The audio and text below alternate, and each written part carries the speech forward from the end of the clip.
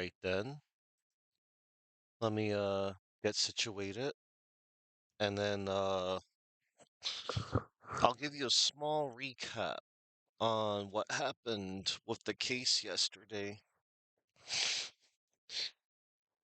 Well, unless you want a little bit more detailed recap, then I could do that too. Anywho, hi. Hi everybody. Oh, there we go. All right. We're we're here. Oh, man. Well, now then. So, today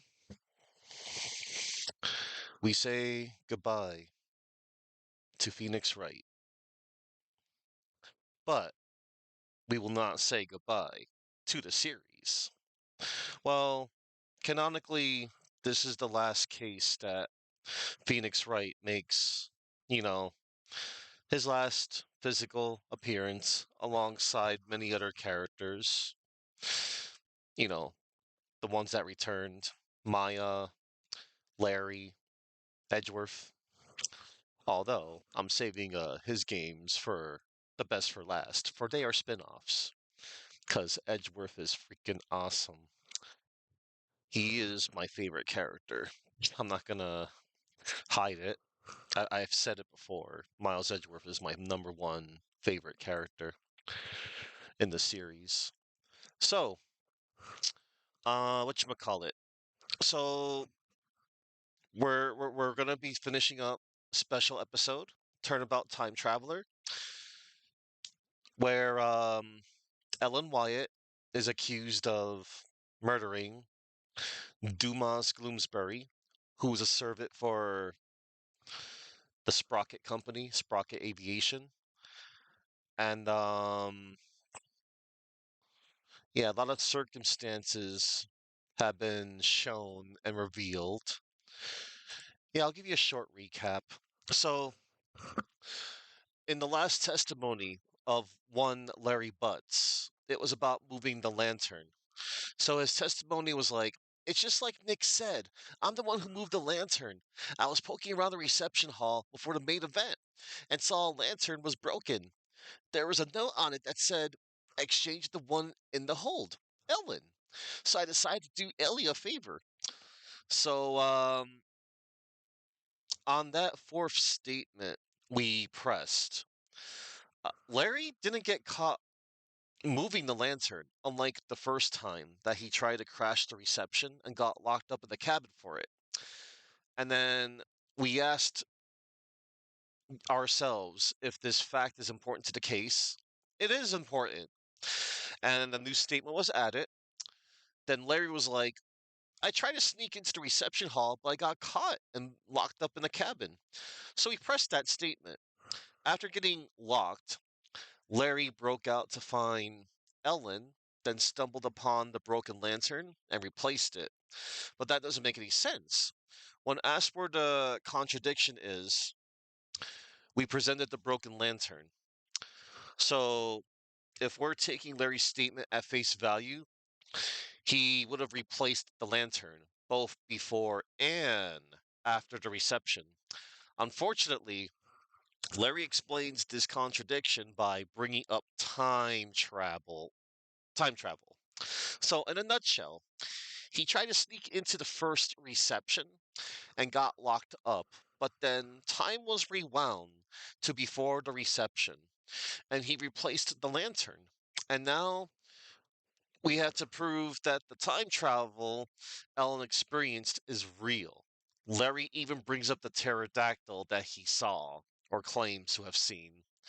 Obviously, Edgeworth catches the scent of bull since he don't have any evidence that proves it. But then Larry presents a photo of the first reception.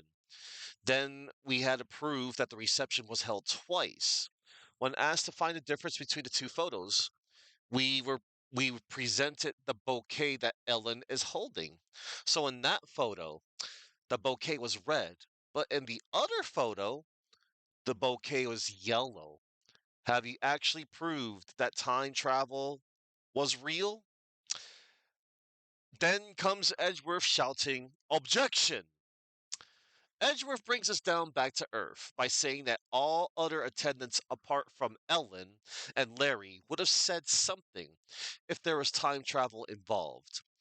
And if they were sworn to secrecy, why wouldn't Ellen also be?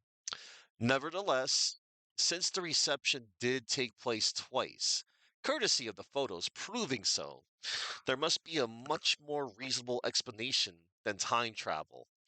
Namely, that the reception was actually held twice. This phenomena must have been orchestrated by everyone at the reception. We can't think of a reason for why they would do such a thing, though. But then Pierce Nickety appears at the stand and confirms your theory. He confirmed our theory. Apparently, they held the reception twice to make it as though Gloomsbury's murder never happened by Soren's orders. The people behind this ruse hid the body in the lantern, but they didn't anticipate the flower petals entering the lantern or Larry's actions.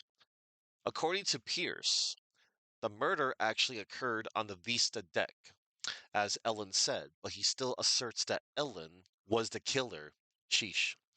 So then Edgeworth tries calling for a verdict, but we bring up the fact that Ellen saw a mysterious third party when she was being attacked, as well as the fact that the reception guests conspired to fool the court. The judge does not have enough information to give a ruling, so he adjourns the court for today. We have the rest of the day to find out who the third party who struck the victim from behind was.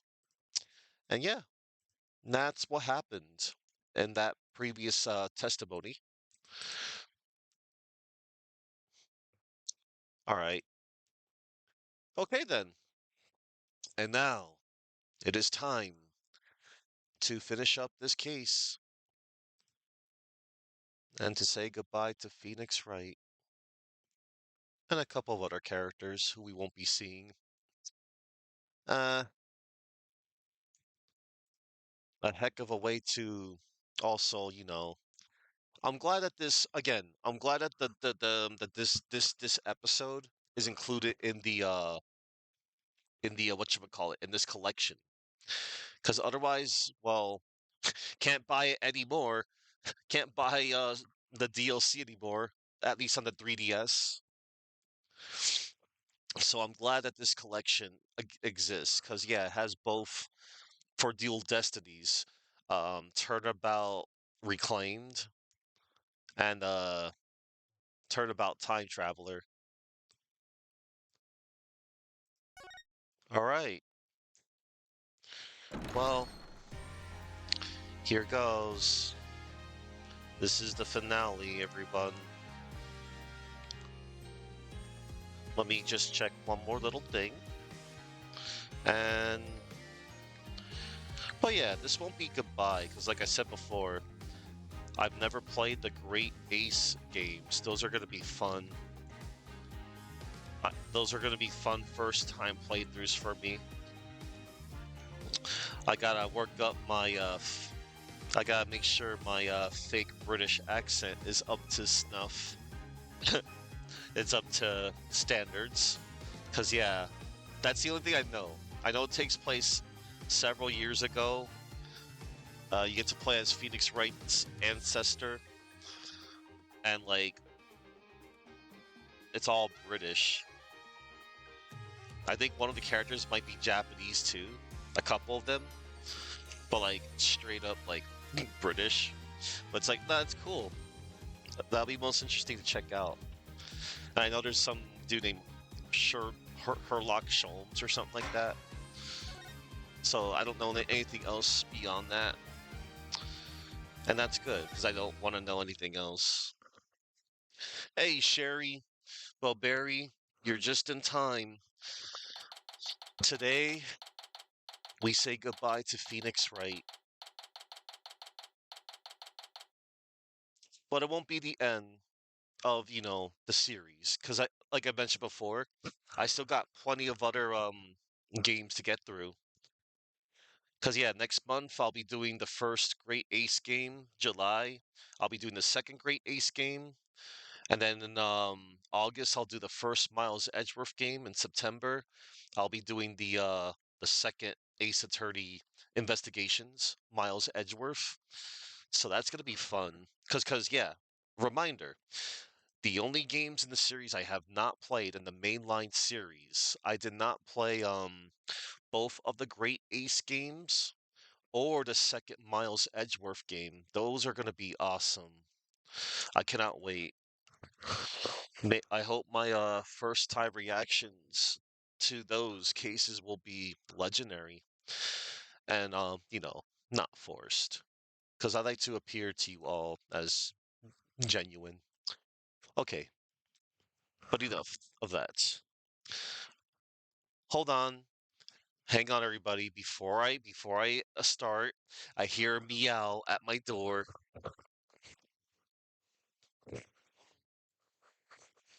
Come on,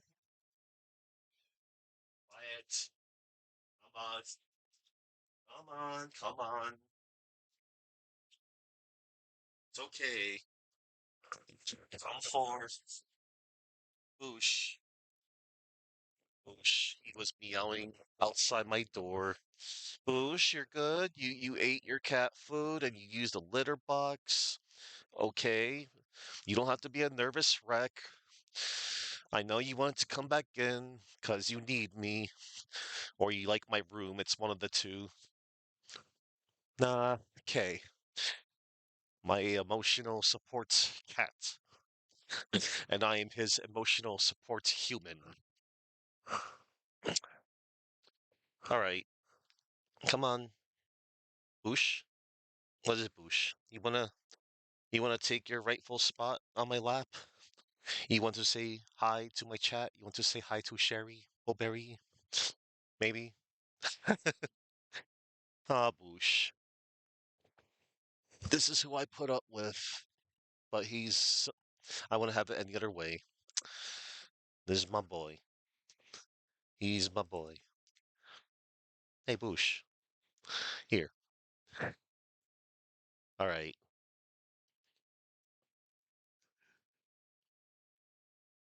Yes, you're purring. Okay, Boosh. There, Boosh. You got your few seconds of fame. Boosh, stop. Anyway,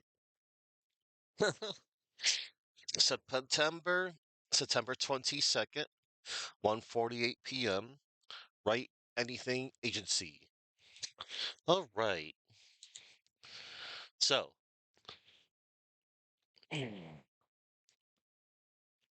here we go.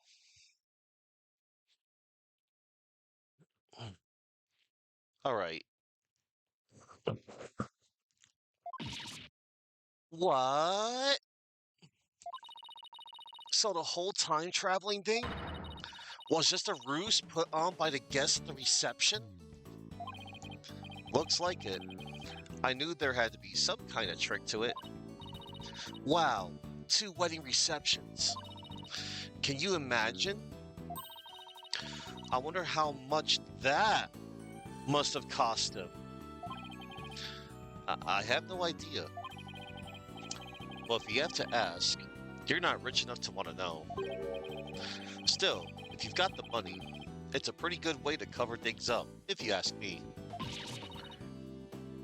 You got that right. I'm sure I would have been completely fooled. Hi, I'm back. Hey, Maya, are you all set to go? Yep, ready when you are. So, what should we start with? Hmm, let's start with reviewing what we learned at the trial. What Ellen thought that time travel was really just a performance put on by the Sprockets. But other than that, it seems that what Ellen told us was actually all true. So what really matters right now is the identity of the mystery person Ellen said she saw while she was being attacked. So who is this mystery person? That's the million-dollar question, I'm afraid. But if we want to clear Ellen of any suspicion, then figuring out who they are is key. I think I'll take toilets for 200 instead, Mr. Wright. That's like a little light Jeopardy reference. I'll take insert word adjective name here for insert number of cash here. Jeopardy.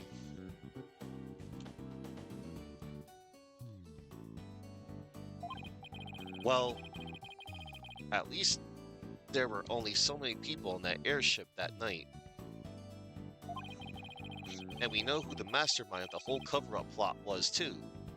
So that's good. You mean the groom? Soren Sprocket, right? Exactly. He might know something that could help us out. So then, what am I... So then, what am I doing here? I'm a very busy man, you know? Well, all the other people involved are Soren's family members.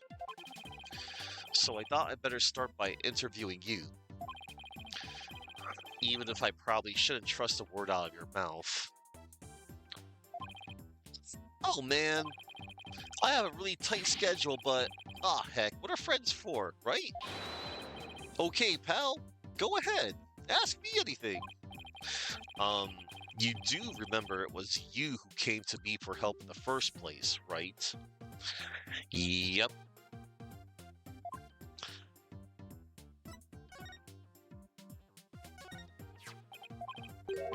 Oh yeah, I already showed all the stuff to Larry.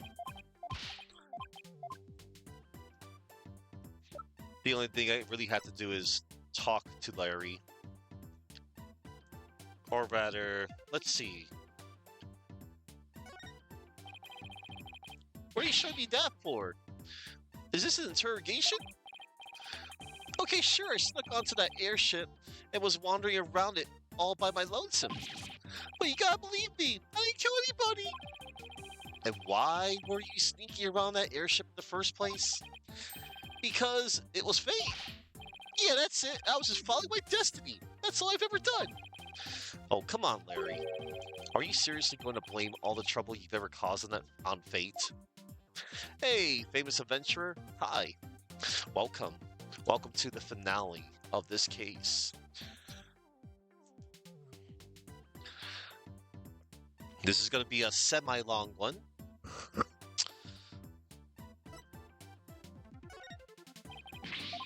Alright. I'm probably not going to get any other flavor text from him.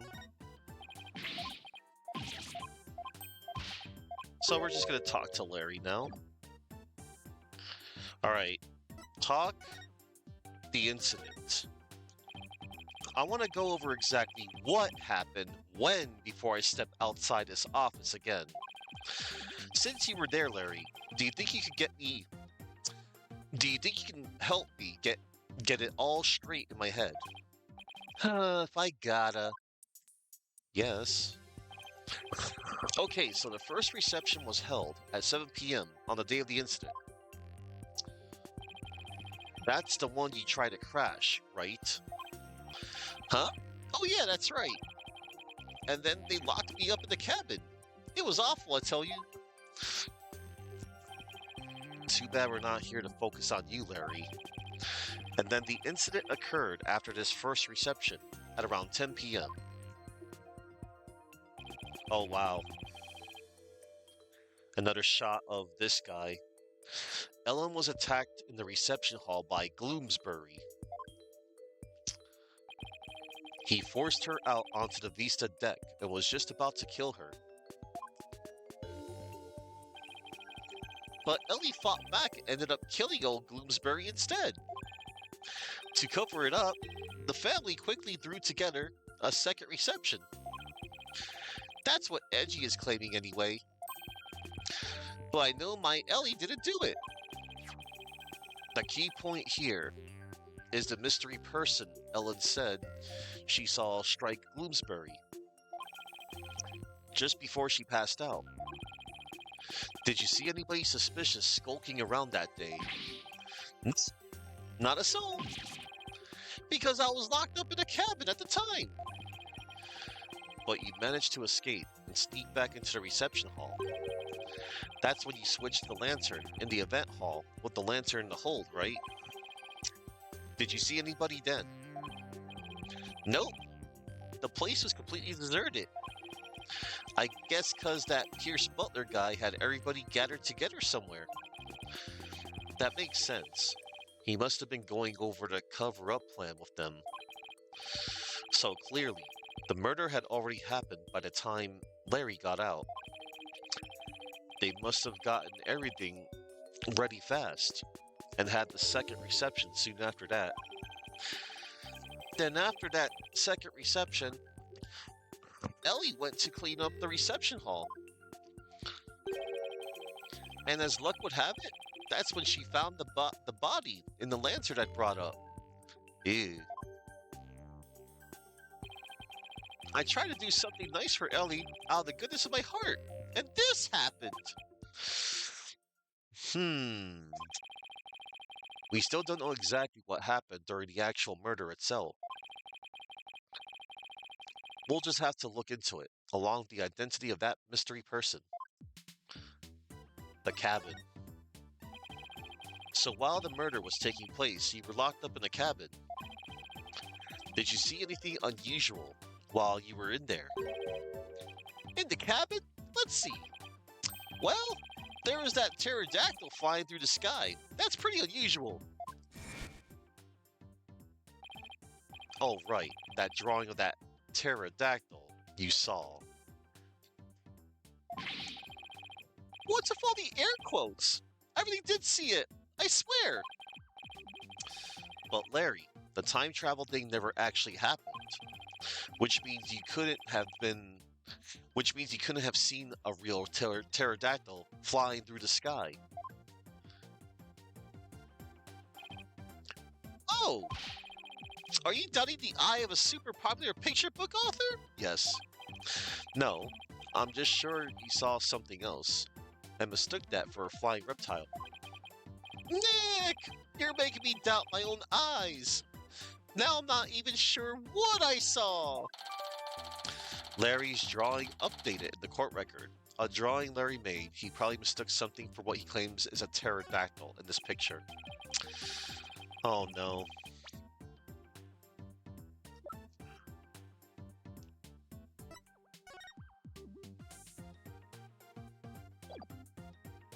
Either way, you have no idea what actually happened at the real scene of the murder? That's right, and I can say that with every confidence. Oh wow, would you look at the time? I better go. I have a book signing to get to. A book signing? Whose book? Whose do you think? It's mine, of course. It's a Maurice Doneen book signing. I bet you went around and begged a bunch of bookstores to let you do one. Of course not! They're the ones coming around to beg me! Looks like I guessed right. Anyway, I have to go. I'll send you 10 copies of my new book that just got released the other day, alright? 10? That's very generous of you. What are you talking about? I'm gonna send you the bill too, of course. Just put them down as office expenses or something. Well, see ya. Wait, Larry, we don't need... he's gone. I'll take a copy, boss. Oh, and make sure it's signed. Oh boy, Trucy's not gonna like this office expense. There goes our first lead. What do you want to tackle next, Nick? Right, we should really hit the streets now, huh? How about we go see Ellen? Sounds good, boss. I bet I could cheer her up. I thought you were going to help Trucy with her magic show again today, Athena. Weren't you supposed to go meet her about now? Trucy said she was going to practice her new trick on you, if I recall. On me? Really? Trucy shows an important source of income for our agency, you know? You can leave the case to us. So you go ahead and run along now. But boss, off you go, Athena. No, I don't want to die. Sorry, Athena. We better get going too, Maya. Okay. Just like old times. Any ideas? Why the long face, Maya? I can't believe time travel isn't real after all. I see. I thought I'd get to go back in time and see real dinosaurs and ninjas and stuff. Yeah, too bad, huh? I couldn't be more relieved personally. What to do? So, what should we do? Oh, I don't know. I mean, shouldn't we just keep investigating stuff or something? She's really lost that spark. Ever since I proved that time traveling wasn't real in court today. Aww.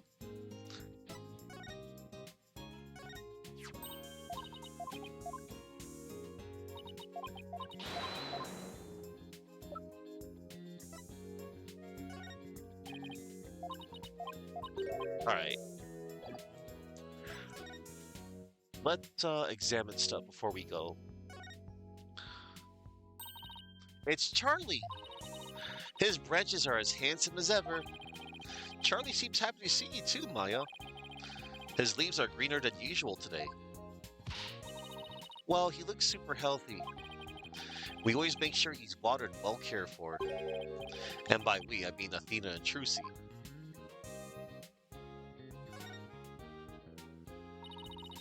These are all your case files, right? Yes, and there's private information on my clients in there too. So no snooping. What's this? Perfecting teleportation magic? Huh? Trucy must have swapped out my files for her magic books.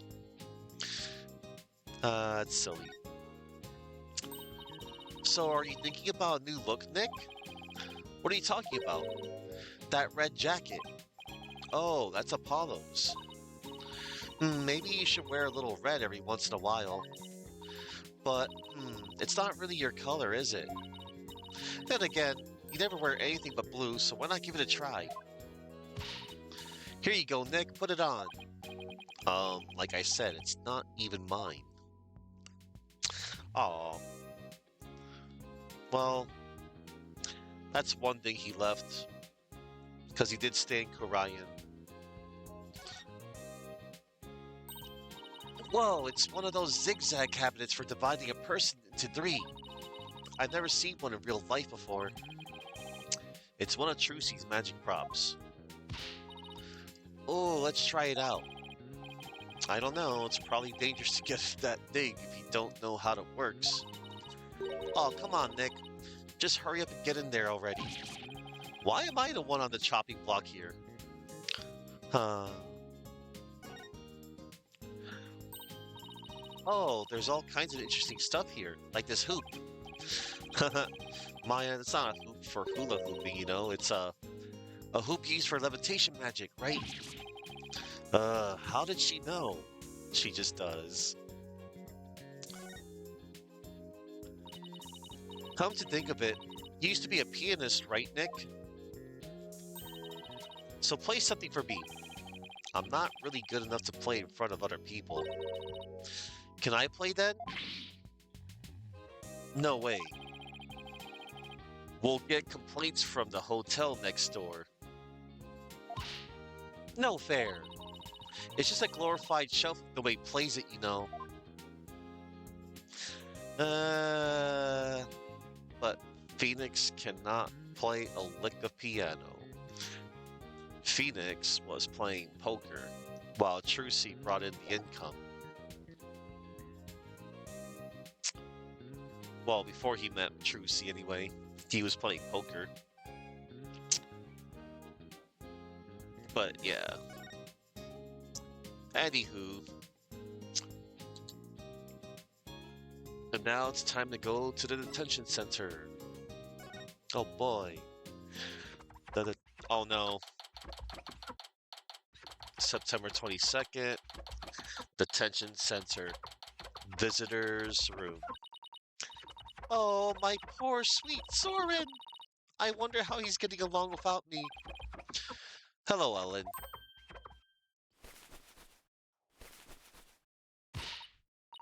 Oh, Mr. Wright, what's going to happen with the trial, do you think? Well, first and foremost, we have to hurry up and find this mystery person you saw just before you passed out.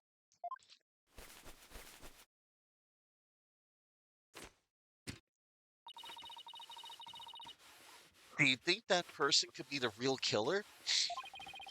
It's quite possible. And if we could prove that, we could clear you of all charges. Actually, would you happen to know where Soren is right now? He's usually busy with meetings all afternoon, but he should be home by evening. I think I better go have a chat with him later then. Why am I being treated to a view of someone's underwear? Ugh. Mr. Wright, don't tell me. You suspect my sweet Soren? Well, he is the one who masterminded the second reception after the time skip. So I thought he might be able to tell us something. How could you, Mr. Wright? You can't possibly think my Soren would never kill anyone. All right. Just calm down. No, not if you're accusing my Soren. Please, I'm not accusing anybody. So please put the pen and ladle down, all right? Really? Cross my heart. So for now, cross my heart. So for now, would you mind if I ask you a few more things about the case? I better be careful not to provoke her. Oh boy. Alright. Let's see if we get any flavored text of this if I showed her.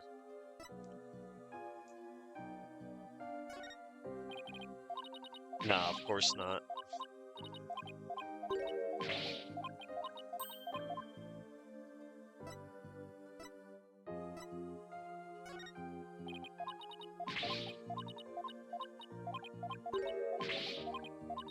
Alright. Yeah, it wouldn't make sense.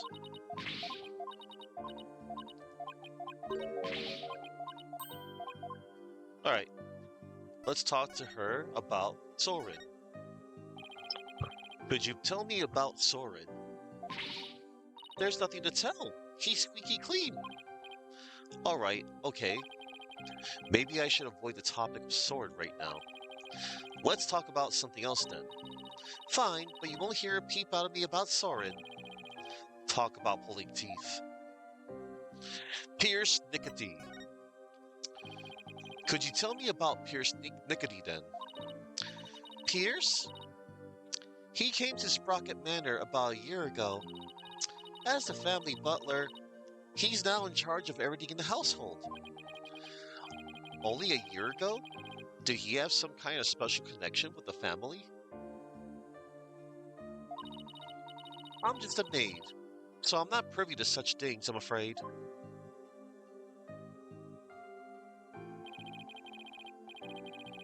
It might have been Soren's order, but Pierce is the one who coordinated the whole thing.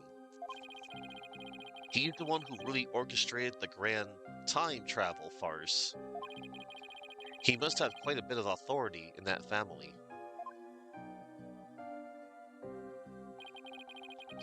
But no matter how good he is at his job, how could anybody gain that much influence in a single year? I really don't know. I mean, he is an excellent butler. Wouldn't that explain it? Is it really as simple as that? Time travel. What you thought was time travel is really just a cover-up carried out by your in-laws. Pierce said Soren was the one who ordered the whole thing. I still can't believe it, even if the second reception was fake. Soren would never use time travel for something like that. He's very serious about his time machine research, you know. I heard there's a reason he's researching time machines, actually. Something about something he wishes he could change. But isn't the whole idea of traveling back in time itself a little fantastic? I don't think so. After all, Soren said real time travelers do exist. Really, no. You think he knows someone who actually traveled through time? That's right. I haven't seen it personally, but Soren said as much, so I believe it. Somebody who actually traveled through time, huh? It's pretty hard to believe. Thank you, Ellen. You're going out to do your investigation now, aren't you? Yes, that's right. Please make sure you don't cause Soren any trouble, okay? I'm afraid I can't promise you that. What? Oh no. Please, whatever you do, please don't upset my poor Soren any further. I'm begging you. I'll do my best not to cause him any unnecessary trouble. Oh, I couldn't bear it if Soren ever came under suspicion. I'd rather be found guilty myself. Where? Yikes. Ellen, please, don't work yourself up like this. You don't want Soren to worry, do you?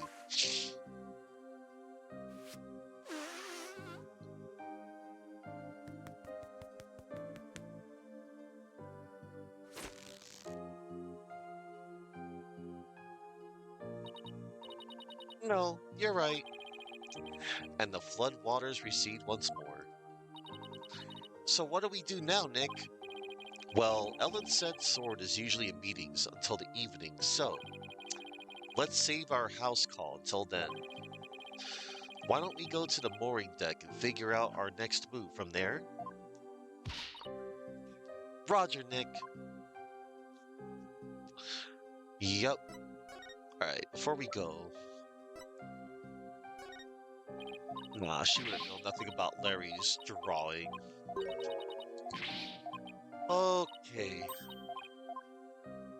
Alright, everybody. We're off to the mooring deck. The mooring dock.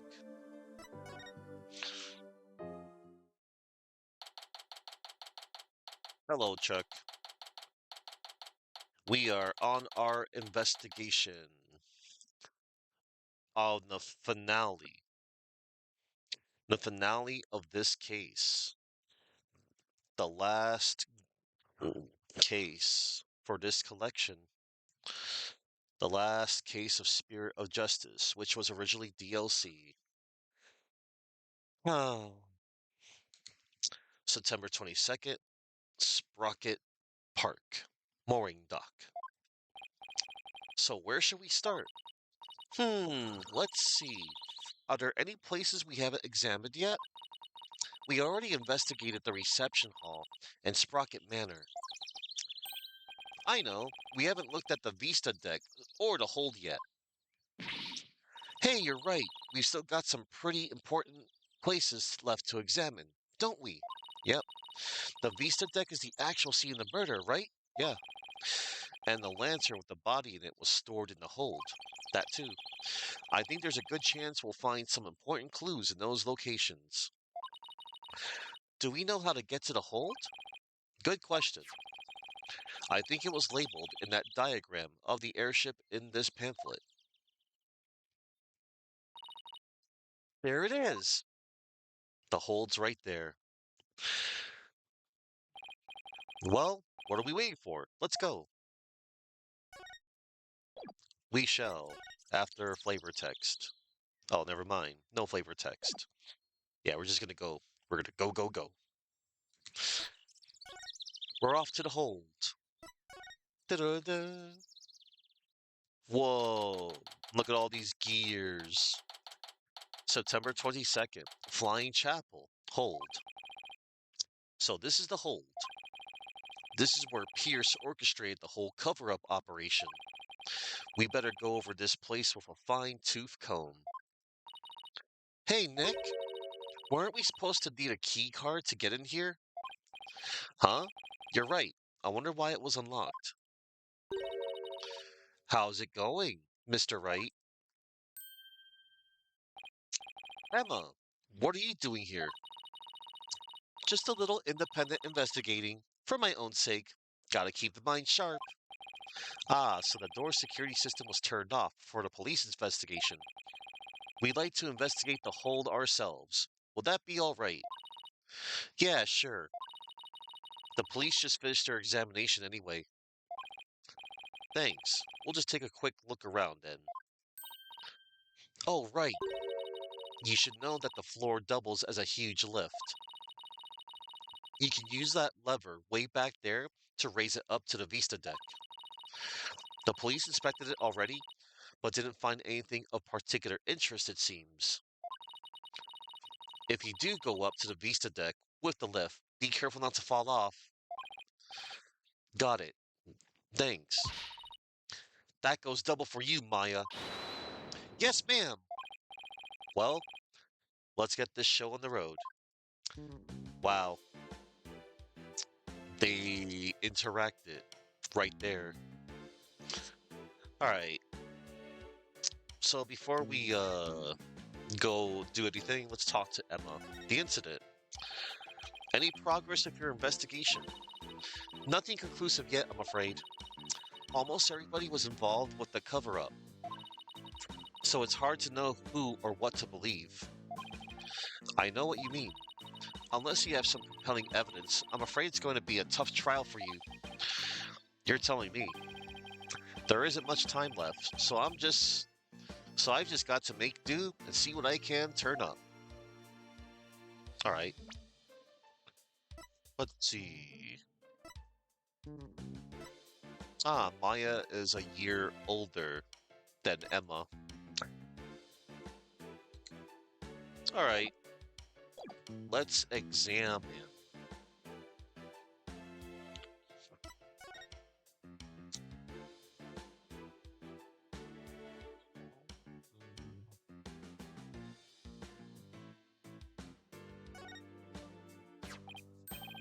Huh? It looks like there are some fingerprints on this candelabra. Candelabra. Yeah, I just got done dusting that. I was able to pull a set of left-hand prints. Do you know whose prints they are? Yes, the prints belong to the victim, Dumas Gloomsbury. Nick, I just figured out something amazing. You did? Get this. If the fingerprints on the candelabra were from his left hand, then Mr. Doom and Gloom must have been left-handed. What do you think of that? Do I have the makings of a great detective or what? You're a real silly Sally if you thought that deduction was in any way encyclopedic. Hey, you're pretty good, Maya. I looked into it myself, and sure enough, the victim really was left-handed. Really? I got it right? Awesome. Wow. Praise from Emma to Maya. Good for you, Maya. Good for you? That's all you gotta say? I think you did a real great job, Maya. Way to go.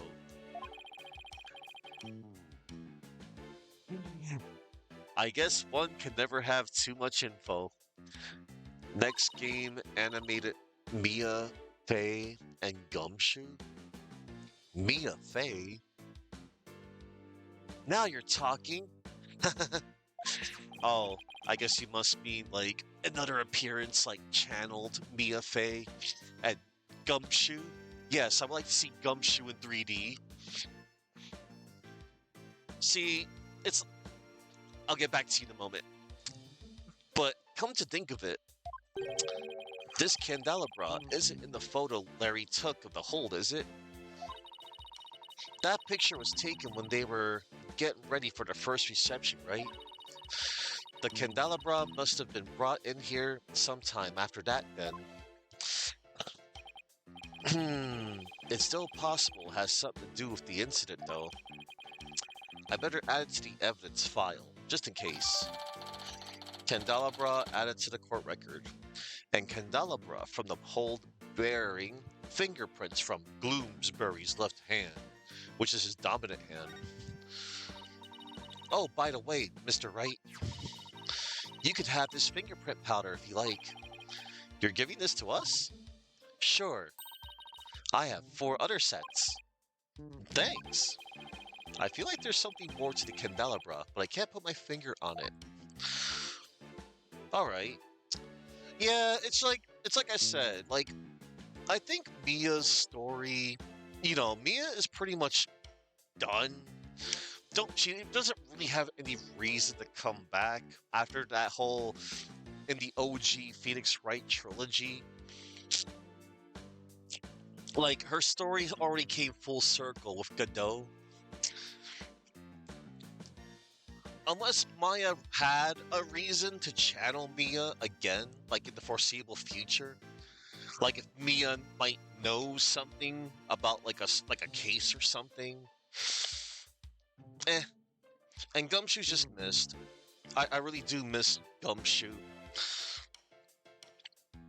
I guess an old case that she was involved in. It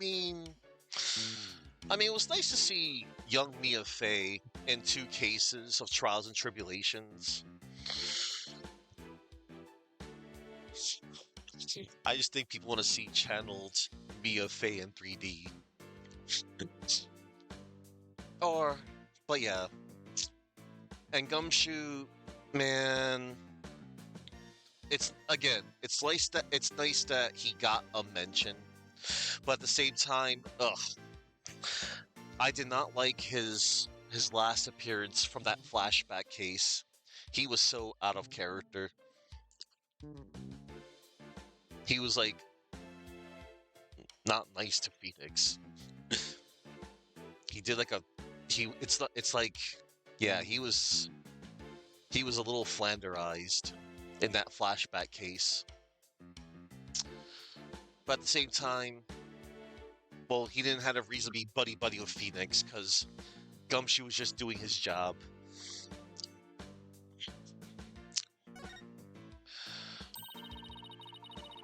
These are the flowers we saw in Larry's photo. The petals make them look like little gears. The perfect flower for the Sprocket family, huh? Maybe they were going to shower the couple with the petals. You mean kind of like how people throw rice or confetti? Yeah, like that. Only these were found at the scene of a murder instead. Alright. These must be the dishes and glasses they use for receptions. Very fancy. I bet we'd be in big trouble if we broke any of them. Oh, I want to see, Nick. You, young lady, need to stay far, far away from them. Nick, you think I'm gonna break them, don't you? Let's just say your rap sheet for breaking things doesn't help your case. So mean, but true.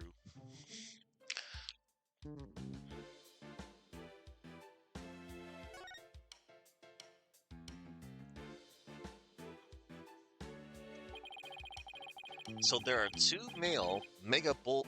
So there are 2 male Pega Bull lanterns in the reception hall. That must mean that these 2 are female Pega Cow lanterns. Larry got their sexes mixed up when he replaced the one in the reception hall, huh? Didn't he see the horns? The difference is pretty glaring if you ask me. And yet he managed to not to notice. That's what makes Larry, Larry. And Larry being Larry is why I've seen more than my fair share of trouble for a lifetime. Oh, Mr. Wright? You know that lantern the victim was found inside of in the reception hall? I'm just about to go piece it back together so the police can examine it. Oh, okay. We'll stop by for a look too, once you're done fixing it.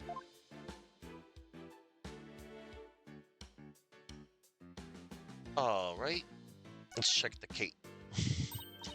Ooh, it's a cake, Nick. A cake. It's so big, they wouldn't miss one little piece, would they?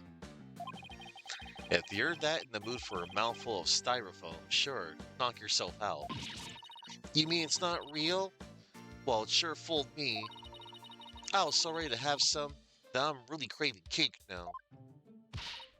Come on, Nick, let's go get some. Maybe after the trial is over. Uh, Maya. Ooh, look, Nick, it's an airplane. I wonder if Soren built that one too. Hey, why don't we take it for a spin? Just a quick tour around the neighborhood.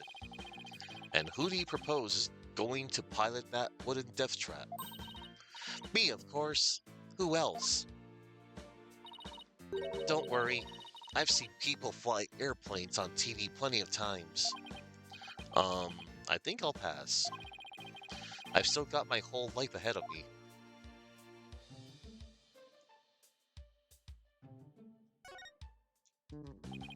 So this is the airship's engine. It's pretty impressive. And it's all rhythmic, like a heartbeat. It's the literal heart of the flying chapel. Look at all those huge gears spinning around and around and around and around and... Oh, I think I'm starting to get dizzy. Yeah, me too. Uh, okay. Now then.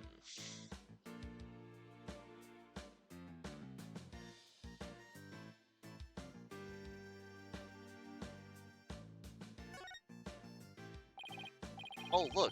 There's the lever to the lift Emma told us about. Let's try going up on it. I'll go flip the switch. Here goes nothing. Wait, I'm not even on it yet.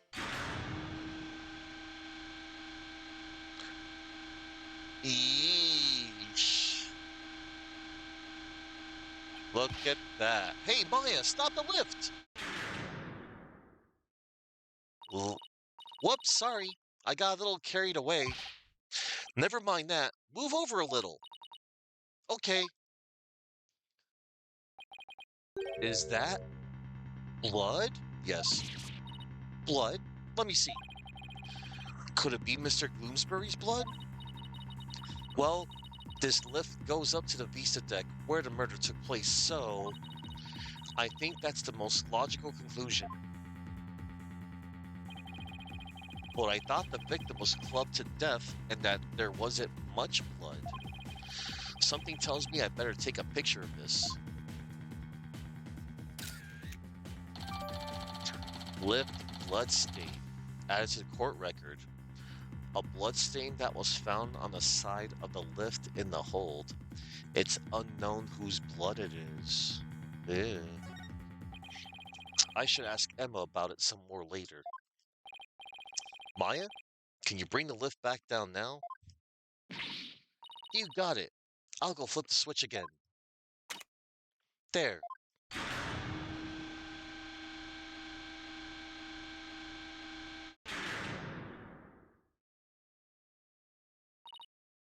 Done.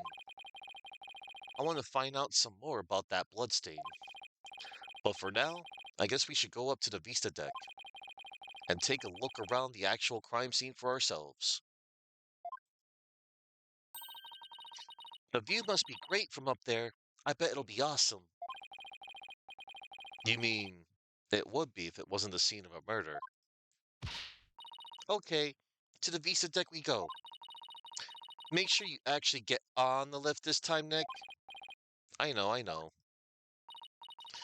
Okay, I'll just flip the switch again and away we go.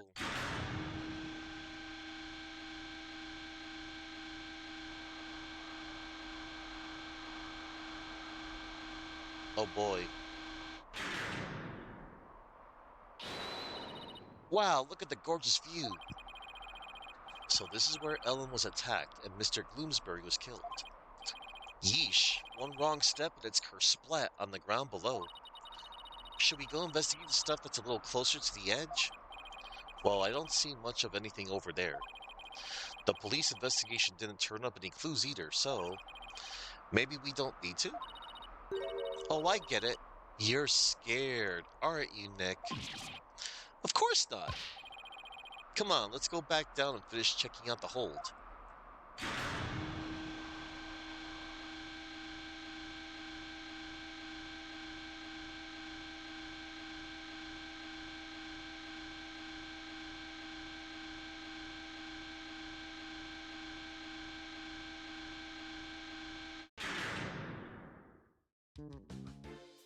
All right. Ah, we'll check over there. Yep, I think that's the only thing left to check next. What's that? A wedding bell? According to the pamphlet, it's used on the Vista deck during wedding ceremonies to bless the newlyweds. I guess they disassemble and store it away here, in the hold, when it's not being used. Okay. It looks like we are totally done investigating. There's nothing else that's a circle. We are good. Let's check the floor just in case. Yeah.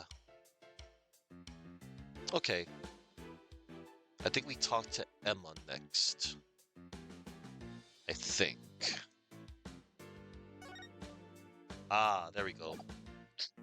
Hold on. Let's check our court record real quick. The left blood stain. The candelabra. Alright, let's talk to Emma about the candelabra. Emma, can we check out this candelabra a little more? A little more? What do you... Oops! What happened? I almost dropped the candelabra, and the candle slipped off. Well, let's be careful of that. It might be important evidence. Wait a minute. Now what? One of the pins that hold the candles is broken. What? There's definitely something fishy about this candelabra. There is? What makes you say that? Call it forensic investigators' intuition. We already dusted this for prints earlier. So let's test it out with luminol this time. Knowing Emma, she used every test she has at the same time, if she could. Just hang on. This will only take a second. I hope this turns up a new lead somehow. Well, Emma, did you find anything? Take a look at this, Mr. Wright. Aw. What is all that blood doing on there? Candelabra updated in the court record. And candelabra from the hole bearing fingerprints from Doomsbury's dominant left hand. Traces of blood were found on it.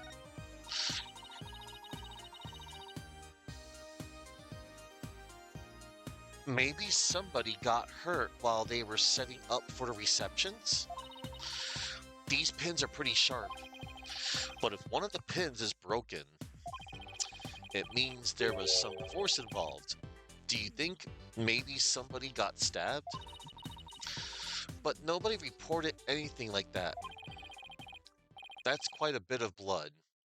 I wonder whose it is. If I have anything that might shed some light on that, I should probably show it to Emma. That's kind of... Not that I'm, like, complaining, but it's too bad that, like, we weren't able to, look for it ourselves, like in the previous cases, that whenever forensics are involved. Like, aw, I went to spray, I went to find it. Oh well, it's fine. No biggie. Alright.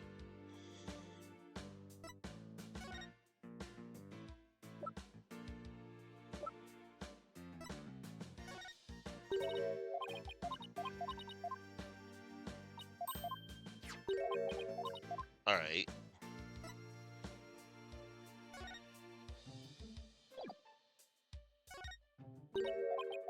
Yeah, she wouldn't know about the logs.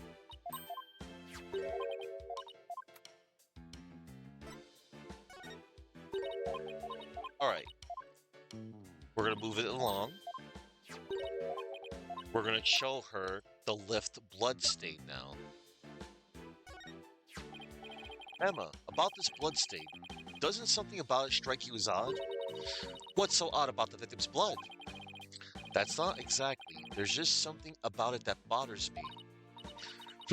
Now that you mention it, I can't say I necessarily disagree with you. Maybe I should talk about this some more with her. Yeah, the blood stain. About this blood stain. What about it? There's something about it that's been bothering me. Oh yeah? What's that? Well, there's a huge blood stain on the crime scene lift, and a blood-stained candelabra. Now, this is only a guess, but I'm thinking maybe these two bloodstains are from the same source. I'm thinking maybe these two bloodstains are from the same source. I guess that is a possibility. Can we compare the two bloodstains? Will that take a lot of time? Are you kidding? Don't underestimate the power of science. It'll be done in a jiffy.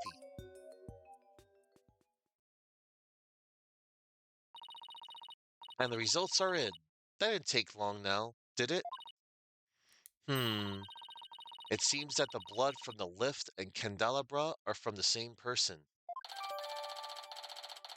Lift bloodstain updated in the court record. A bloodstain that was found on the side of the lift. It matches the blood on the candelabra. Candelabra updated in the court record. A candelabra from the hold bearing fingerprints from Bloomsbury's dominant left hand, stained with the same blood found on the lift. Okay.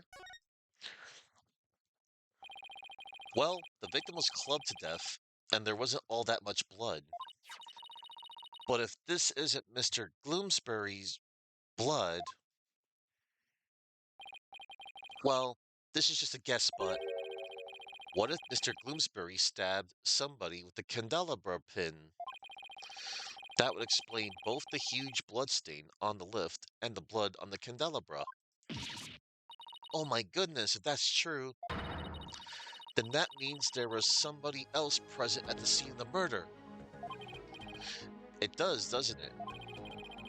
This just might substantiate Ellen's statement about a third person.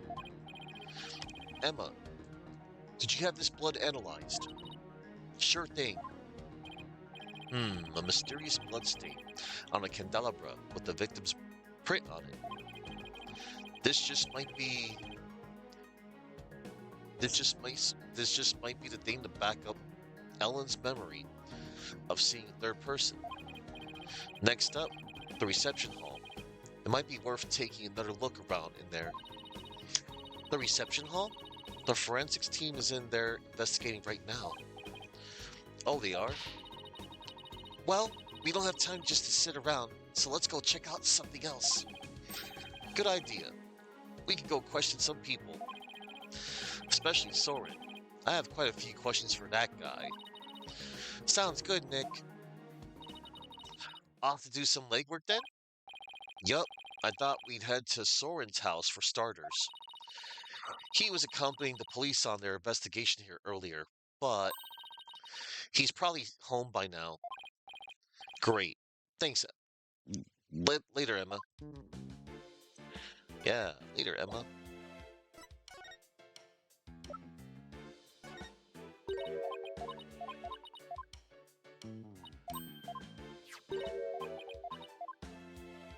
Alright.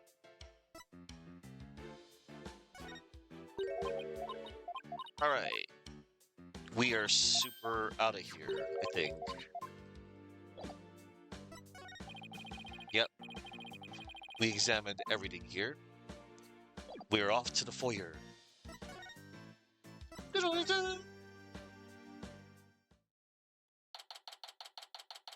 September 22nd.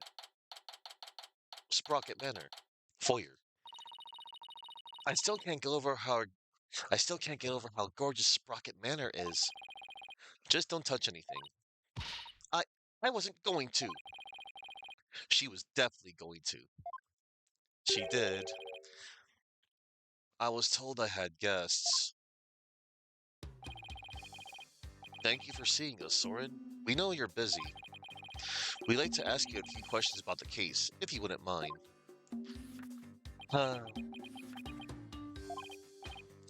Soren? You're Ellen's lawyer, right? Huh? Yes, that's right. Don't tell me he doesn't remember me. Well, will Ellen be found guilty?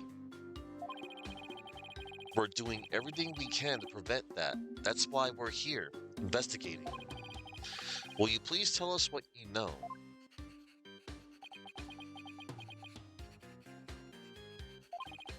Soren? All right, fine.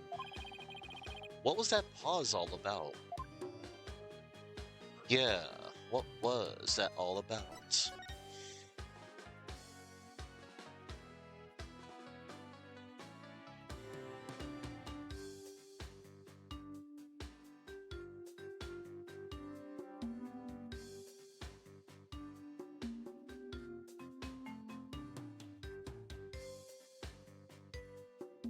Oh,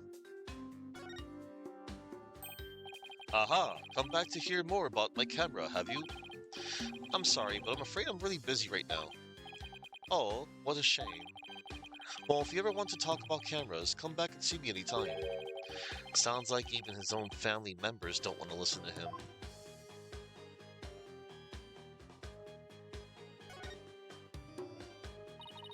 Hey, Nick, better watch out or you'll be cursed by the bouquet of woe.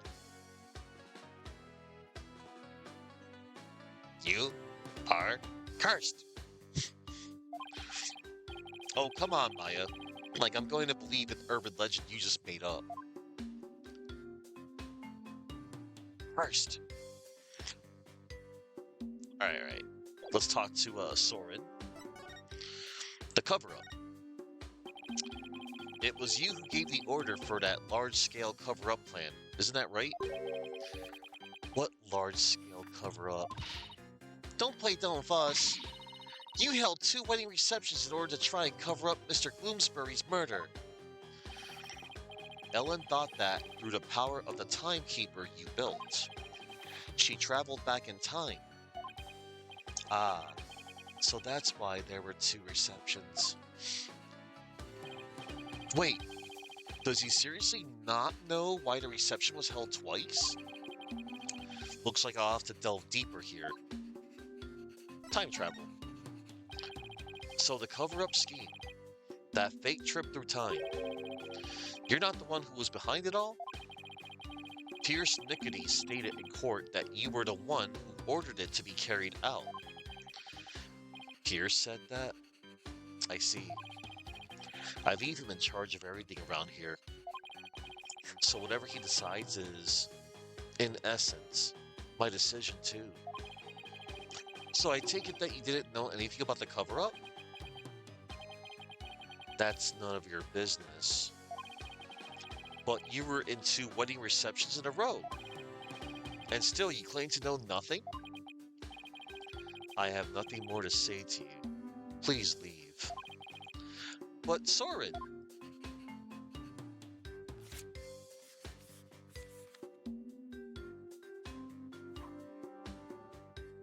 Oi.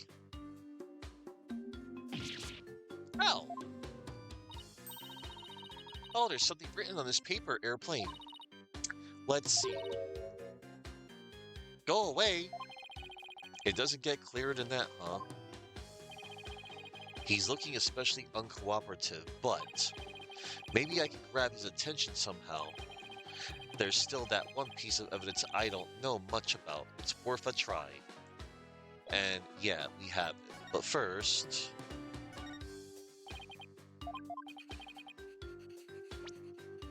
Does this bring anything to mind? Even one small vague detail will do. back. This guy really doesn't want to talk, does he? Oh, he's gonna talk. Because said piece of evidence here that I'm about to show him is going to reveal something. Soren, have you ever seen this before? That's that's uh-oh. He's clicking his pen. Soren, what is it? Nothing. Why did his whole demeanor change all of a sudden? He's gone pale as a ghost, too.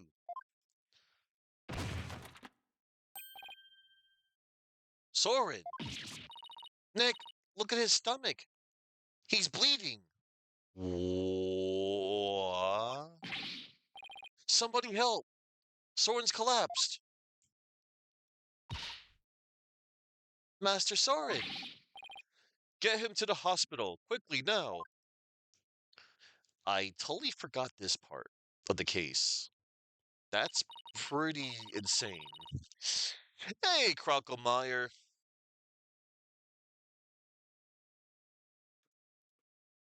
How you doing?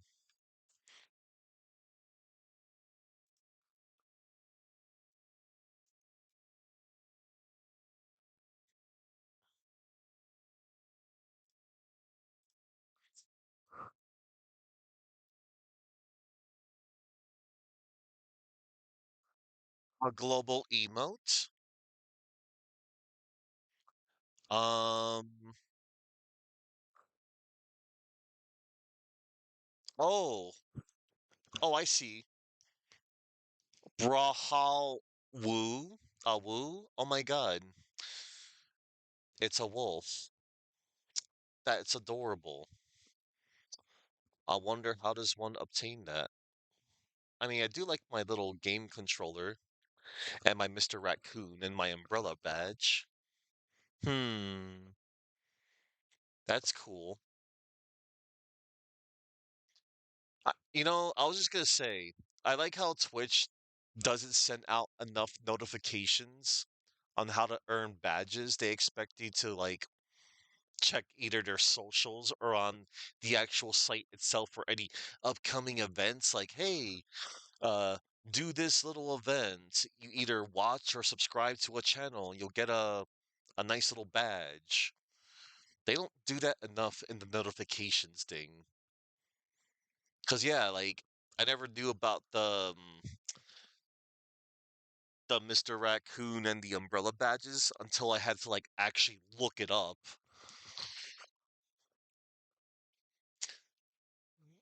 You get it by subscribing or gifting a sub to a Brawlhalla streamer during Brawlhalla Fest. Interesting. That sounds cool.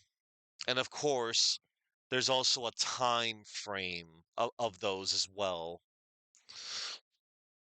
Yeah, that's pretty cool.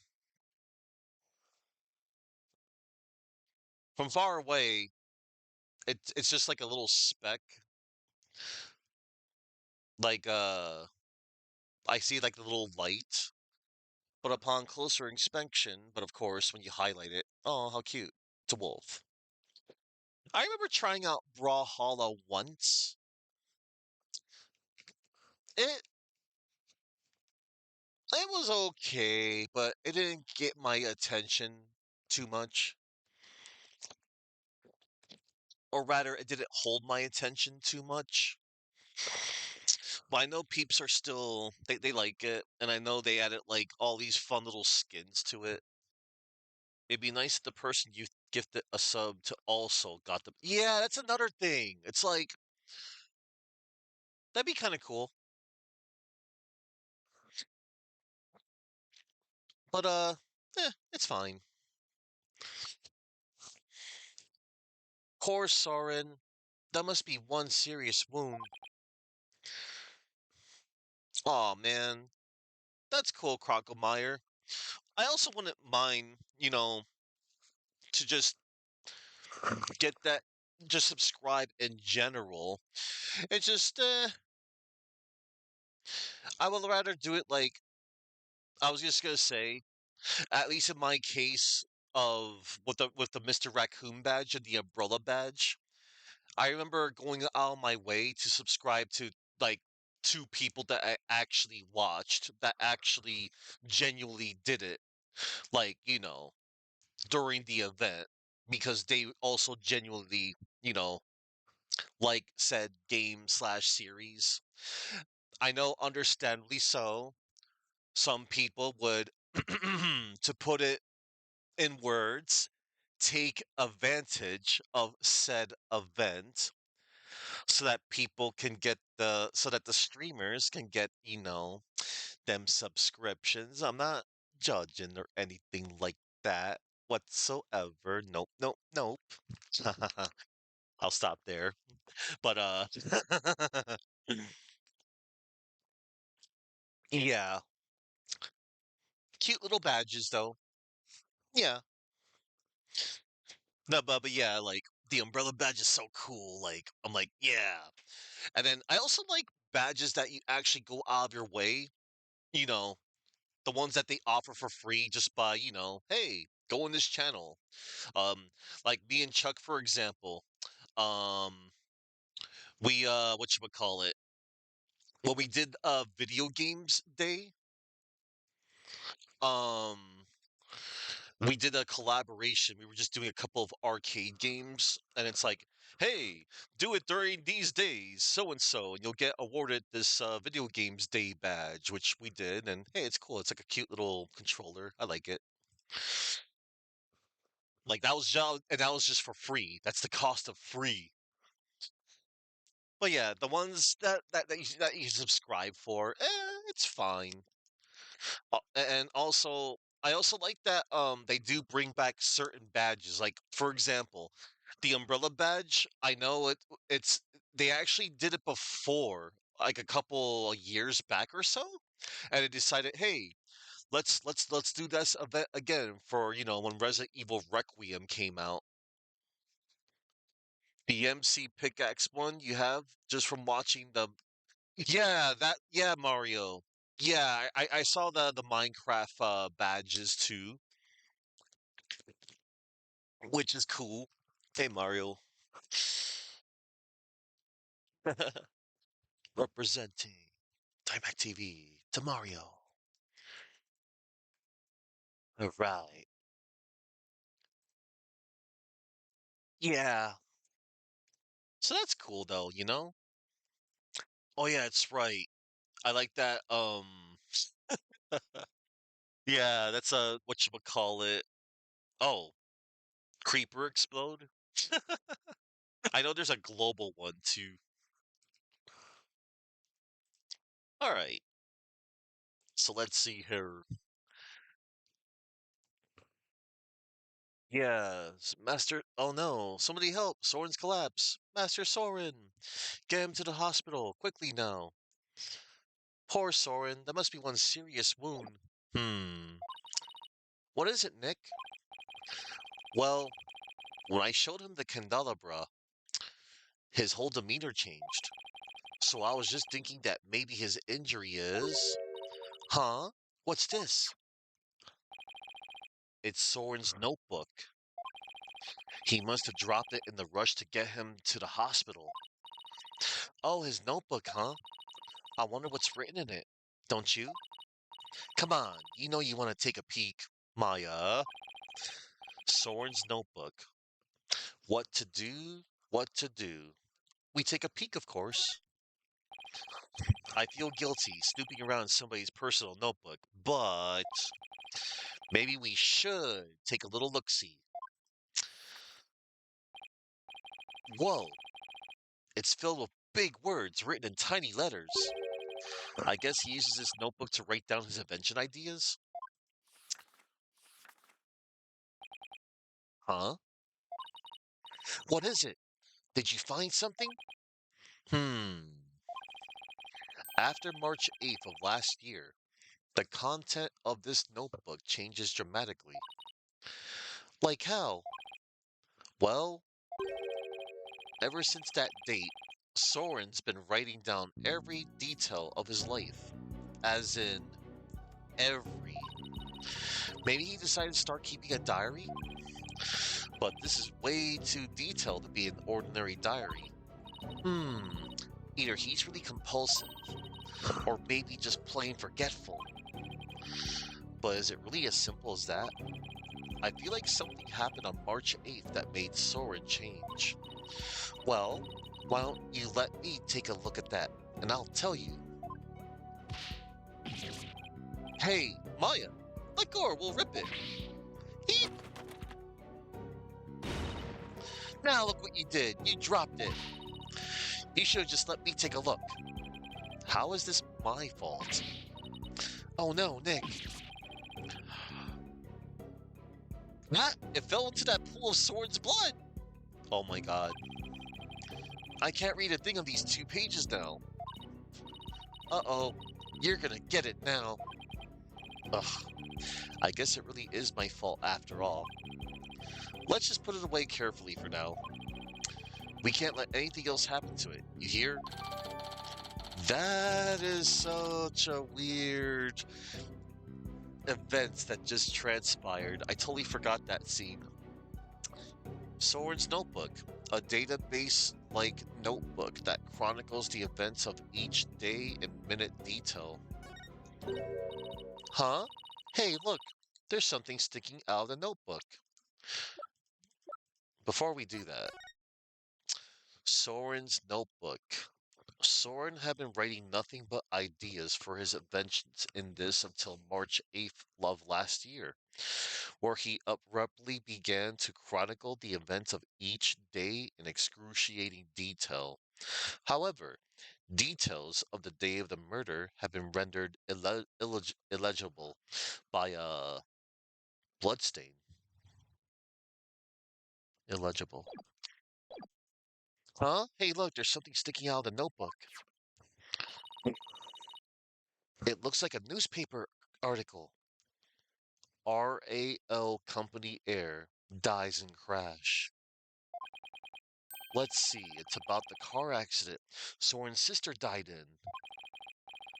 It happened on March 8th. That's the day Soren's notebook completely changed. Oh, wow. What else does it say? It says the driver at the time of the accident was Dumas Gloomsbury. This dude, the murder victim? Oh, snap, everybody.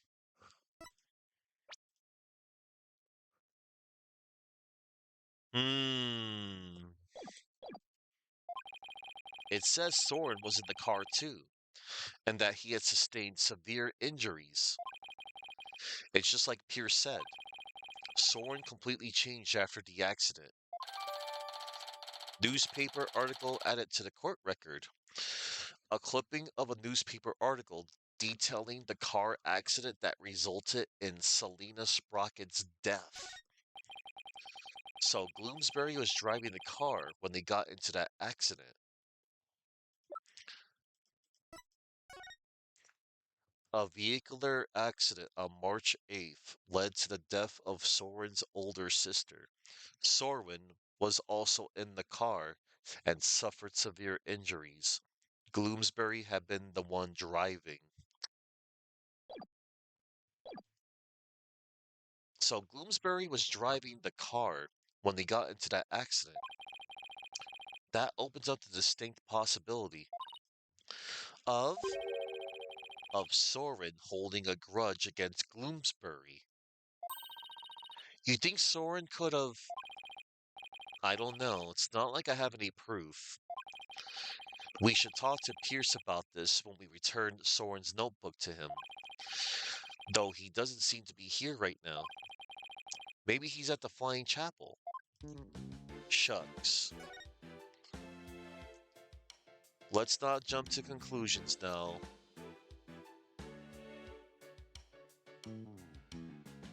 But anywho, we don't know that, Phoenix. Or Maya. I mean, Phoenix.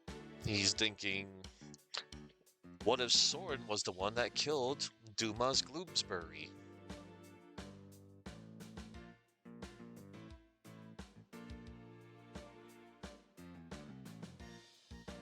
Okay.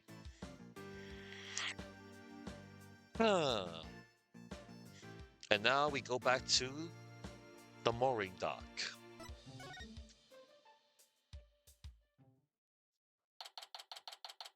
September 22nd. Sprocket Park. Mooring dock. I sure hope Pierce is around here somewhere. Ah, Mr. Wright and Miss Fay. Oh, hello. Hello, Pierce. We were just looking for you. I'm sorry for Master Soren's sudden departure earlier. You have my sincerest apologies. It was totally understandable, really. But shouldn't you be at his side right now? It's fine. The other servants are with him, and I am in constant contact with them.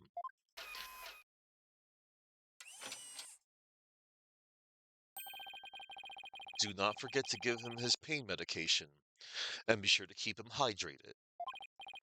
Also, see to it that he is not up and about. He needs complete bed rest. Is this what happens when you're too rich for normal peasant phones? I must return to Master Sword now, but did you want something of me? Actually, here's Soren's notebook. He dropped it when he collapsed. I hope Pierce doesn't notice the bloodstain. Oh, thank you very much for this. I will see to it personally that Master Soren gets it back. Thank you. Soren's notebook given to Pierce. I trust you did not look inside. Oh, of course not. Because it is filled with numerous patent-worthy ideas, you see. Look, I know you're busy, but would you mind if I asked you a few questions about the case? Well, as I said, I must be getting back to Master Soren. So if you could make it quick, I would greatly appreciate it. All right, I'll make this as quick as I can. All right, let's talk to this dude. The cover-up. I'd like to ask you about the cover-up you try to pull off if you don't mind. I told everything there is to tell in court already. Disposing of anything that may harm the Sprockets family reputation is simply a part of my job. Sounds like a lovely job description. I have nothing more to say on the matter.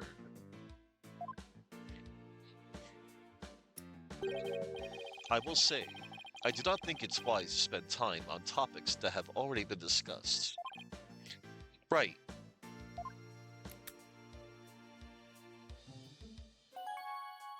The accident. Pierce, could you tell us more about this accident? Where did you find that? And did I not already tell you about that accident? You did, but you conveniently left out one crucial detail. The fact that Dumas Gloomsbury was driving the car at the time.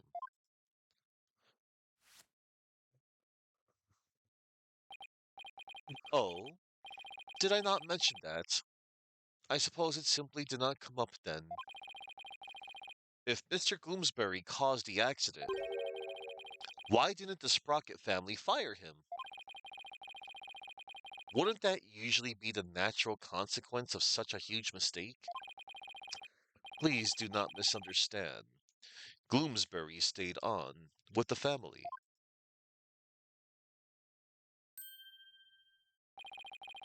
On Master Soren's request.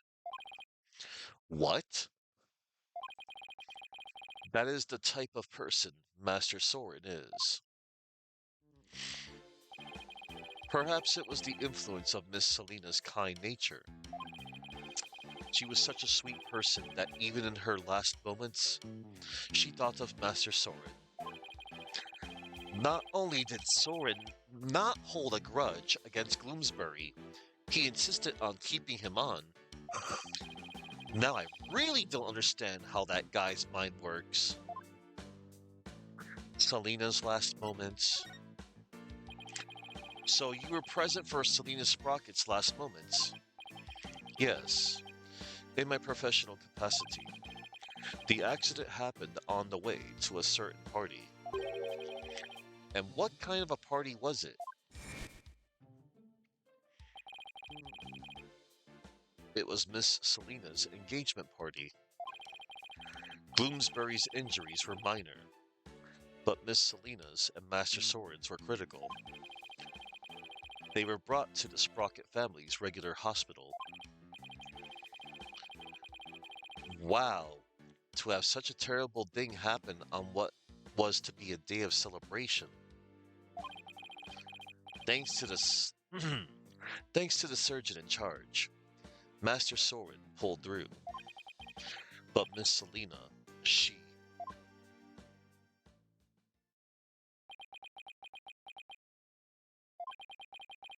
the last words Miss Selena said to me were,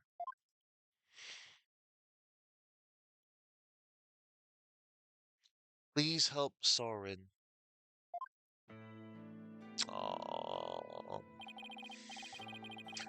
Ever since then, I have attended Master Soren and tried to help him in any way I can. I see. Selena's fiancé must have been devastated. Indeed.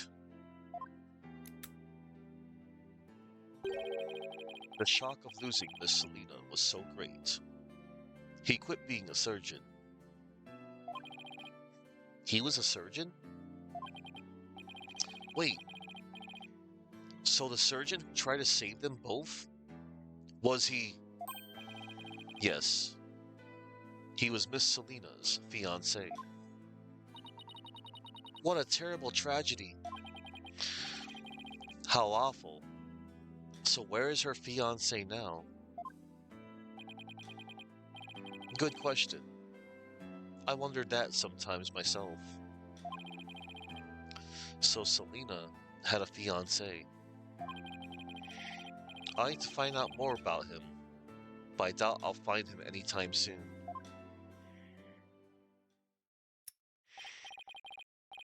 So are we done here? I'm afraid I must be going. Could you please just tell me a little more about Soren? There is nothing more to tell.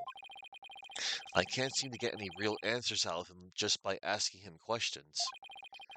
But there is that piece of evidence I still don't know much about. Maybe he'll be able to tell me something about it. And that would be...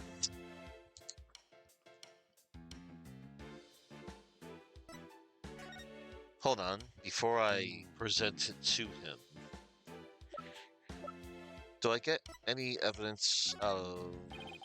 Oh no, he wouldn't know nothing about that. He wouldn't know nothing about the hold entry. Alright. Let's ask him about the candelabra. Pierce, have you ever seen this candelabra before? No.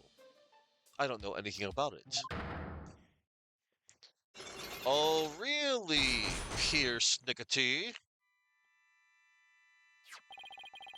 My Magatama reacted. Pierce must be trying to hide something from me. Yep. I have to break those psych locks and find out what. It's time to break the psycho locks. Yes, the psycho locks. As Edgeworth calls them, the psycho locks. Alright. Okay. Take that! And these are the final psych locks to break in the series too, everybody. This is it. Pierce's secret. Pierce, you're hiding something from me about this candelabra, aren't you?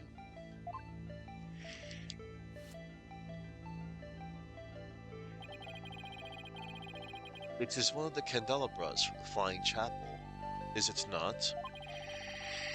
Is there something special about it? Actually, yes. There's some blood on it. You see, I think the blood might belong to this person.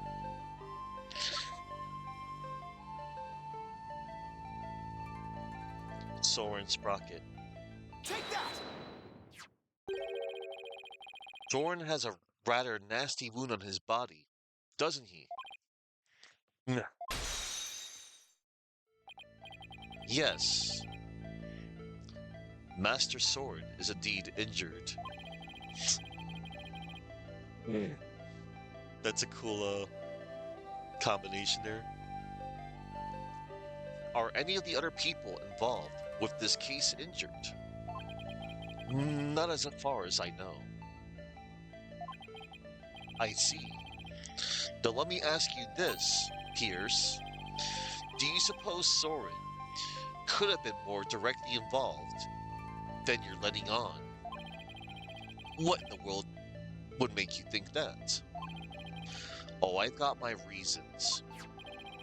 Mr. Gloomsbury's fingerprints were found on this candelabra stem, which leads me to believe that Mr. Gloomsbury stabbed Soren with it. You cannot possibly think Master Soren is the one responsible for the murder. I don't have any conclusive evidence of that at the moment, but I do think he had a motive. This proves that Soren had a motive to kill Mr. Gloomsbury.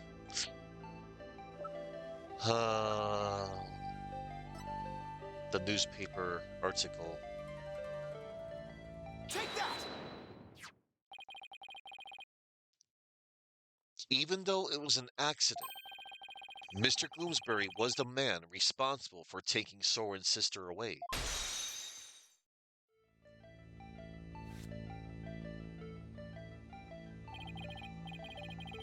Let us suppose that Gloomsbury did stab Master Soren with the candelabra. Can you prove that it had anything to do with this case? He might have been stabbed at some other location for some other reason. Sorry, but I can prove it was related to this case. Oh, really? Soren's stabbing and Mr. Gloomsbury's death was definitely connected. Are they now? This is the piece of evidence that ties Soren's injury to Mr. Gloomsbury's murder. The lift bloodstain. Take that! A bloodstain was found on the side of the lift that goes between the hold and vista deck. Its blood matches the blood that's on the candelabra. I obtained the results straight from the police, so I can assure you this information is correct. This bloodstain on the lift indicates an important fact. It shows us that Soren was there during the crime. Soren's blood is on the lift, which can only mean one thing.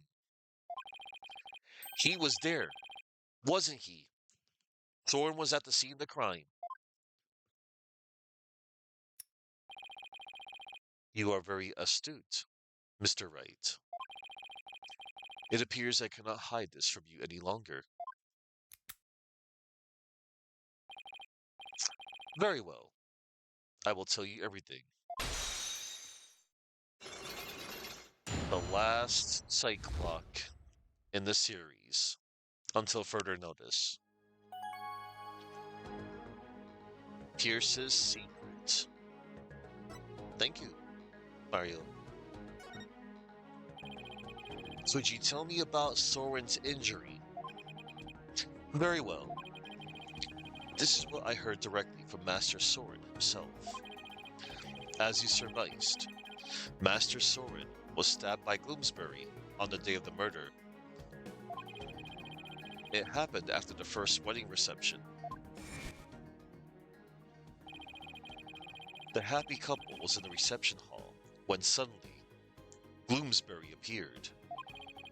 He attacked Miss Ellen and tried to take her away. Master Soren went to stop him and found himself in a struggle with Bloomsbury. That is when Master Soren was stabbed with the candelabra. He said, "Damn, he went out of his way to protect his wife there, or his, fiancée. Even though Master Soren was badly injured, he went after Bloomsbury. So Soren really was at the scene of the murder, wasn't he?" Yes, that is correct. However, by the time Master Soren arrived at the scene, Bloomsbury had already been murdered. So Pierce is saying that Soren was at the crime scene, but that he didn't have anything to do with the murder itself. Even still, why did you try to keep such an important piece of information from me? I am very sorry. Master Soren's injury and Bloomsbury's murder were not directly related, so I decided not to mention it, so as not to unnecessarily complicate the investigation. Now then, I am sorry, but I am afraid I really must go now. Please excuse me. Thank you for your time. Peace. Pierce should have just told us everything in the first place and saved us all a lot of time. I agree, Maya. Yeah, but I guess it isn't that simple for him. He is the family butler, after all. He sure didn't make our job any easier, though, did he? Nope. But at least we learned something new. Soren was at the scene of the crime. That's true. One step forward is better than none. So what's next? So what next, Nick? Let's see. The forensics team might be done investigating the reception hall by now. Let's go check it out. Sounds like a plan. Yeah. All right. So now we're off to the reception hall.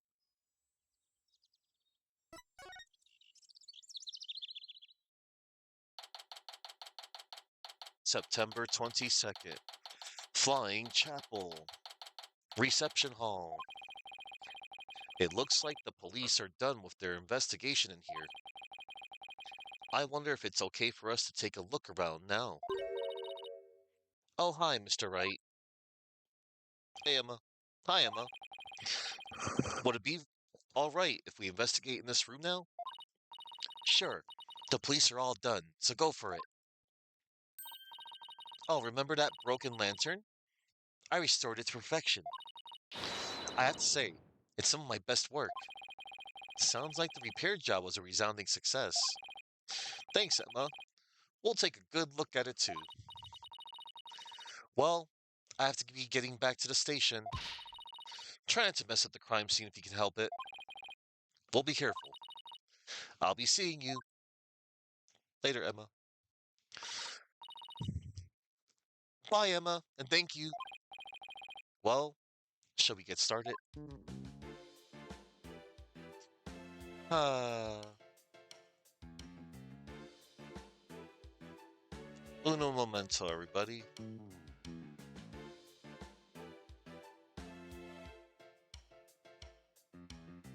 Alright, I was just checking elsewhere.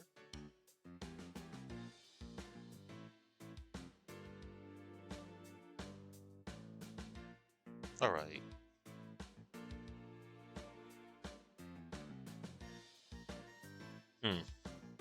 Alright.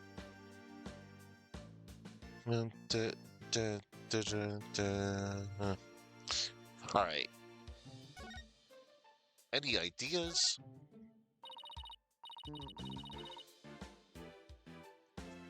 It's fine, Mario. I was just, checking my other tabs and stuff. I don't know. I really wonder about that Pierce. Yeah, I know what you mean. He seems to have a lot of power over everybody and everything, doesn't he? Actually, What I was really wondering about is that shoulder mech of his. I mean, it's pretty amazing how many things that tiny little contraption can do. Oh, what if that mech is actually Pierce's true control center, like his brain? Maya? And what if, somewhere in Sprocket Manor, he has another shiny golden body? And then, during emergencies, he can switch bodies and become Super Pierce Nickety. This is what I get for trying to have a serious conversation with a super geek. What to do? I bet all Ellen wants is to start her happy new life with Soren. Yeah, I bet you're right. But do you think the turbo nerd? But do you think the truth will really set her free? All you can do is do your job to the best of your ability. And if we can bring Ellen joy that way, all the better, right? Maya. Either way, I think true happiness can only be found in the truth. Um, what are you looking at me like that for? I was just thinking about how wise that sounded. Looks like our little Maya is growing up. Would you knock it off? I'm trying to be serious here. Sorry.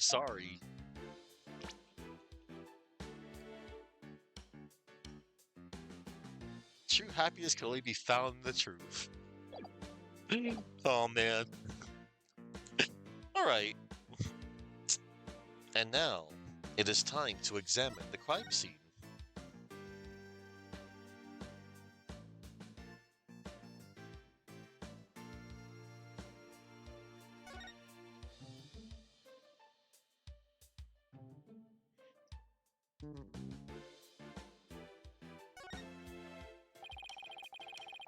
Nothing particularly interesting here.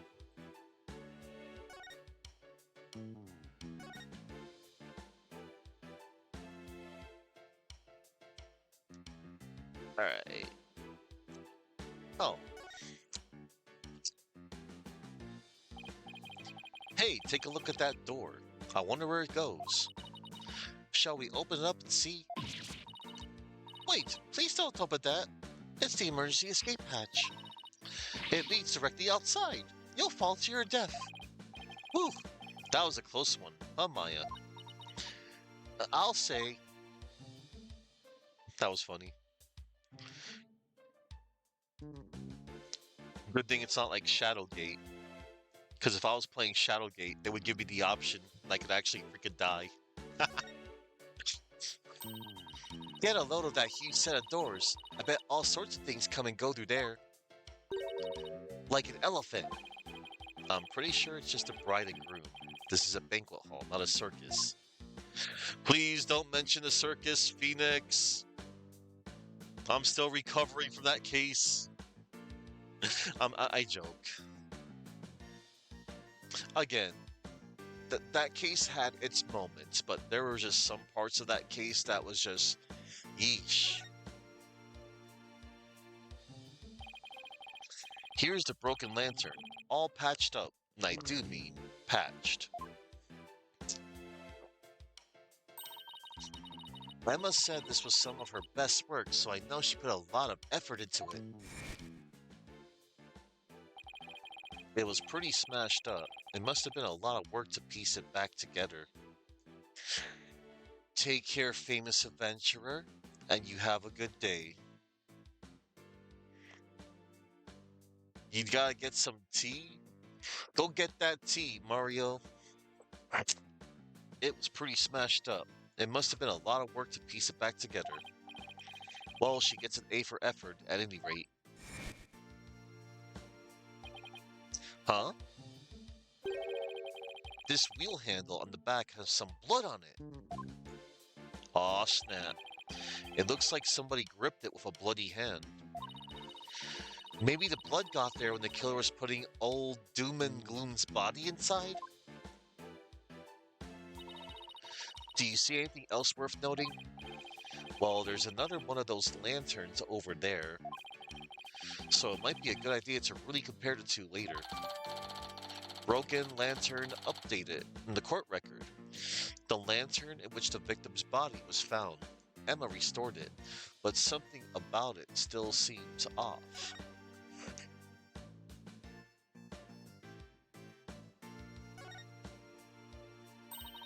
Excuse me, is the fog machine ready to use now? No, I'm afraid not.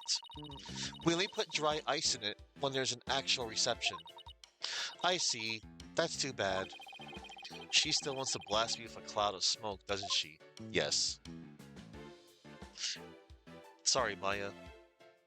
Hashtag no fun allowed during investigation. Okay.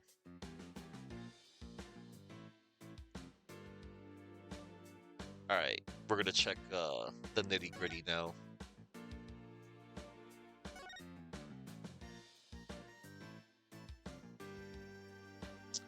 I see something shining over there. It's another beautiful day outside, isn't it? Yeah, if only it wasn't the scene of a murder. We could really enjoy it. True.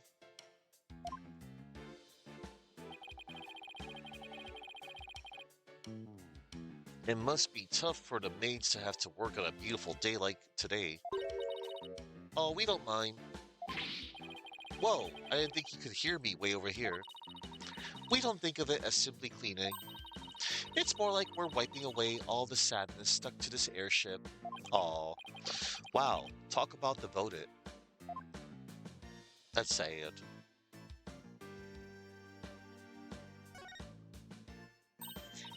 Hey, I think that tablecloth is new. They must have changed it since yesterday. Huh? How can you tell? Because the food stains that were there are now gone. I should have known it's because it's food related. Yep. Alright, let's check over here. This is where the murder weapon, the timekeeper, was displayed. I guess it's in police custody now. Huh? What's this? A key? Let's ask the maid about it. Good idea. She might be able to tell us something.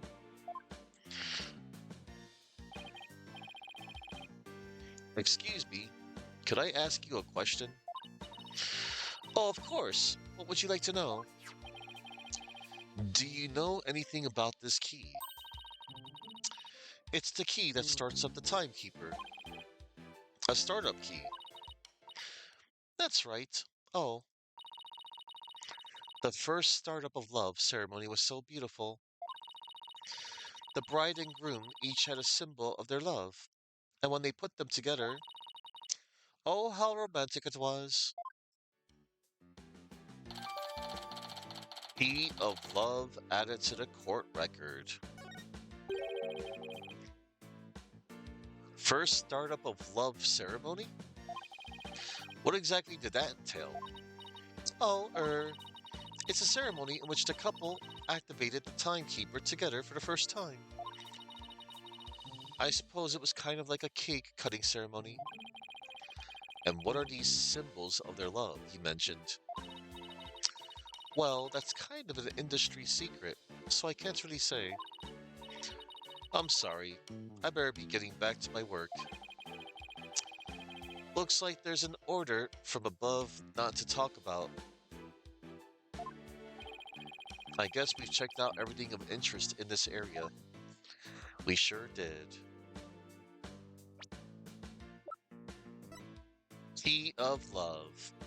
A heart-shaped key used to activate the Timekeeper. Ah yes, the Timekeeper, the murder weapon. Alright, let's check the Pegable. This is the unbroken Pegable lantern. And this is the one that Emma restored. I wouldn't say they look exactly the same. More that they're made up of the same parts. Wait a minute.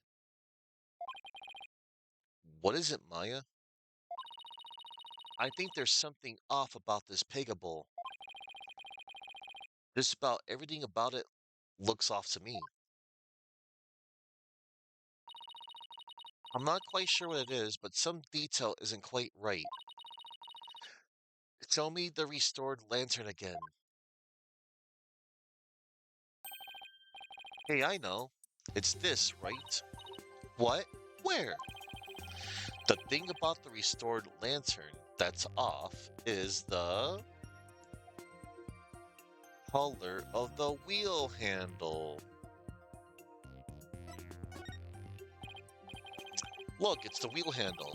It's a different color altogether.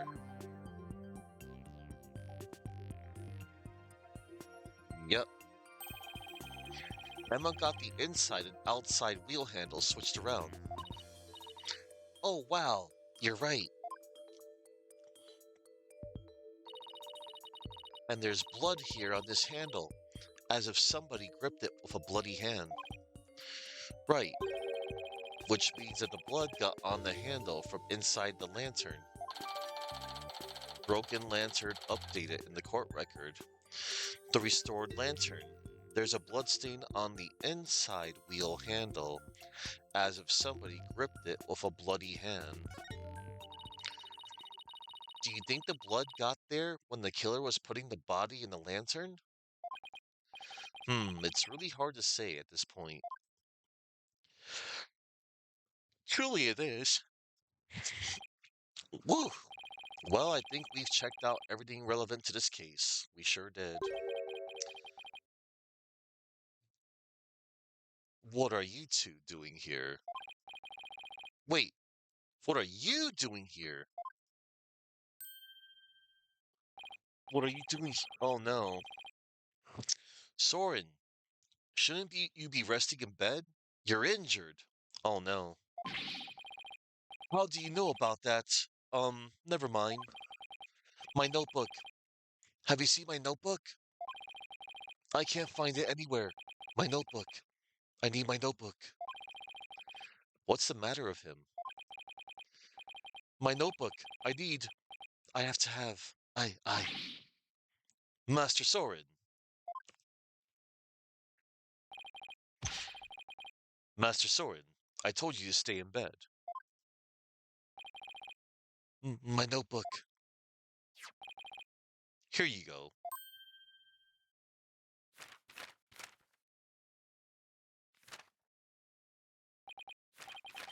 Yes, this is it. Soren gets emotionally unstable about that notebook of his. Phew. Looks like he's calmed down now. Soren, do you mind if I talk to you for a minute? I cannot allow you to do that. What if his wound were to open up again? He needs to rest. Er, I guess you're right. Now, if you will excuse us. Master Soren, let us retire. All right.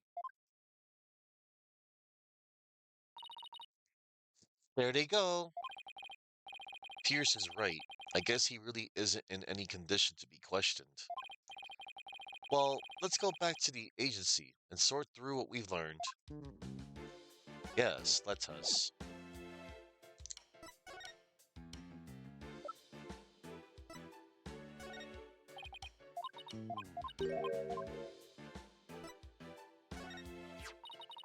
This is about the car accident Soren's sister died in. I bet she would have wanted to see her little brother get married. Yeah, but with the way things are, I don't think she'll be able to rest in peace. So we'll just have to figure out the truth somehow, for her sake too. Yeah, let's not leave a single stone unturned, and push on in our investigation.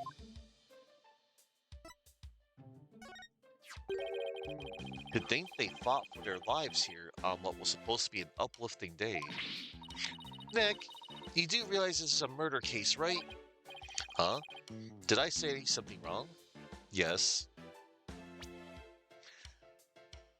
An uplifting day. On the lift blood stain, you know? Yeah. What are you thinking? making such an insensitive pun about this lift. What pun? All I said was that it was supposed to be an uplifting day. Oh. This- that was supposed to be a pun. I strongly suggest you don't say anything like that in front of the Sprocket family. Yes, ma'am. Wow, Maya calling out Phoenix. But no, Phoenix, he was genuinely just, asking. Just saying, he was just speaking his mind. Oh well. Considering all the name puns, too. That's quite a fancy candelabra, huh? Maybe I should get a few just like it for the altar in the channeling chamber at home. I can't really see these things going well with the vibe of Korean Village. But they're perfect. They could even hold the really big candles. And they look so cool too. That's going to be one eclectic altar once Maya's done redecorating. Alright.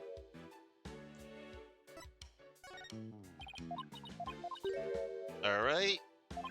Here we go, everybody. Back to the Wright Anything Agency. September 22nd. Wright Anything Agency.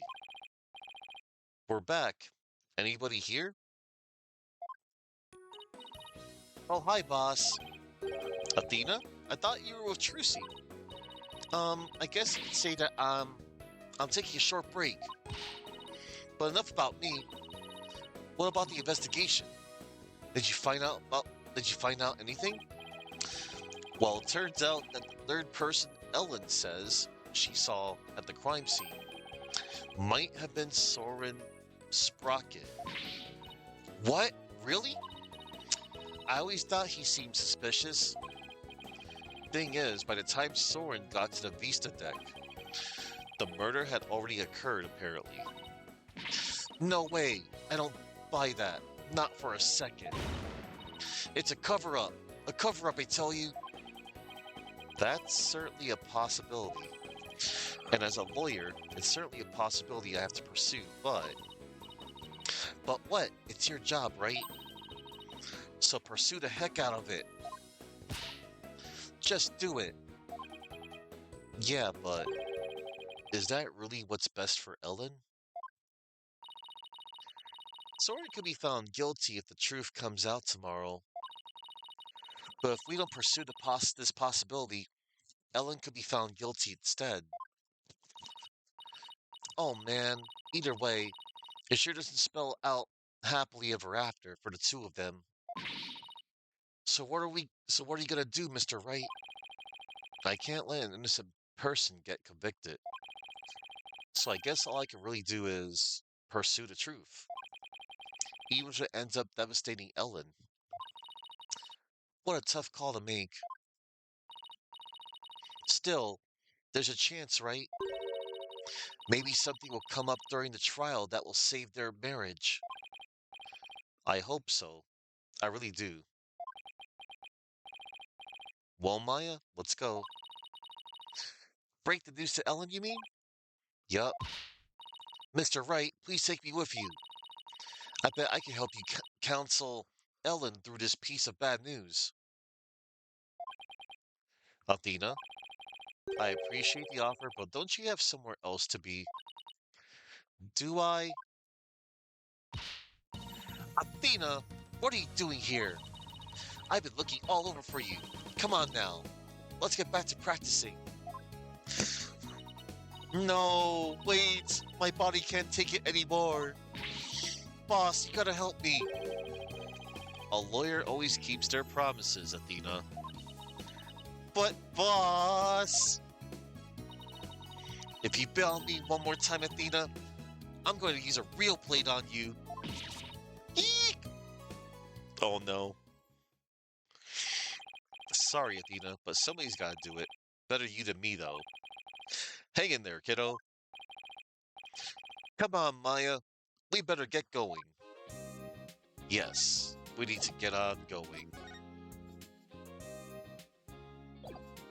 To the detention center. Da-da-da-da. And then, everybody, it's court time. The final court session, September 22nd. Detention center, visitors room. Hello, Ellen. How did your investigation go, Mr. Wright? Before I answer that, I need to ask you something.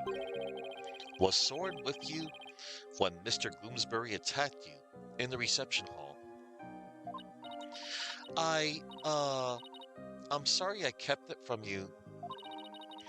I was afraid that he'd come under suspicion if I told you, so I kept quiet about it. I'm really sorry. I see. I thought it was probably something like that. Listen, Ellen, I'm afraid I had to make a very difficult decision based on what I found out. What kind of decision? This is very hard for me to say, but the mysterious person you saw at the scene of the crime was most likely Soren. What? In other words, in court tomorrow, I'm afraid I'll have to propose the possibility that Soren is the true culprit. No, Soren is innocent. No. But don't you see? If I don't try to pursue that line of thought, you'll be found guilty. No, no, no. Please, Ellen, calm down. Well, Soren just can't be found guilty. I'd much rather I be found guilty instead. Ellen, you can't let yourself think like that. But, but, no! Marriage is for life, right? Do you really think you could run away from the truth and still be truly happy with him? Well, you're not married, so how can you possibly understand? Sometimes you just got to do whatever it takes to make things work. But, Nick, you talk to her. Hey, don't just dump this all on me. Mr. Wright, I'm innocent, and Soren is too. So please, prove our innocence in court! I'll certainly do everything in my power. I just hope she doesn't lose control like this in court tomorrow. Yeah, we can only hope. Okay, everybody. I'm gonna save the game, and before we start up courts, I need to go and use the restroom. Do not go away, anybody. And thank you all for still being here. Be right back.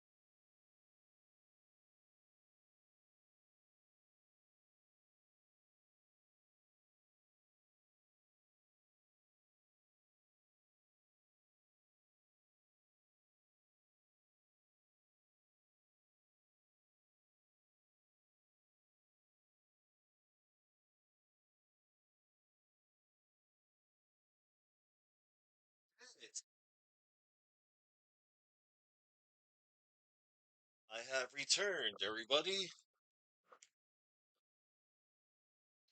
Oh my gosh. Okay, let me get situated once again.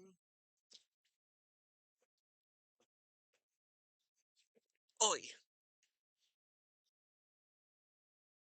All right, here goes. We are good.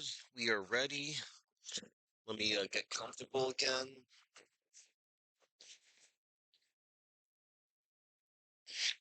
All right. Yeah. All right, everybody. Let me just, yeah. All right. This is it.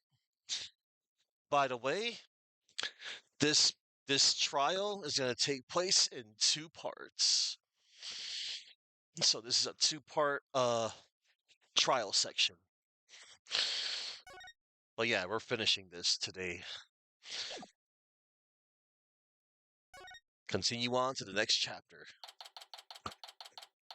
September 23rd, 8:50 a.m. District Court, Defendant Lobby, number 3. So the only thing we found out yesterday is that Soren was there at the crime scene. I only hope I can get some testimony from him that'll get to the heart of the matter. Soon, diabetes. Ah, yes, that's right, Chuckman.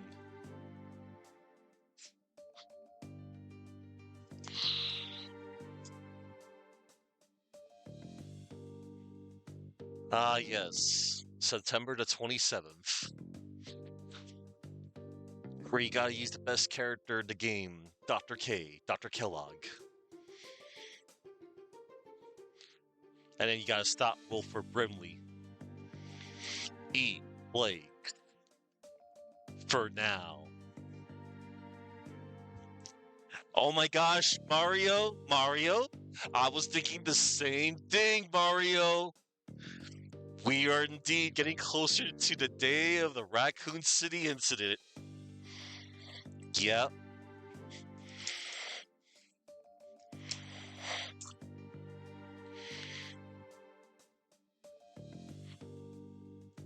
September 28th. Daylight. The monsters have overtaken the city. Somehow, I'm still alive. Hell yeah, Jill. Cause you're a survivor.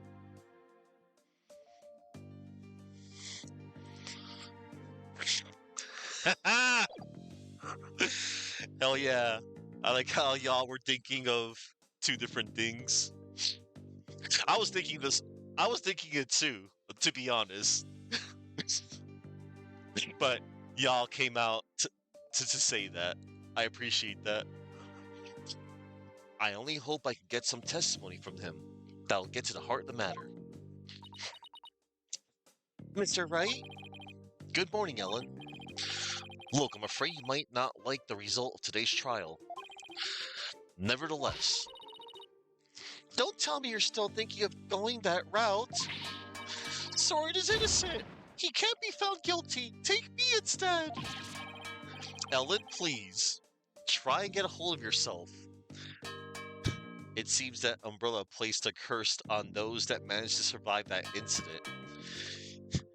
You can't ever escape reality. You're not wrong there, Mario. Damn. When you put it like that.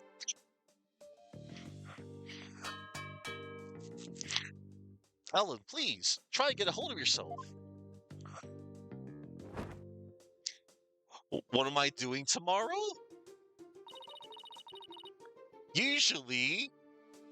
I usually say what I'm going to be doing tomorrow at the end of my stream.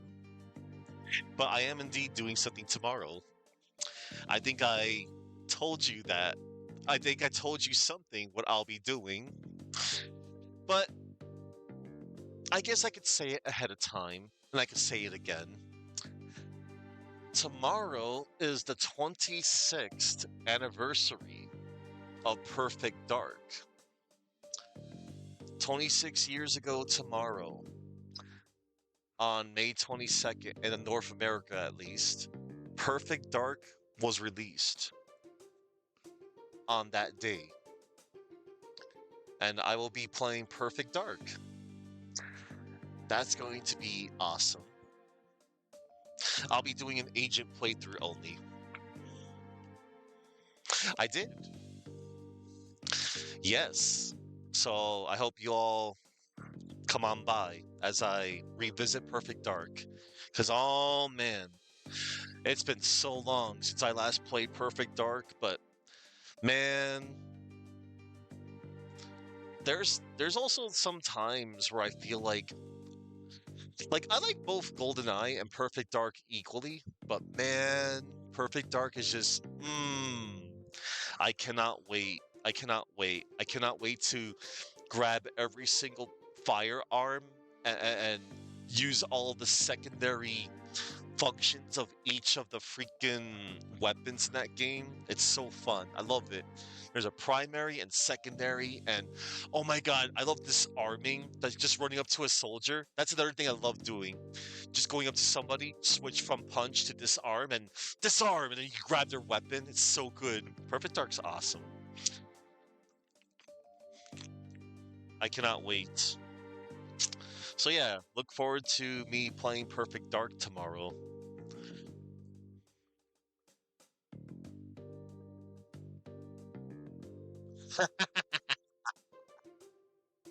Oh boy, Chuck.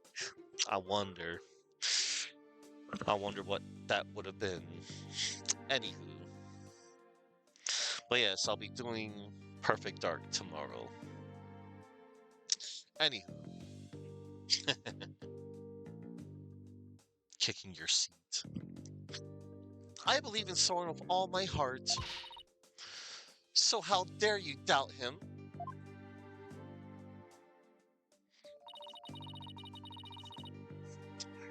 Regardless of which one of them is found guilty today,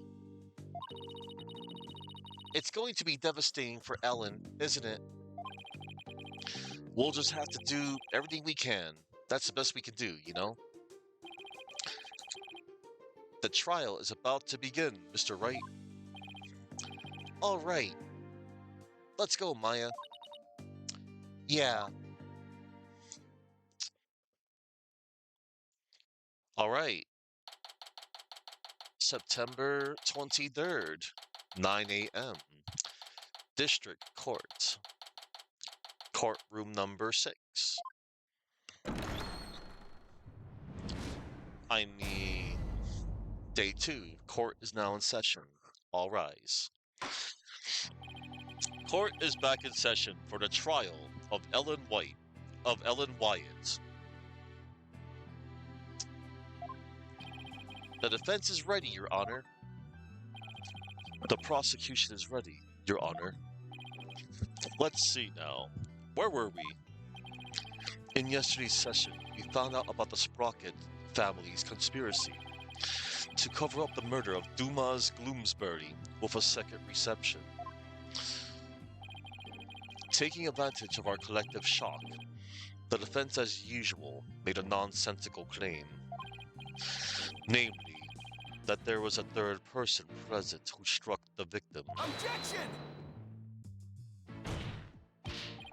Hey, don't try to make it sound like I made it all up. The defendant herself made a statement about the existence of a third person, and further investigation has only proven her statement to be true. Then I presume the defense intends to focus on proving the identity of this third person. Is that all right with you, Mr. Edgeworth? Indeed, Your Honor. In fact, I predict that the defense will most likely attempt to name Mr. Soren Sprocket as the true culprit. Wow, how did you know? How did you... Yeah, how did you... The driver during the accident that killed Mr. Sprocket's sister was the victim. Therefore, Mr. Sprocket had a motive to murder Mr. Gloomsbury. That's what you plan to assert, is it not, Mr. Wright? Oh my god, he predicted. N- Am I that transparent? Yes. Come now, Mr. Wright. Did you really think the police wouldn't uncover this information? Congrats on getting it in. Congrats on getting it in one, Mr. Edgeworth. Hold it. But, you're wrong. Sword didn't do it. He's innocent. Miss Wyatt, please. He's innocent, I tell you. What is this, Mr. Wright? I thought your claim about the existence of a third person came from the defendant. It did. This is just a minor hiccup. Hmm. Did you not discuss your strategy for today with the defendant, Mr. Wright? Starting off on the wrong foot again is seriously cutting into my lifespan. It would appear that the defense is in disarray. Therefore, the best way to clear things up is to ask Mr. Sprocket himself what happened. Your Honor, the prosecution would like to call Soren Sprocket to the stand. What? Very well. Bailiff, please bring Mr. Sprocket to the witness stand. Oh no. The fiancé, this dude. Oi. Witness, please state your name and occupation. Oh no. You're gonna send a paper airplane to the judge, aren't you? Yes. How?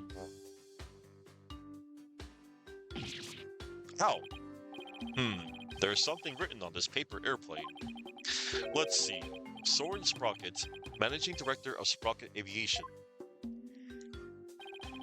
Mr. Sprocket, please give your answers in words, not paper airplanes.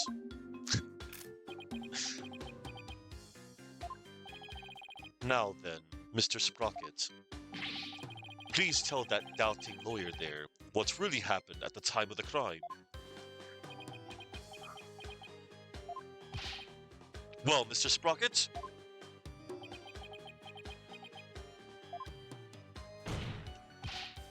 Mr. Sprocket! All right.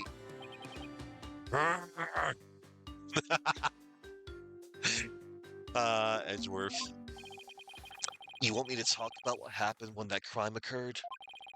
In other words, after the first wedding reception? When Ellen and I were in the reception hall. Right?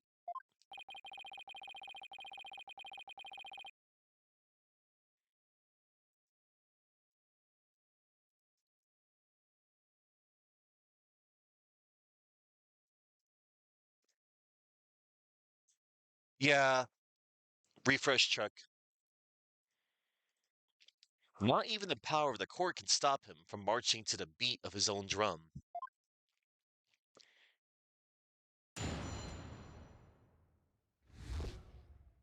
What Soren remembers. I was stabbed by Dumas in the reception hall, and I collapsed to the floor. The next thing I saw was Ellen and Dumas on the Vista deck. I knew Ellen was in danger, so I headed for the Vista deck. But when I got there, Dumas was already. I wanted to believe it, but it must have been Ellen. Nothing else makes sense. Now, why would you think that your fiancé must have did it, Soren? Wait just a minute there.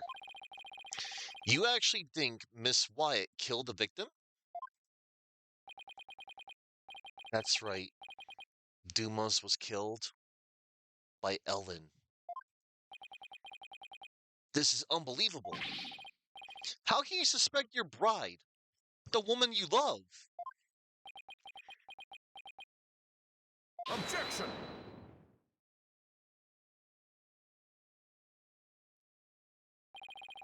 The truth can be cruel. Miss Wyatt, you must be very upset. Is there anything you wish to say?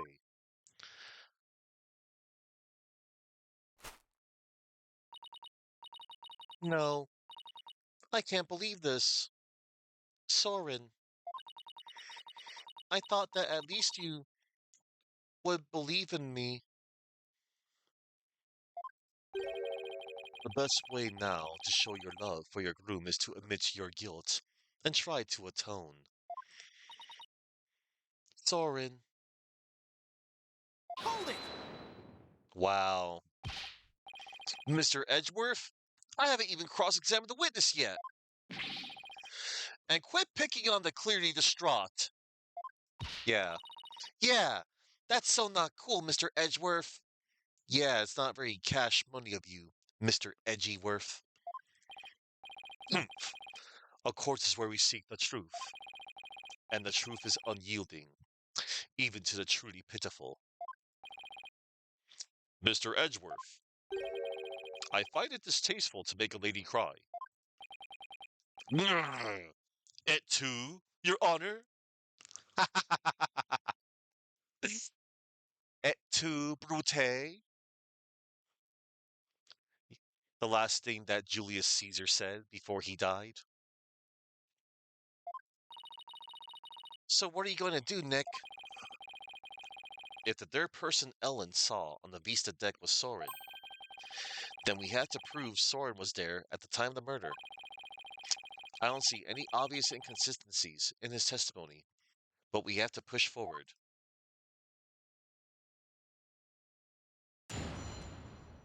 Cross-examination.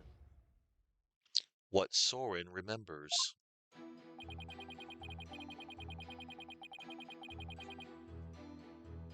I was stabbed by Dumas in the reception hall, and I collapsed to the floor. Hold it!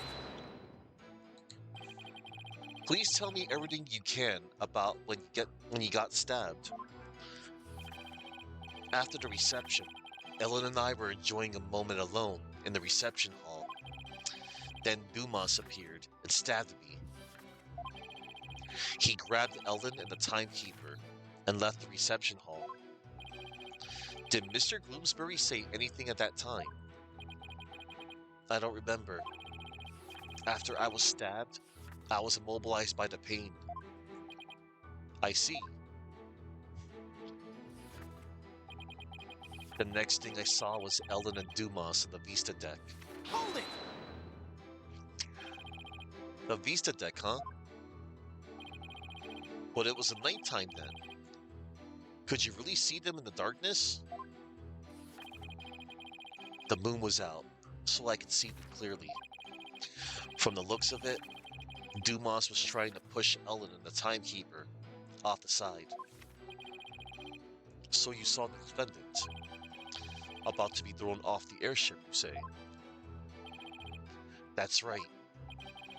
In such a desperate situation, it could only be natural for her to fight for her life.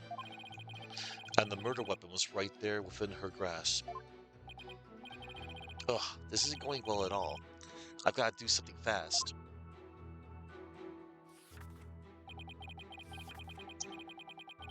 I knew Ellen was in danger, so I headed for the Vista deck. Hold it! I understand that your bride was in danger, but were you really able to move a stab wound to the gut? I was desperately trying to push the pain out of my mind. I see, so adrenaline kicked in and gave you strength. Is that right? I don't see much of anything in the statement I can refute. That's right. I almost passed out several times as I made my way to the Vista deck.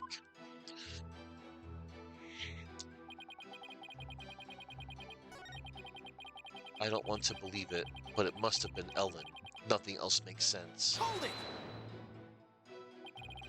If he didn't make it in time to see the murder itself, then who was the third person Miss Wyatt saw? How should I know? That's just a theory you came up with yourself. Well, Mr. Wright, you're trying to force the witness into the role of your third person. But isn't it possible that the defendant is lying, or that she simply misremembered? Exactly how trustworthy do you think her memory is? No matter how much I believe in Ellen, her words won't do us any good in court without proof. What makes you think I'm this third person anyway? Mr. Wright, can you show proof that the witness was your theoretical third person? I can't. Not at the moment, Your Honor. No. I suggest you refrain from performing random guesswork in this courtroom. Don't tell me how to do his job. But the possibility that it was Sword still exists. I just had to approach it from a different angle. That was some pretty damning testimony. Saying that Ellen must have done it, I don't believe that for a second. I don't believe it either. Let's hope this cross-examination gives us some insight into what actually happened. But first, we'll have to find something to latch onto in his testimony. And that will be the fourth statement, right here. But when I got there, Dumas was already. Hold it! Are you absolutely sure, Mr. Sprocket, that by the time you got to the Vista deck, the murder had already been committed? Yes. But the Vista deck is just on the other side of the glass windows in the reception hall. Shouldn't you have been able to get there right away? Objection!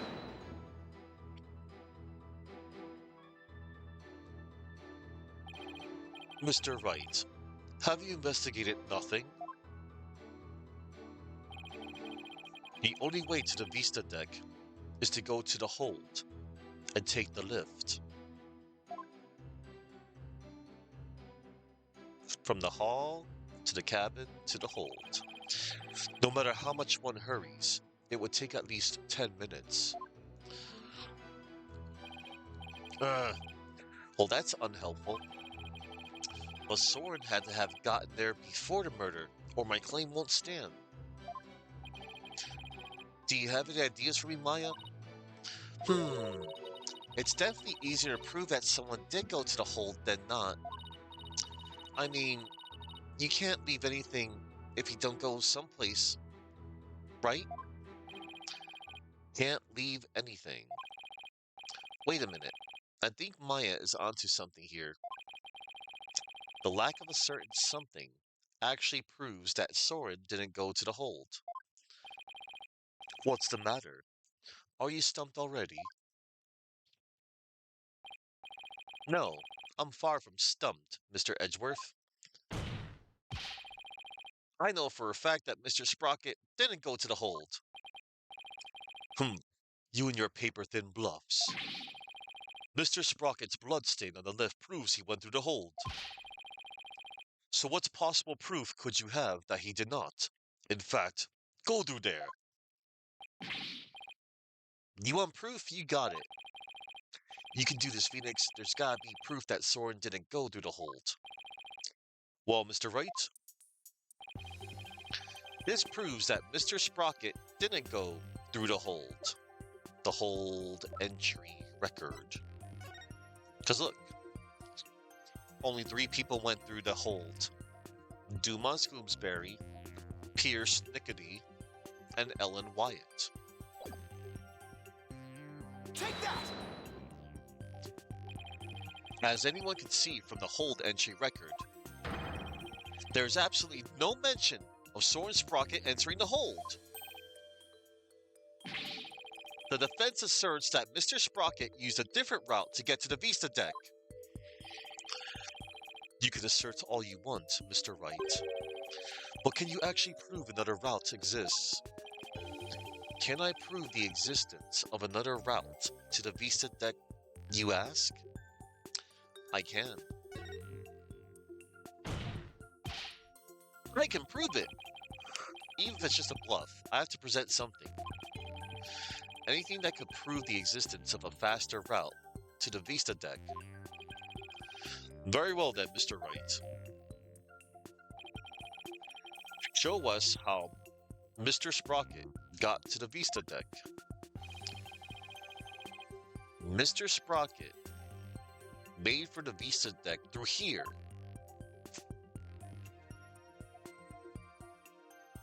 From where did Soren leave the reception hall? Through the escape hatch, right there. Take that! To save his bride from danger, Mr. Sprocket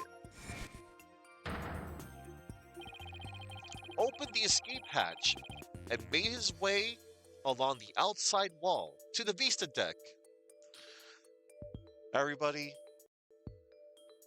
that right there is true love. I give Soren a +1 for doing this. Dude went to the escape hatch to get to his wife. That's pretty freaking dangerous, and he himself could have been another victim. But he made it. Isn't that right, Mr. Sprocket?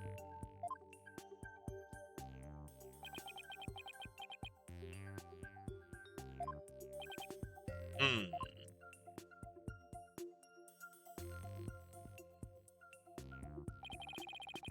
That would certainly be a much faster route to the Vista deck. Objection!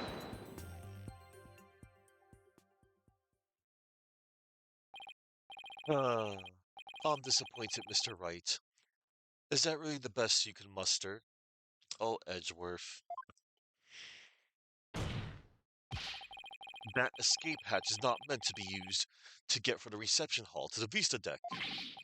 One slip and that's all it would take for Mr. Sprocket to plunge to his death. I have to agree.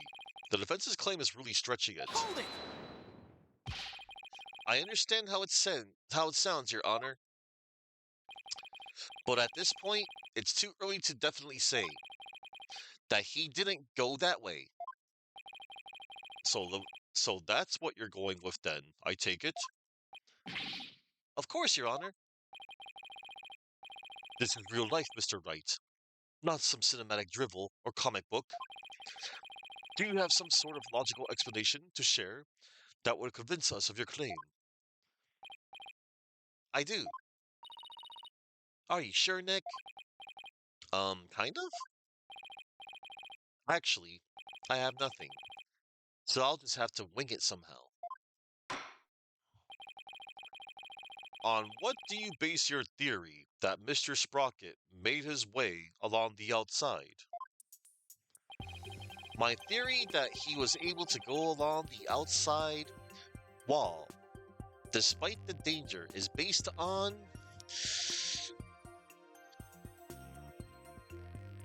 Everybody, that's the power of love. Da, da, da, da, da. Damn right, Mario. To save the bride he loves, the groom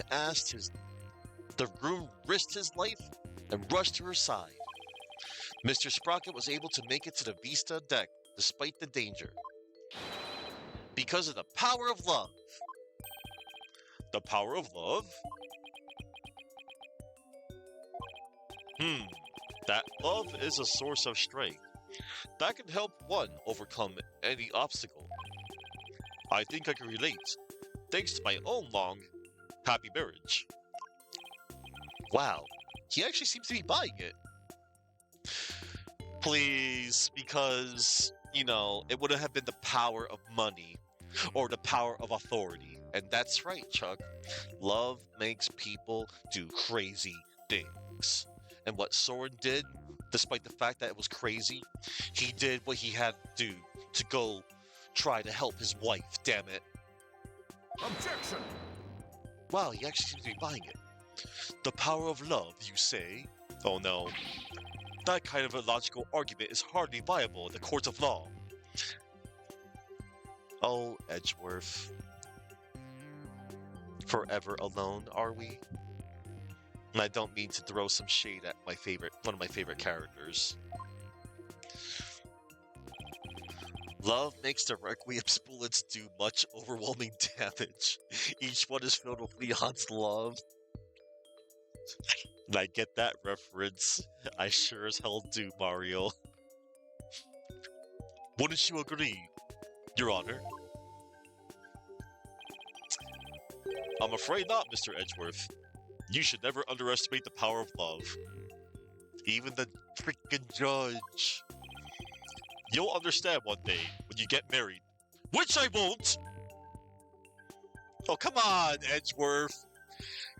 You had so many ladies, including one, Wendy Oldbag, after you.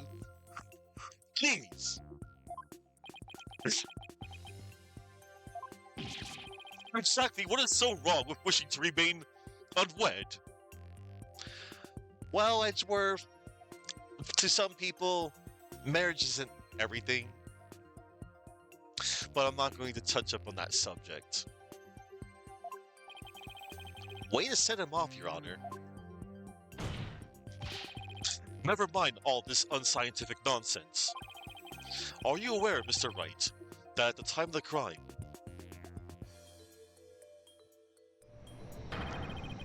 there was a huge propeller turning at full speed between the hatch and the Vista deck? Damn your logic, Edgeworth! Even if a person were to go outside through the hatch,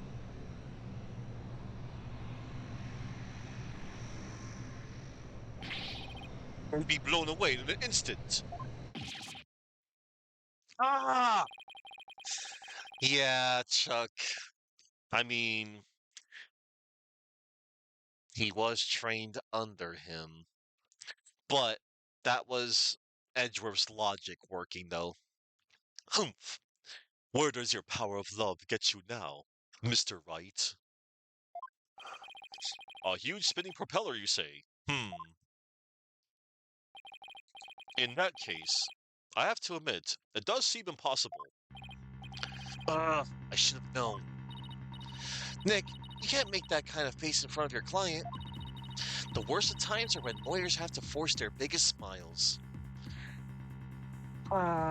They do say that a lot, but Maya's right. Right? Right.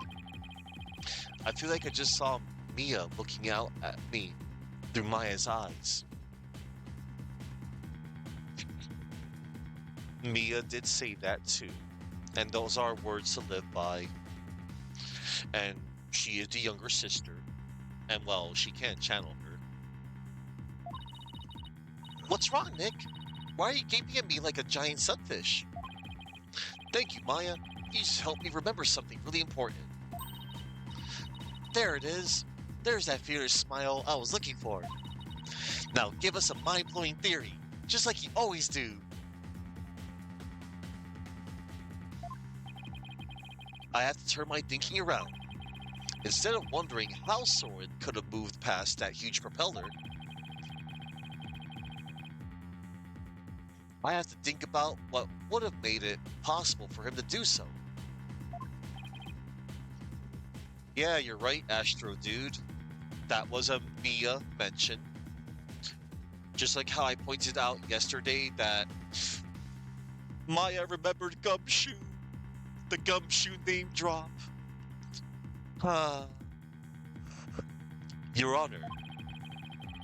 Karma Light. Mr. Wright only makes that ridiculous face when his back is pressed against the wall. Therefore, please do hurry and give your ruling before. Mr. Edgeworth, it's still far too early to discount my theory. What are you talking about? The airship's large spinning propellers have already shredded it to pieces. You like how every time Edgeworth is like, come on, just to end the case. Hey, Ringneck, glad to have you back again.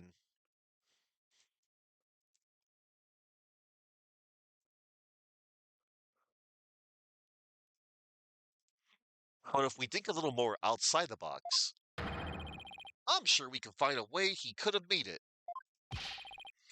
Stop trying to stall, Mr. Wright, and show us how it could have been even remotely possible, if at all. I must agree with Mr. Edgeworth. Very well, Your Honor. There must have been a way, some way that Soren could have moved along the wall in spite of the propeller. Now then, Mr. Wright, what specifically would have made it possible? This is how it would have been possible for Mr. Sprocket to get to the Vista deck.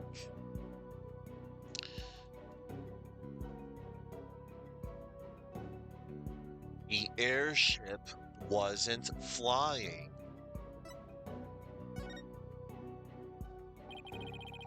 What allowed Mr. Sprocket to go along the outside wall in spite of the propellers is the location of the flying chapel at the time of the crime. The location of the flying chapel, but wasn't it flying high in the sky? No, Your Honor, I'm afraid it wasn't. What? Then where was it? At the time of the murder, the airship wasn't flying through the sky, but moored to the ground. What? And if the airship wasn't flying, then that means the propellers weren't turning.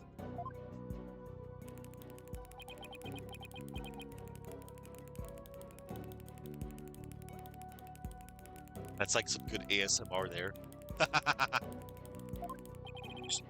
In which case,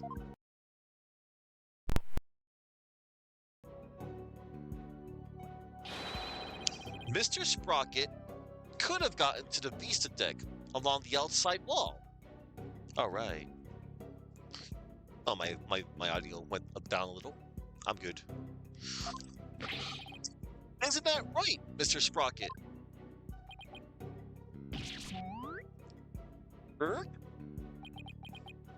Ow. I don't remember. Well, he stabbed himself with his pencil. That's gonna leave a mark. Objection! A pencil? I don't. Oh yeah, there are those kinds of pencils where you click it, it produces the lead. Those always break easily. Give me a good old number 2 pencil any day.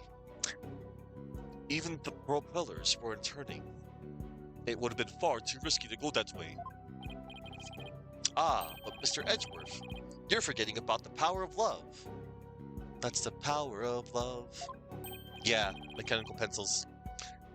Yes, the amazing power of love. Not this again. Don't worry, Edgeworth. Maybe one day you'll find love.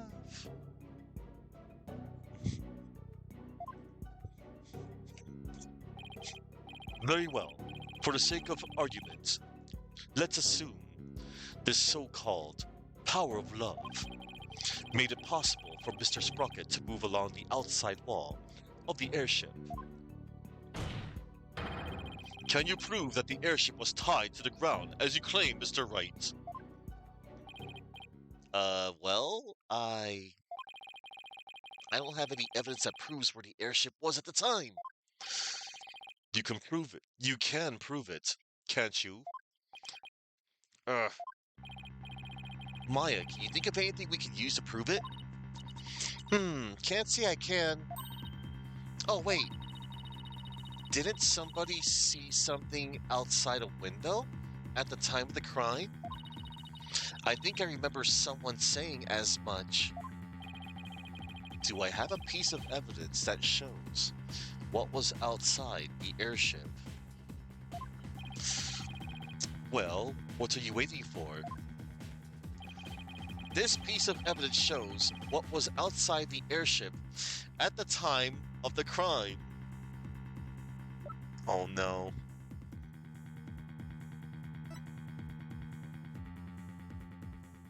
Larry's drawing.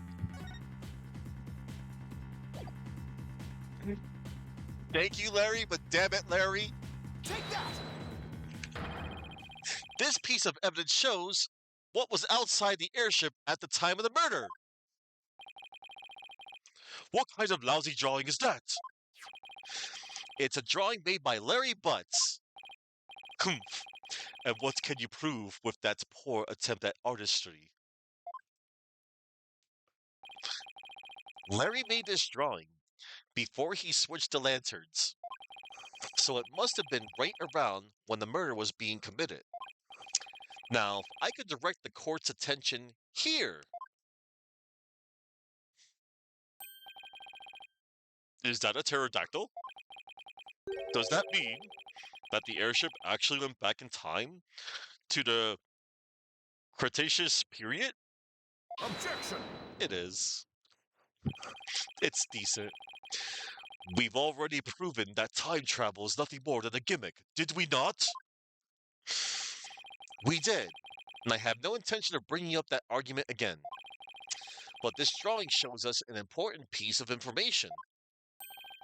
It shows us that the airship was actually moored on the ground. And what makes you so sure? That's easy. All you have to do is consider who made this drawing.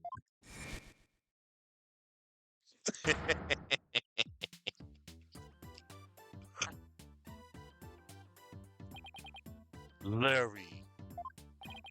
That's right. It was Mr. Butts, and we both know what he's like. He must have seen something else and mistaken it for a pterodactyl. I I can't argue with you there. Hold it! Hey! Wait just one doggone second here! What kind of moron do you guys take me for? I saw it with my own eyes! A pterodactyl flew right by the window, I tell you! I have the sharp eyes of an artist! Don't you believe me? No.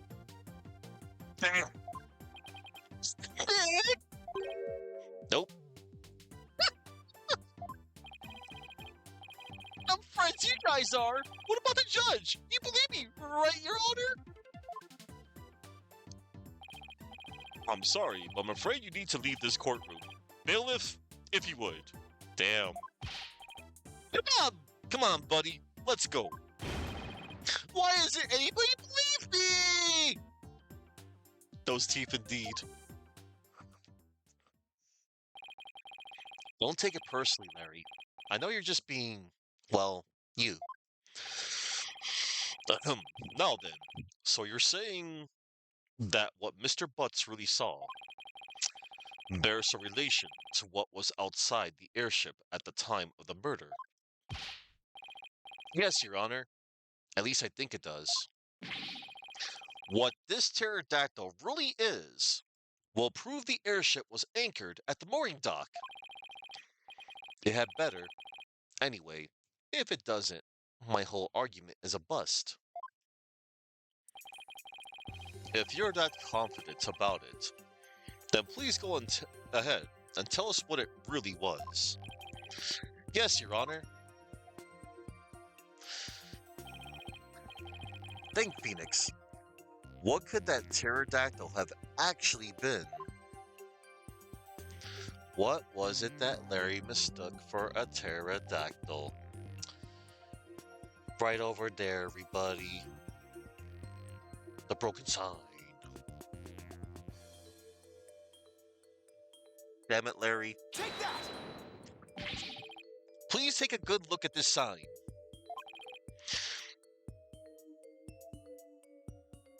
At the sign? It appears to have been broken and then repaired. But what does this sign have to do with the pterodactyl? Please focus on this part of the sign.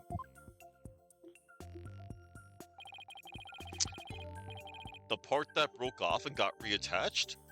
What about it? How about if we turn it like this?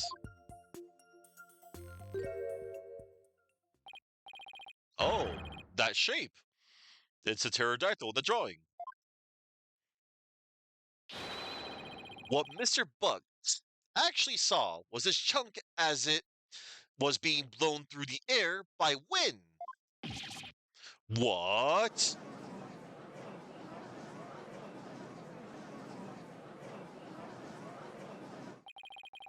On the day of the murder, there were some heavy winds in the area of the mooring dock, but it's hard to imagine that this sign wouldn't make it up as high as an airship would fly. That means the flying chapel must have been anchored at the mooring dock that night. Isn't that right, Mr. Sprocket? No, Objection!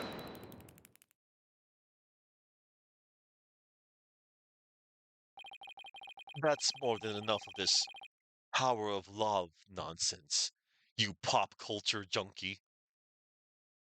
Damn. Edgeworth, don't diss Back to the Future.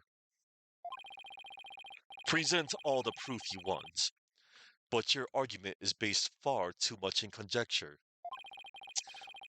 Why don't we return to reality now? No, reality sucks. What do you mean, too much conjecture? Even if the airship wasn't flying, that alone doesn't prove the witness went along the wall. True, even now, it's no more than a possibility. Then how do you propose Mr. Sprocket got to the Vista deck, Mr. Edgeworth? I noticed something as I went over the evidence.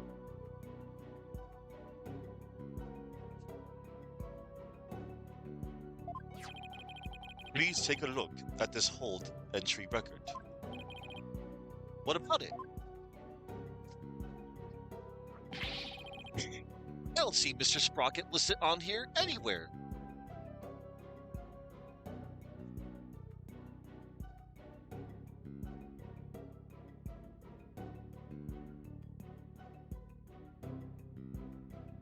Oh, nice.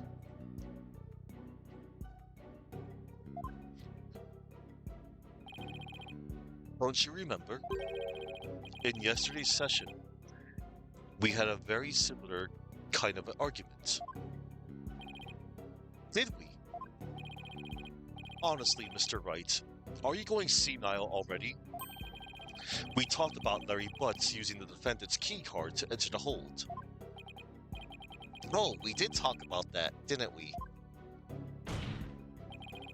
In other words, even if a person's name isn't on the entry record, it's still possible for that person to have entered by using someone else's card.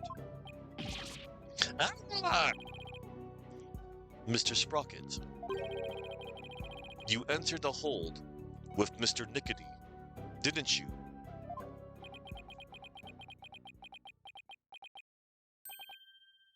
I did. Damn it. What? Why didn't you tell us that in the first place? Pierce is indispensable. I didn't want to mention him unnecessarily and risk having him wrongly accused. Damn it, Soren.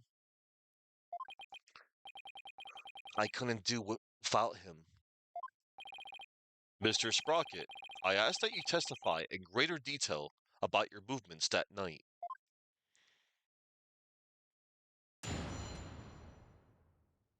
All right. The truth. The truth is, I went to the Vista deck with Pierce. That's why my name doesn't appear on the hold entry record. I was badly injured from being stabbed, but I was frantic. By the time we reached the scene, it was all over. Oh, shucks. Well, this doesn't help me one bit. Mr. Sprocket, you concealed information from us time and time again. Who do you think you are, treating this court of law with such irreverence? Irreverence.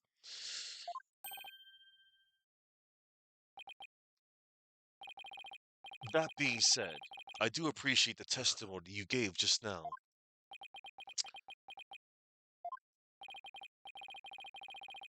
Thanks to you, we now know why your name doesn't appear on the entry record. Now, there are no more inconsistencies in the witness's testimony. Urgh. That's Mr. Edgeworth for you. He never leaves a loose end dangling. You okay, Nick?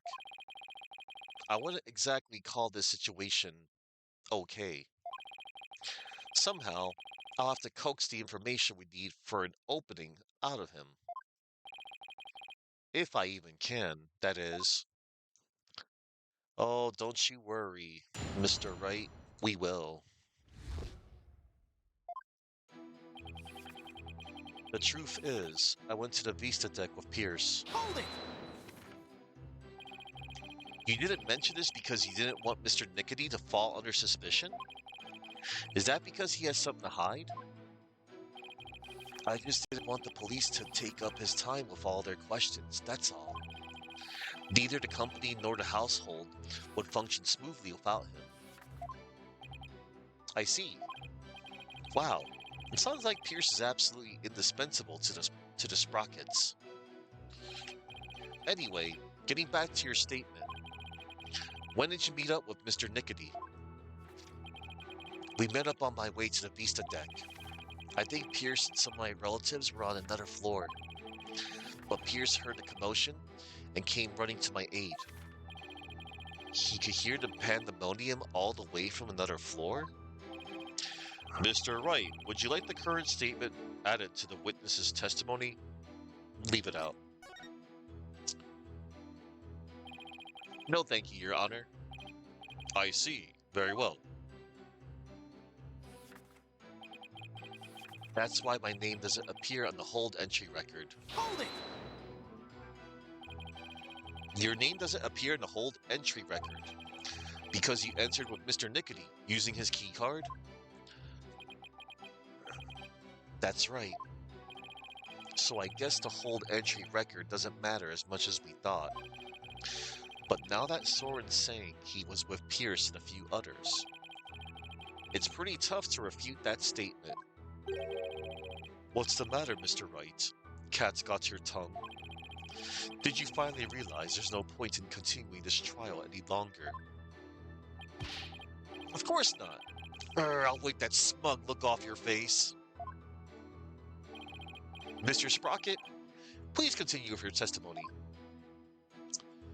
Sheesh. Alright. Edgeworth, by the time you reached the scene, it was all over. Hold it! So you still insist that you reached the Vista deck after the murder had occurred? Is that correct? Yes, that's right. Ellen must have killed him. There's no other explanation. I guess whether Pierce was with Sword or not doesn't change the outcome. I guess not. In fact, more witnesses actually makes it worse for us. So another cover-up, huh? That Soren has too many secrets. I bet he's still hiding other things too. That's definitely a possibility. But in a situation like this, what we have to do is go back to the basics. You mean go over the testimony and check for any lies or inconsistencies? You got it. All right, Nick, let's go for it. And it's over here, the third statement. I was badly injured from being stabbed, but I was frantic. Hold it! Speaking of your injury, how are you doing now? The knife wound is deep and continues to throb with pain. Fortunately, my internal organs were spared, but one wrong move could have spelled the end for me there. Even so, I've seen you up and about all over the place since the incident. I'm only following my doctor's orders to perform some daily light exercises. Mr. Wright, would you like Mr. Sprocket's statement about his condition added to his testimony? Not that it appears especially relevant to me. Should I have him added to his testimony? Yes, have it added. Yes, Your Honor. I'd like to have it added to his testimony. I see. Very well. The knife wound is quite deep and continues to throb with pain. Hold it! Your injury was really that deep? Luckily, it missed my internal organs. Otherwise, I would have be alive right now. According to his doctor, his injury will take about 3 weeks to heal. There's no way someone with that kind of injury could have gone along the outside wall. Ugh. But he might have been able to with the burst of adrenaline brought on by the pain. Humph. Adrenaline. Adrenaline. Is that your answer for everything? Adrenaline! It is for Spencer and Marvel vs. Capcom 3. In the court of law, the only thing that matters is evidence, not rampant speculation. At least admit it's scientific rampant speculation. May I continue? Yes, of course. Okay, so that statement right there. Knife wound, huh? Knife wound? Pretty sure, you know, during the investigation, there was no such knife. However, there might have been something else that is sharp like a knife and not deep enough to stab one's internal organs with. And that would be.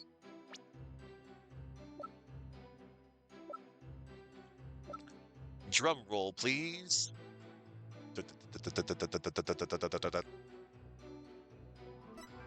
A candelabra.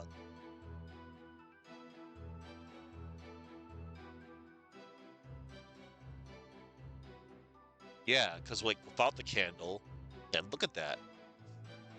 Objection!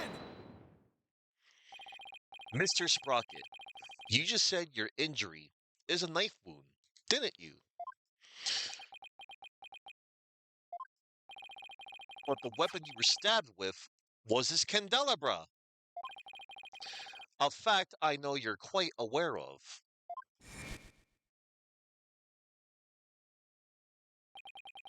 Very well. This is what I heard directly from Master Soren himself. As you surmised, Master Soren was stabbed by Gloomsbury on the day of the murder. It happened after the first wedding reception. The happy couple was in the reception hall when suddenly Gloomsbury appeared. He attacked Miss Ellen and tried to take her away. Master Soren went to stop him and found himself in a struggle with Gloomsbury. That is when Master Soren was stabbed with the candelabra, he said. Stabbed with the candelabra. And that's from Pierce's words. Ugh. Objection! It must have been a simple memory slip that made him misspeak. It happens to everyone. I'll stop at Edgeworth. It has nothing to do with the case.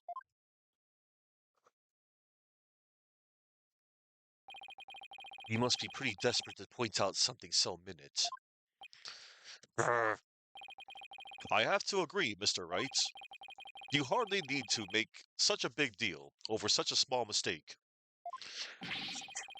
But I contend that it's an important inconsistency. Besides, I couldn't find anything else. This is the only thing I have to go after. And I say it's not important. Now let's not waste any more time on this matter. I agree. Everybody has a little memory lapse every now and then. Hold it! But, Your Honor, please let me explain. Well, can you? Can you really explain to this court what makes this slip so important? Yes, I can, Your Honor. After all, it was Soren himself who told Pierce that he had been stabbed by a candelabra. Duh. This is more than a simple memory slip. There has to be some kind of reason for it. Well, Mr. Wright, please explain why the witness's slip of the tongue is so important. The point to focus on here is why the witness would mistake the weapon used to stab him. Think carefully, Phoenix. This could very well change the course of the trial. I see. So why did the witness make that mistake, Mr. Wright? Mr. Sprocket identified the wrong weapon used against him because he has no memory of it. He doesn't remember the incident, let alone the weapon used against him. Not only that, but I believe Mr. Sprocket has some sort of memory disorder. Therefore, the defense contends that Mr. Sprocket's testimony thus far is invalid. Objection! Just because you can't find a flaw in his testimony, you wanted to word it all out? Your baseless claim is nothing but pure slander of the witness's character. Mr. Edgeworth is correct, Mr. Wright.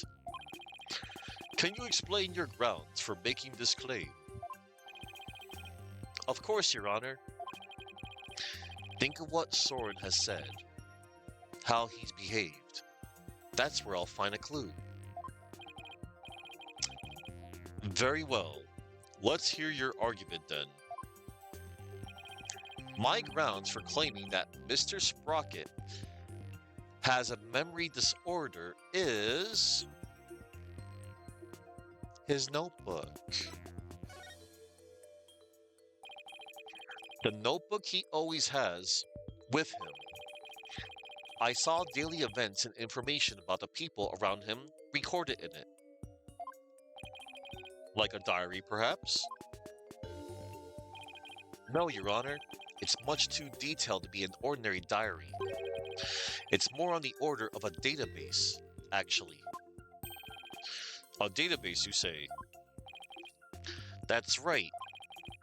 For some reason, Mr. Sprocket is apparently unable to retain memories. That's why he writes every little detail of his life down in his notebook. Objection! How could you possibly know that for sure? He might just be an extremely compulsive person. I thought so too myself at first. To be honest, we accidentally got a stain on that notebook yesterday. You mean you got a stain on it? Hey, you're the one who tried... Hey, you're the one who tried to grab it out of my... Never mind whose fault it was. Just get to the point already. Right, sorry. Mr. Sprocket?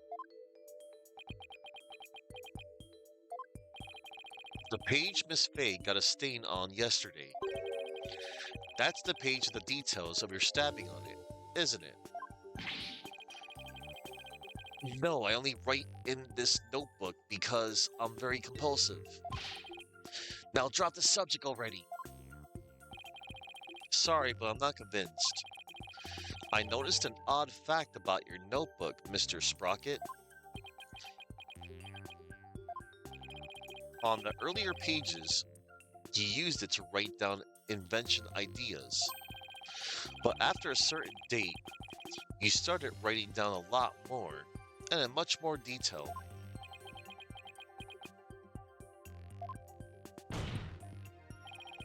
I believe your memory disorder stems from what happened on that date. Something so monumental. It caused a memory disorder, Mr. Wright? You don't know what you're talking about. Sorry, but I do know what I'm talking about. And this is the proof. This is the thing that caused Mr. Sprocket's memory disorder. The newspaper article. Take that! You were involved in this car accident too, weren't you, Mr. Sprocket? And the shock of losing your beloved older sister is what caused you to develop your memory disorder.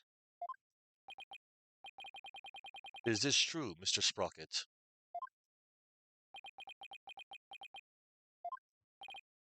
Well, is it? Mm. Mr. Sprocket, uh, it's true. That accident did something to my mind. What? Ever since that day, every time I go to sleep, I lose my memories. And when I wake up, the most recent thing I can remember is the day I lost my sister. It's as if I'm constantly going back in time. What? That's truly tragic. An inconsolable time traveler who goes back in time whenever he goes to sleep.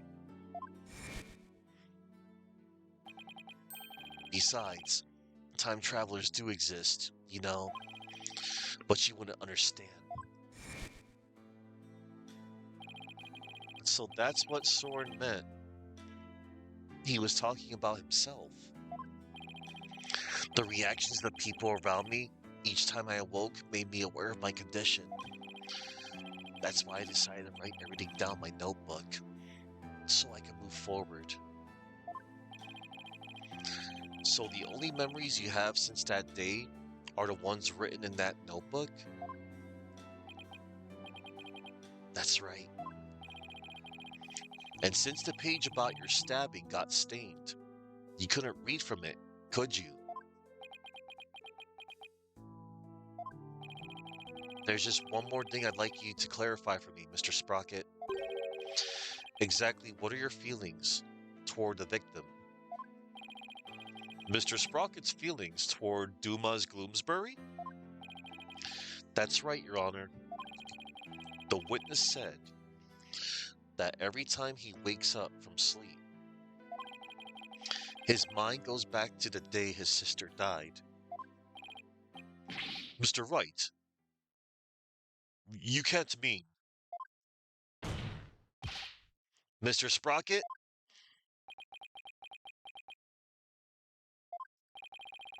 your pent up feelings of anger and resentment towards Mr. Gloomsbury for the accident were renewed each and every time you woke, were they not? Mm.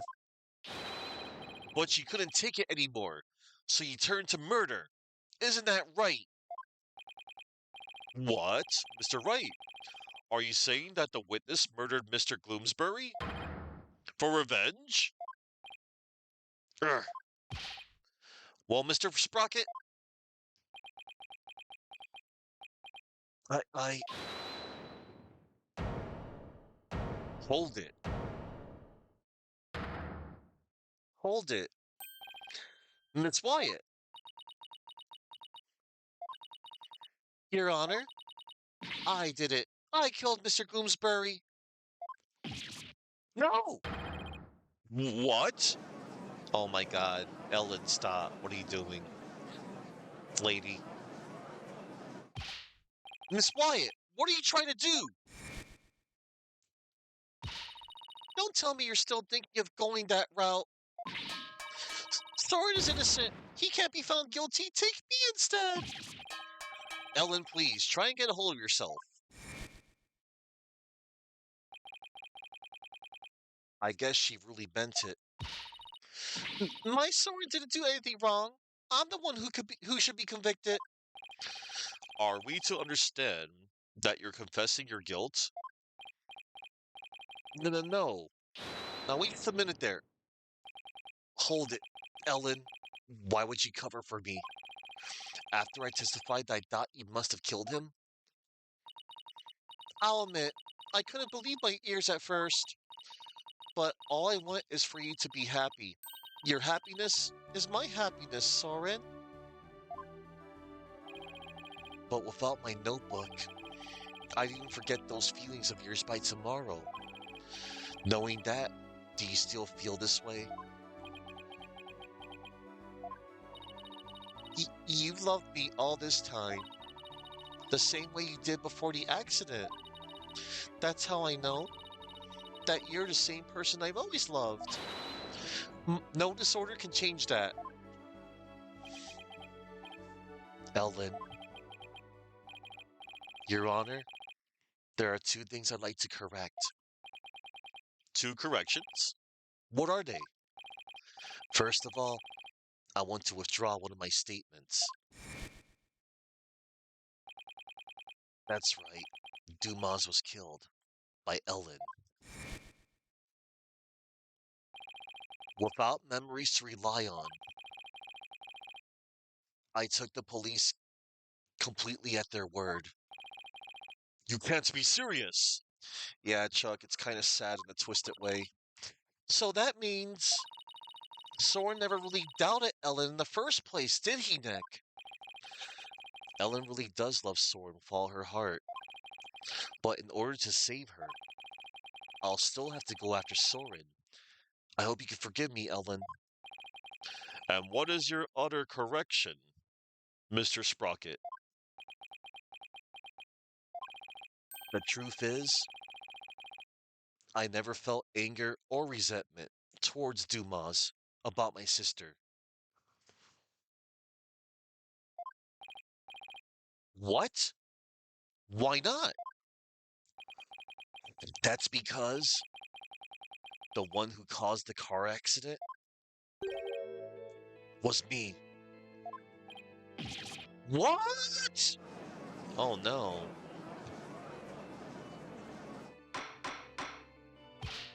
Order. Order in the court. Please continue, Mr. Sprocket. I'm the one who killed my sister. To protect my career, my future, my father made Dumas take the blame. Damn.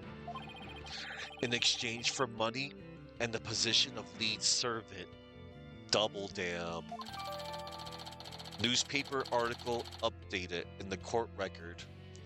A clipping of a newspaper article about Selena Sprocket's car accident. Soren was the one driving. So you see, Dumas must have held a grudge against me, not the other way around. And he must have attacked Ellen to get his revenge on me. Are you sure about all this, Mr. Sprocket? Very sure. It's all been written down in detail in my notebook. That notebook is important evidence supplying background to this case. I must insist you submit it as evidence. Soren's notebook added to the court record. A database-like notebook that chronicles the events of each day in minute detail. The lawyer said I had turned to murder, but that's just not true. However, it is true that my older sister and Dumas are both dead because of me and my negligence. I just glanced through Mr. Sprocket's notebook. I wasn't able to read the part about when he was stabbed due to the bloodstain. But what's written here about his sister's car accident is exactly as he stated. Your Honor, as long as it matches what's written in that notebook, can we still take the witness's testimony as valid in spite of his memory disorder? Yes, I believe we can. I understand now that the witness's memory is in disarray. But if what Mr. Sprocket himself wrote in this notebook is true, then that means by the time Mr. Sprocket's party reached the scene,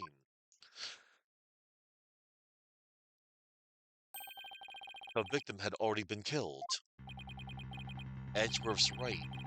I'm still in the same bind as before. But should I really accept the contents of the notebook as a substitute for Soren's memory? Well, Mr. Wright, what do you think? Will you accept Mr. Sprocket's notebook as an official representation of his memories? Will I accept Mr. Sprocket's notebook as an official representation of his memories? Nope, we are not. Wait a minute, Your Honor. The defense requires a chance to examine the notebook to see if it's trustworthy. Hmm, very well, but be quick about it. Thank you, Your Honor. So how should we examine it?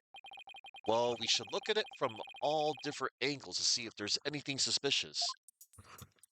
Yay, we get to examine it.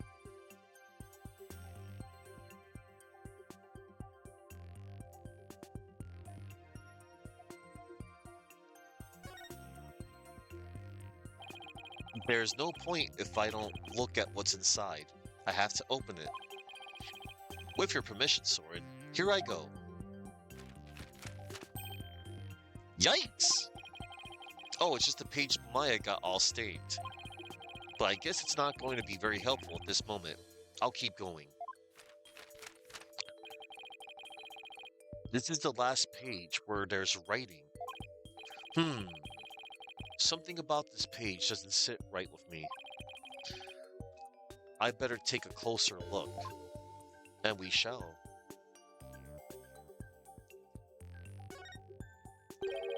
There are some mathematical formulas written here. It looks like he was calculating something to do with distance and time, but I wouldn't know if this had anything to do with the case. Huh? A page has been torn out, and it looks like there was something written on it. It looks like a page has been torn out here. Mr. Sprocket, do you know what was written on it? Oh, that? I often tear out a page when I write somebody a note. I probably wrote something down for somebody, tore it out, and gave it to them.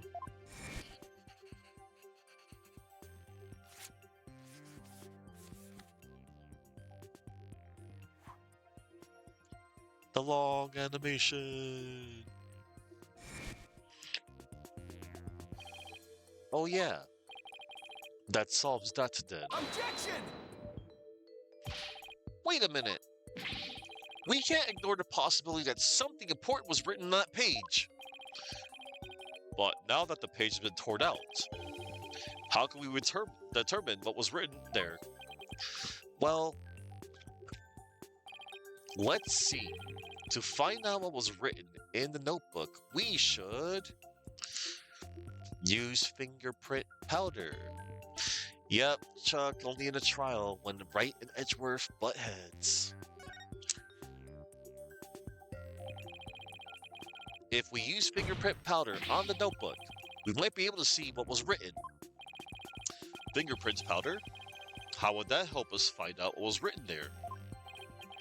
Well, if the writing left indentations on the blank page behind it, fingerprint powder can make those small indentations visible to the naked eye. Oh, stop. Fingerprints powder would only sully the notebook further. Mr. Wright, if you use the powder and still don't find anything, then you must accept the notebook as a representation of the witness's memories. All right, Your Honor. I understand. If I don't find anything, it's all over anyway. Powder, don't fail me now. I will now use fingerprint powder on the blank page to find out if we can see what was written on the torn out page. Oh boy. First, I'll apply some fingerprint powder to these pages with space. When I dust it on enough powder, I'll use blow. R. To blow the excess powder away. If something should appear, I should switch to Analyze mode. Q. Point to what came up, then confirm. Spacebar, my choice. Oh boy. Yay. I get to put powder.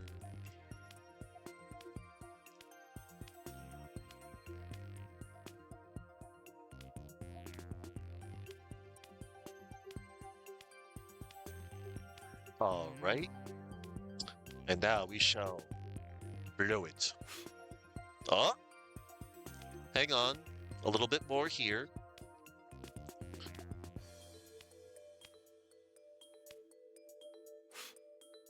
To the. To the what?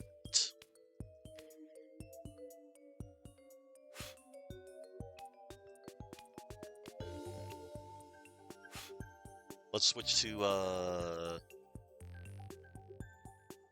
wait. Hold on. Oh, a little bit more. Ah, okay. A little bit more. Here we go. Yeah. I had to... Yeah, on this page. Nothing to the left. Yay. This is fun.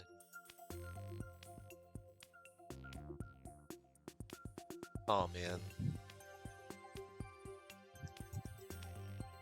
Okay. To the Vista deck. Oh, boy. To the Vista deck. To the Vista deck. Da-da-da.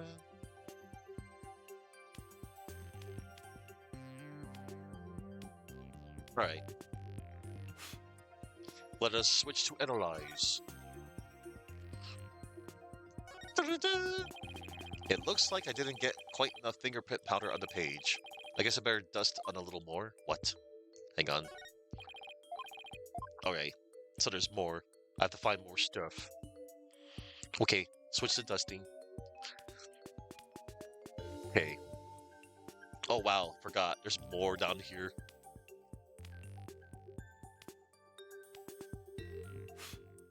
Ah. And a little bit more on the page, I think. Yep. A little bit more. Struck, you say?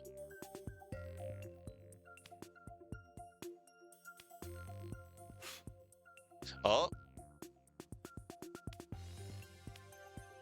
Look at that. Struck and killed Dumas.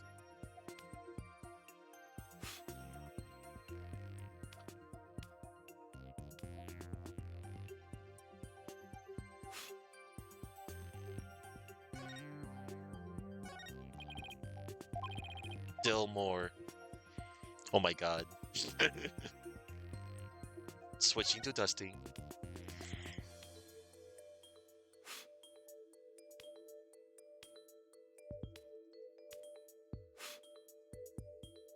How much more do I have to dust?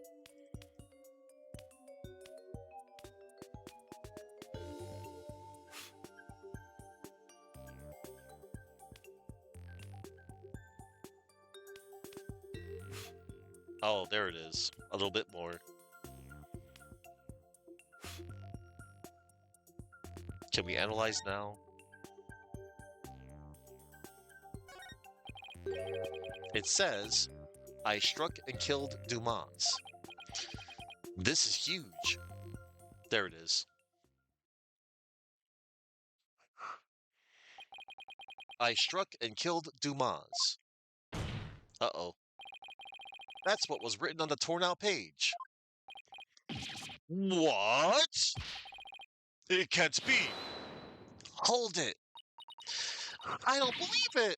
There has to be some kind of mistake. Soren would never, could never. Oh no.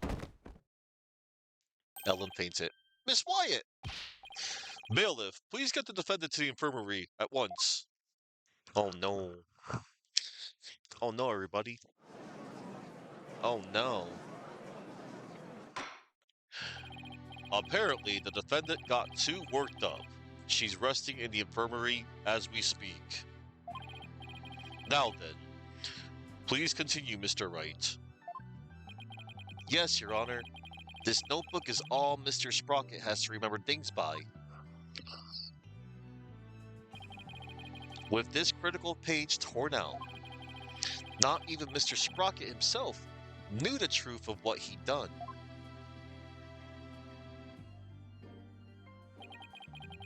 I'm the one who killed Dumas? So it wasn't Ellen. Oh, thank goodness. Mr. Sprocket, does this mean you were at the crime scene during the murder after all? I guess I must have been. Soren's notebook updated the court record. A notebook that records Soren's memories in minute detail. One of the pages has been torn out. Oh no. Okay.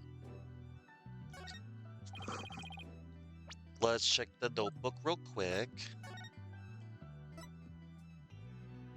One of the pages in Soren's notebook was torn out in an uncharacteristically rough way. On it was written the words, "I struck and killed Dumas." Well, Mr. Sprocket, can we really believe what's written in this notebook? Nobody touches this notebook but me. And when I sleep, it's under lock and key. I don't remember writing that I killed Dumas, but I guess I must have. Well, now that we have a confession, I'm afraid I must render my verdict. Of all the... Yes, Your Honor. Please give your ruling now, while Ellen is asleep. No, I want the woman I love to be set free as soon as possible. Soren really does love Ellen after all, doesn't he? Yeah. So this is how it ends? But is that how it really went down? Is there really no way for them both to be happy? I know we should consider anything written in the notebook to be the truth, but still. I myself wrote the crime in my notebook. No further proof is necessary. Soren himself wrote it in his notebook?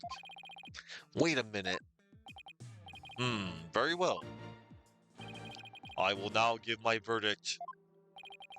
Ellen is about to be found not guilty, and Soren will be convicted for the crime instead.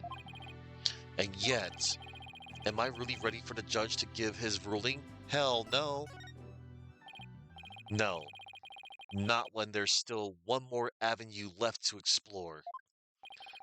This court finds the defendant, Hold it! Ellen Wyatt. Your Honor, there's still something that bothers me about that notebook. Yeah. Oh, is there?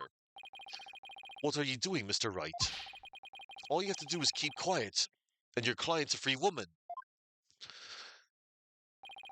I know, but I think there might be more to this case than meets the eye.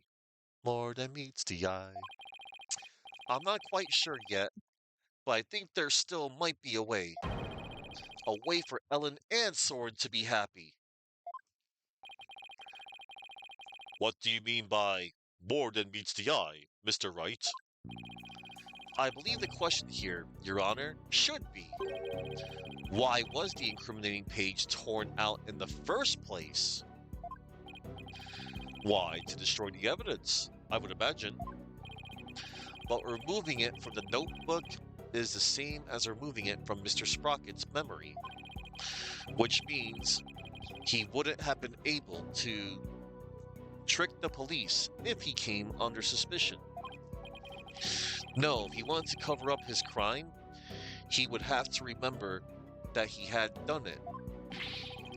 Just what are you getting at with this line of inquiry, Mr. Wright? Yes, please explain it so that we can all understand. Yes, Your Honor. The page was torn out of the notebook because somebody else tore it out.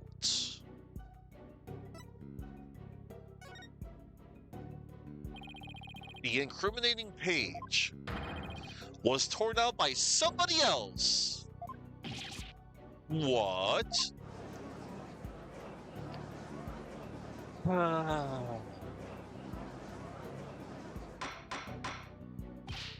Order. Order! Are you claiming a third person interfered with the notebook? It's not all that surprising if you consider what's happening up until now. After both the car accident and the murder of Dumas Gloomsbury, there was always a cover-up not far behind. Hold it. But I had my notebook with me at all times. Did you? Because I remember you were in a panic yesterday because you couldn't find it. That's true. So who orchestrated this particular cover-up, Mr. Wright? If we think back over the course of the trial, it's pretty easy to guess. The one who may have tried to tamper with Soren's memories is...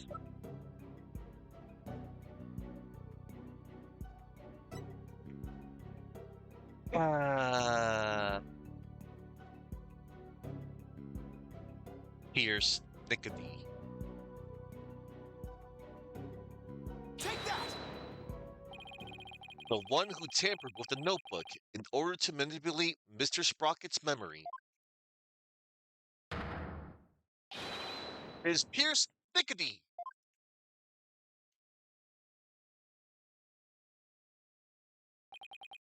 Pierce? Pierce tried to tamper with my memories? Pierce was manipulating me? Case in point. The two receptions that were held to cover up the murder. It was Mr. Nickety who directed the guests and orchestrated the entire scheme. No, it can't be. Which of my memories are mine, and which have been rewritten? When did he start rewriting my memories? Who wrote this? And this? And this? And this? And this? And this? And this? Oh no. Ah! Oh no. Soren's breaking down.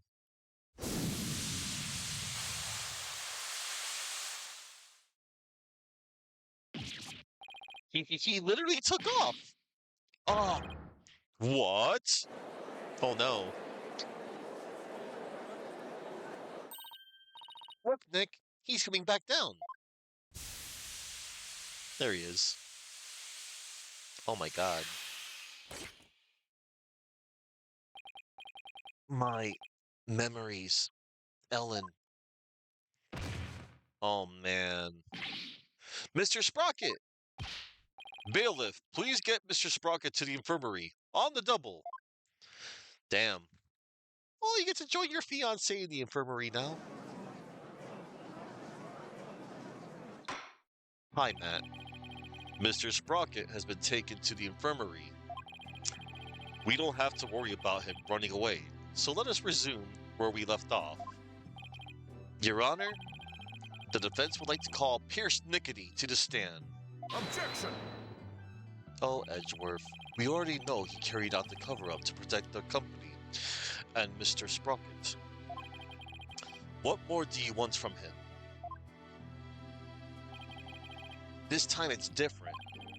The notebook, or rather, Mr. Sprocket's memories, have been tampered with. That means the only person who knows the whole truth is now Mr. Nickety. Don't tell me, are you actually trying to drum up a third suspect in order to exonerate the defendant and her groom? I'm not drumming up anything, nor do I have grounds to accuse him of anything yet.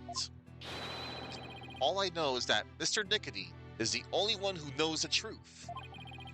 And I think he's still hiding something we don't know about yet. Humph. No grounds yet, is it? Well, Mr. Edgeworth, does the prosecution consent to calling the witness to the stand? It does, Your Honor. However, I would like a little time to talk with the witness before we do. Very well. We will break for a 20-minute recess. I'm gonna go down the slide and the merry-go-round and the swing set and play in the sandbox for the last time. I'm gonna miss recess. Hi, Matt. I saw that you were on during the daytime playing more of that Donkey Kong Bonanza.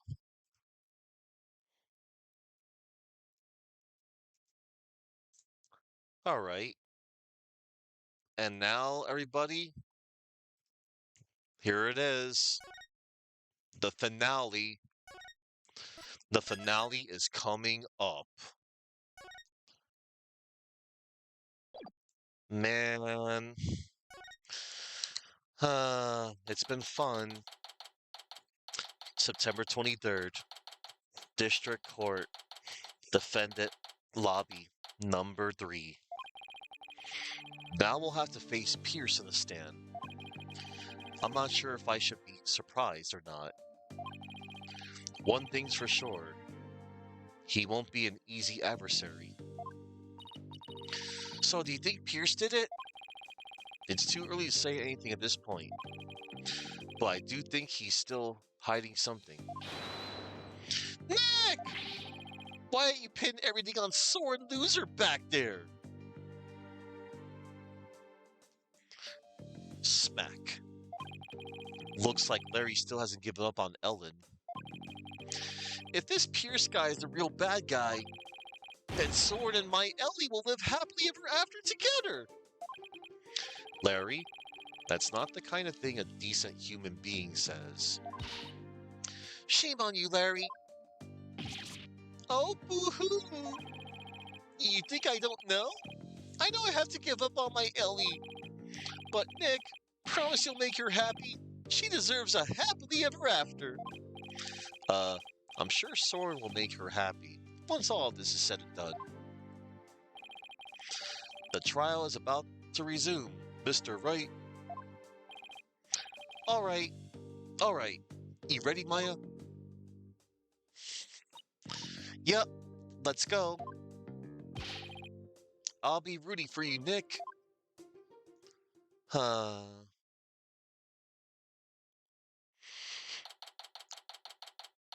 September 23rd, District Court, courtroom number 6. Man. This court is now back in session. Witness, please take the stand. Oh boy. Pierce Nickety. Please state your name and occupation. My name is Pierce Nickety. I am the Sprocket family butler. Let's get straight to the point, Mr. Nickety. Someone tore out a page from Mr. Sprocket's notebook to manipulate his memories. And that person was you, wasn't it? That is correct. What about it? Well, that was easy. So why did you do it? Why did you tamper with Mr. Sprocket's notebook? Please allow me to explain. It pains me to do this, but I will tell you the truth. It pains you? That is correct. For my testimony will go against Master Soren's wishes. Soren's wishes? What is he talking about?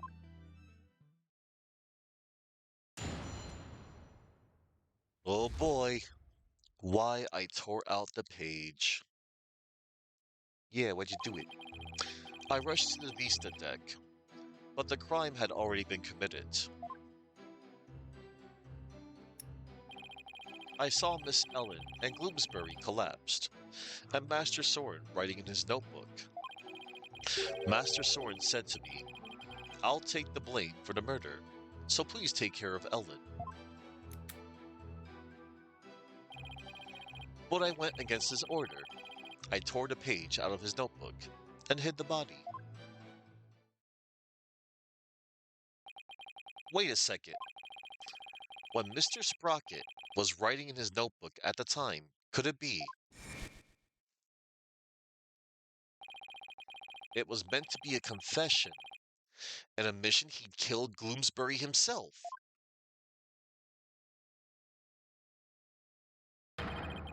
He wrote that message to take the blame for Miss Wyatt? That is correct. Master Sorin did hit Gloomsbury with the timekeeper to save Miss Ellen. Then Mr. Sprocket was the culprit after all. However, that blow did not kill Gloomsbury. That makes sense. Mr. Sprocket's injury wouldn't allow him to put much force into it. Enraged, Gloomsbury tried to attack Mr. Sorin, who was already seriously wounded. But just in the nick of time, Miss Ellen hit Gloomsbury from behind. That's good, Matt. Like if you're just doing the bare minimum, that sounds about right. But just in the nick of time, Miss Ellen hit Gloomsbury from behind and finished him off, it would seem. Though the one who inflicted the fatal blow was the defendant. Yes, that is correct. But Master Soren tried to take all the blame onto himself. No way! This is pretty bad, Nick. No kidding. Pretty bad is an understatement. Well, Mr. Wright. It seems your decision to call for Mr. Nickety has backfired. For the true culprit behind this case remains the defendant, Ellen Wyatt. Could this get any worse? Well, Pierce was involved in the cover-up plot, and I bet he still has something to hide. Oh boy. Cross-examination. Why, I tore out the page. I rushed to the Vista deck, but the crime had already been committed. Hold it! Wait a minute. I thought you went to the Vista deck with Mr. Sprocket. Actually, that is not true. What? What do you mean? I found this out afterward, but Master Sword went to the Vista deck alone. He went out the escape hatch in the reception hall and went along the outside wall. What? You can't be serious. You mean Mr. Wright's addle-padded guess was actually correct? What's with the addle-padded? I suppose truth really is stranger than fiction. So, Mr. Nickety, when you got to the scene, you saw Mr. Gloomsbury, Miss Wyatt, and Mr. Sprocket. Is that right? That is exactly right.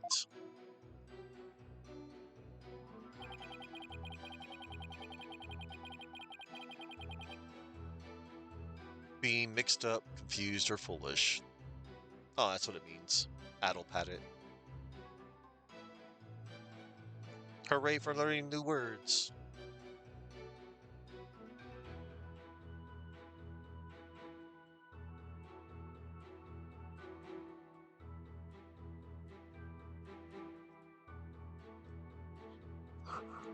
I saw Miss Ellen, and Gloomsbury collapsed, and Master Soren writing in his notebook.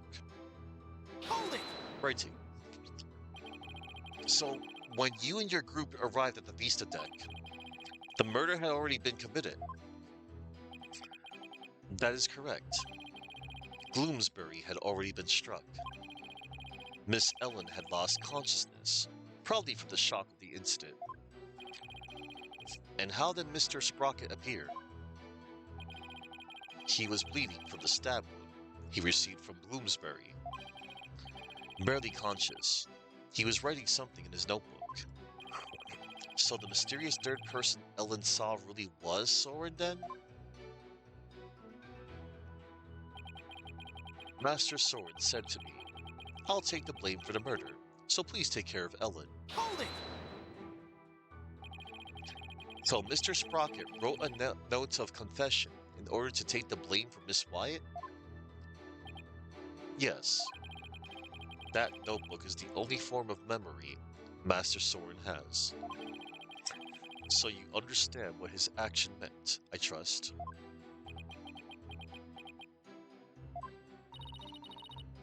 What did it mean, Nick? To Soren, everything in the notebook is true. So Soren tried to take the blame by altering his own memory to make himself think he did it. No, Master Soren truly loves Miss Ellen. It must have been love that made him do that. Shucks.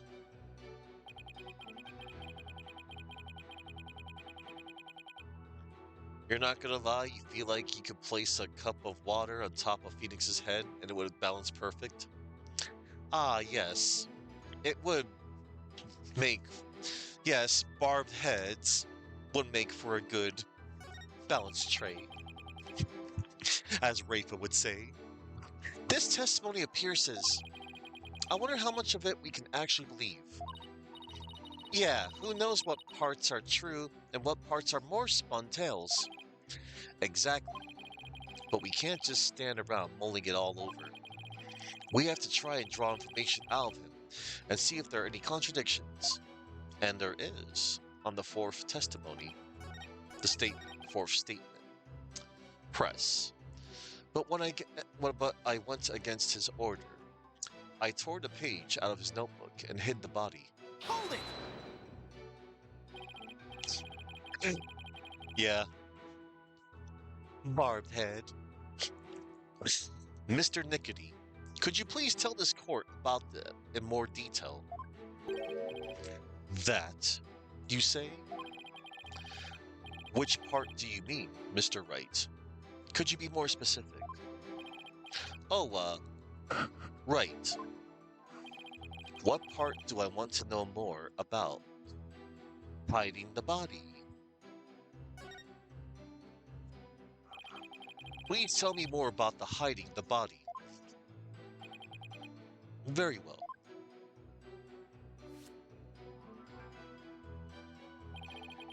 After saying he would take the blame, Master Soren passed out. That's when I hid the body. I quickly took the lift down to the hold, where I hid Bloomsbury's still warm body in the spare Pegable lantern. Ugh. So it was you who hid the body, not the defendant? To think Mr. Butts would move the lantern containing the body to the reception hall. Well, I did not see that coming. I don't blame you. Not even Larry can predict what Larry will do next. Maybe I should take another look at the lantern in evidence. Mr. Wright, would you like that statement added to the witness's testimony? Of course. Add to testimony. Yes, please. Very well. Please add that statement to your testimony, Mr. Nickety. In the hold, I hid the still warm body in the spare Pegable lantern. Hold it! Why did you hide the body in the lantern? As I told you yesterday, it was to make it as though the murder never happened. But thanks to Mr. Butts, things did not turn out as planned. So holding the second wedding reception wasn't Mr. Sprocket's idea, but yours, wasn't it? It was all for Master Soren's sake, and Sprocket Aviation. If I am accused of a crime for trying to cover up the incident, I shall accept it willingly. He really doesn't seem to even care about himself. So he's talking about the cover-up after the incident, huh? Right, that information only somebody who was actually involved could know. So it might be a really important piece of evidence. so it might be a really important piece of testimony. I think so too. I really have to thread carefully here, and we shall. Because on that new statement is a contradiction. In the hold, I hid the still warm body in the spare peggable lantern. About that.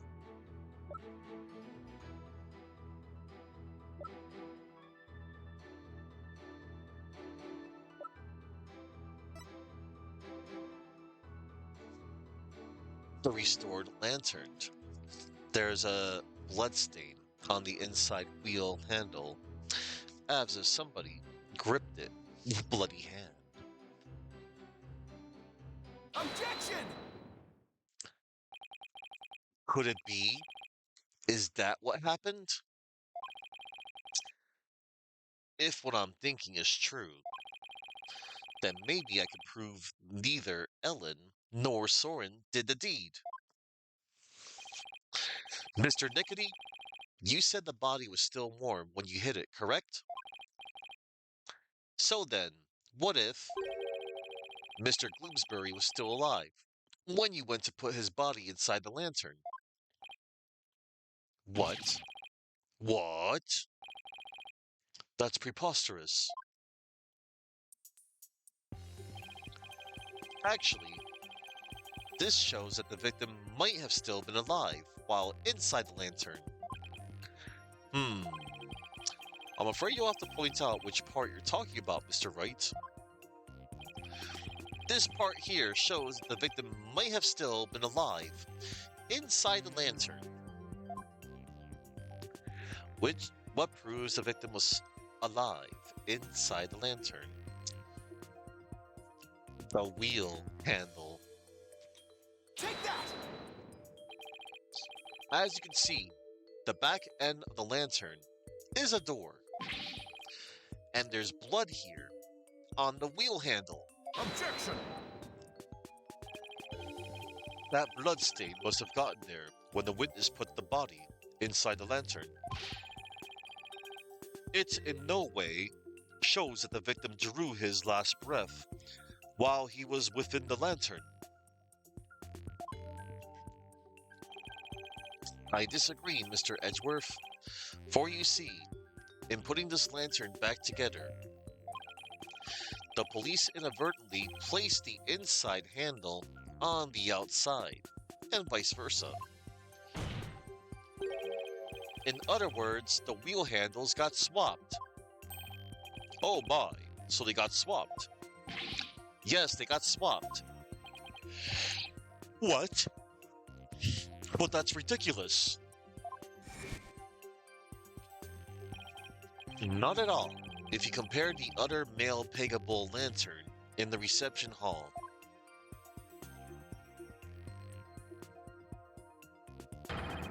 it's quite obvious the wheel handles were attached backwards.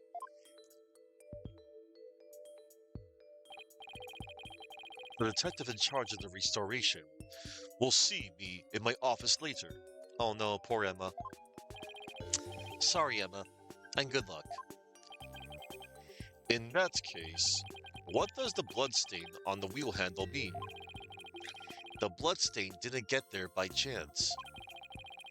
When the victim was put inside the lantern, he was only unconscious, not dead. When he regained consciousness, he probably tried to go out of the lantern. He probably tried to get out of the lantern. So he grasped the inner wheel handle, and that's when the blood got on it. This proves that the victim was still alive when he was inside the lantern. At the time, I was completely convinced Gloomsbury was dead. Had I checked more carefully, he might have survived. Unfortunate, to be sure, but not significant enough to change this trial's outcome. Again, I disagree, Mr. Edgeworth. It actually has a very significant impact on this case. The victim was struck by the defendant, then died from his injuries sometime later. There's nothing more to it. Objection!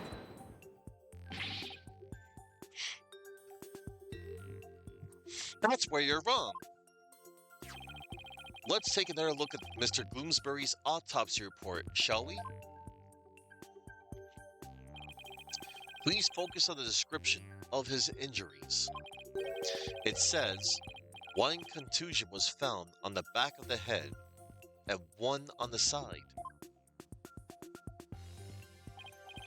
Yes, the one Mr. Sprocket gave him, and the one Miss Wyatt delivered to finish him off. No, the defense would like to submit a different interpretation. A different interpretation? The victim was knocked unconscious by the first blow and was then put into the lantern. Then what about the lethal blow by the defendant that the witness talked about? Yes, well, that didn't happen. After some time, when the victim regained consciousness and tried to get out of the lantern, that's when he received the second blow that finished him off. Taking into account the fact that the victim was alive for a period after the first hit, and that he did receive a second blow to the head, it does seem entirely possible. Yes, as long as the first blow didn't kill the victim instantly, then there's a possibility that someone other than Mr. Sprocket or Miss Wyatt delivered a fatal blow. Objection! That's all you've got. Even if there was a time lag between the two blows, the prosecution's position doesn't change. What? What do you mean? It's elementary, Mr. Wright. After the reception, when the defendant was cleaning up the reception hall, the victim, who was supposed to be dead, suddenly came out of the lantern. The defendant grabbed the murder weapon, which was right there, and finished him off. That theory sounds awfully familiar. Of course it does, Your Honor, because it's exactly what I proposed at the very start. The second blow was inflicted by the defendant after all. Really, Edgeworth? I see. It seems a tangle of mysteries has unraveled into a single thread. Objection! But as long as there's a possibility that the fatal blow was delivered by a third person, then we must continue the deliberations. Give it up, Mr. Wright. Unless you have something to prove the presence of your precious third person.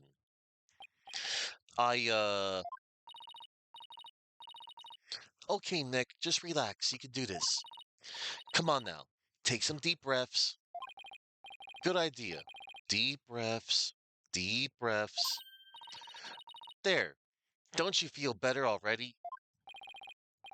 Maya's right. I should calm down, get my focus back, and go over everything again. And then hopefully, I'll be able to find something to prove there was a third person. Let's see.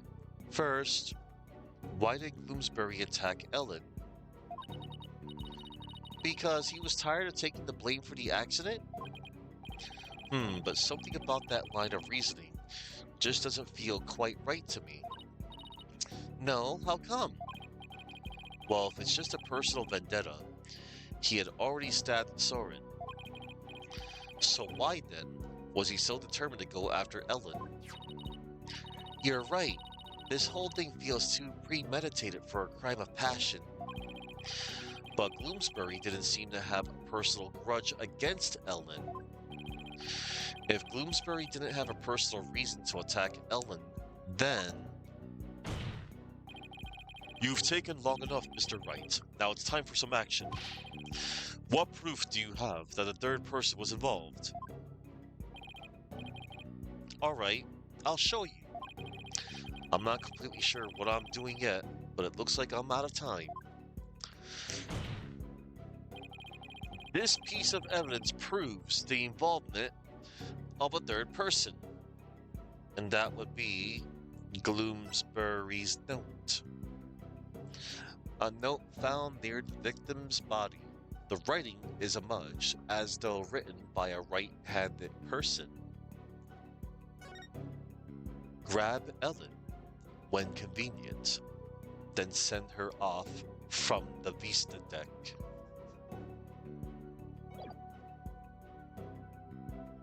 Take that! I get it now.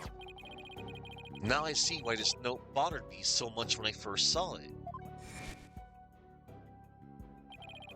It looks like a note outlining the murder plot. That note was apparently written by the victim. But why would he feel the need to write instructions to himself like this? Oh, and plus, that was written by a right-handed person. Reminder, it was revealed in the investigation that Dumas Gloomsbury is left-handed. Your Honor, please take a look at this note. This is the victim's murder plan, right?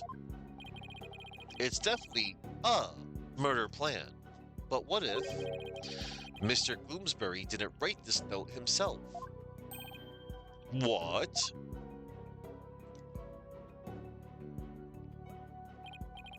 This is how you intend to conjure up your mysterious third party, Mr. Wright? Yes. Can you even prove that note wasn't written by the victim? Yes. Yes. Yes, I can. Very well then. Please present your evidence, Mr. Wright. This evidence proves the victim didn't write the note.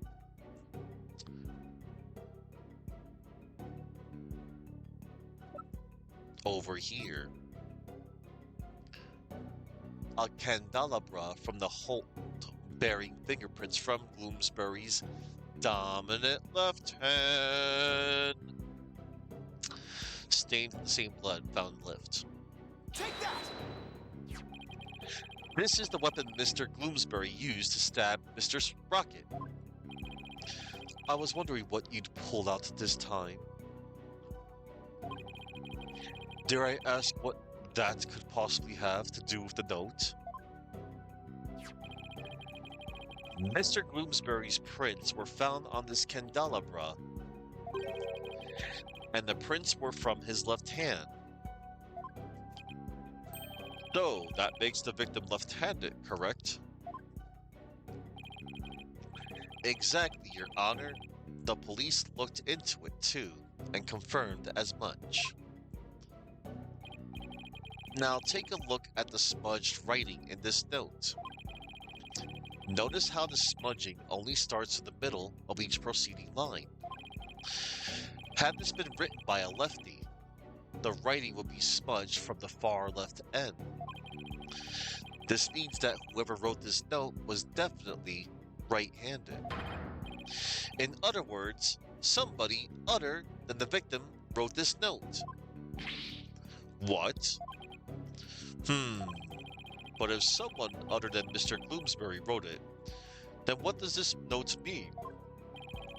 Mr. Gloomsbury followed this note to the letter when he attacked Miss Wyatt. So clearly, this note isn't a murder plan written by Mr. Gloomsbury, but rather, these are instructions to kill Miss Wyatt, issued by somebody else. Objection! If it wasn't the victim who wrote these so-called instructions, then who wrote it? Most of the people involved are right-handed, you know. He is correct. The majority of the family and their employees who were on the airship are indeed right-handed.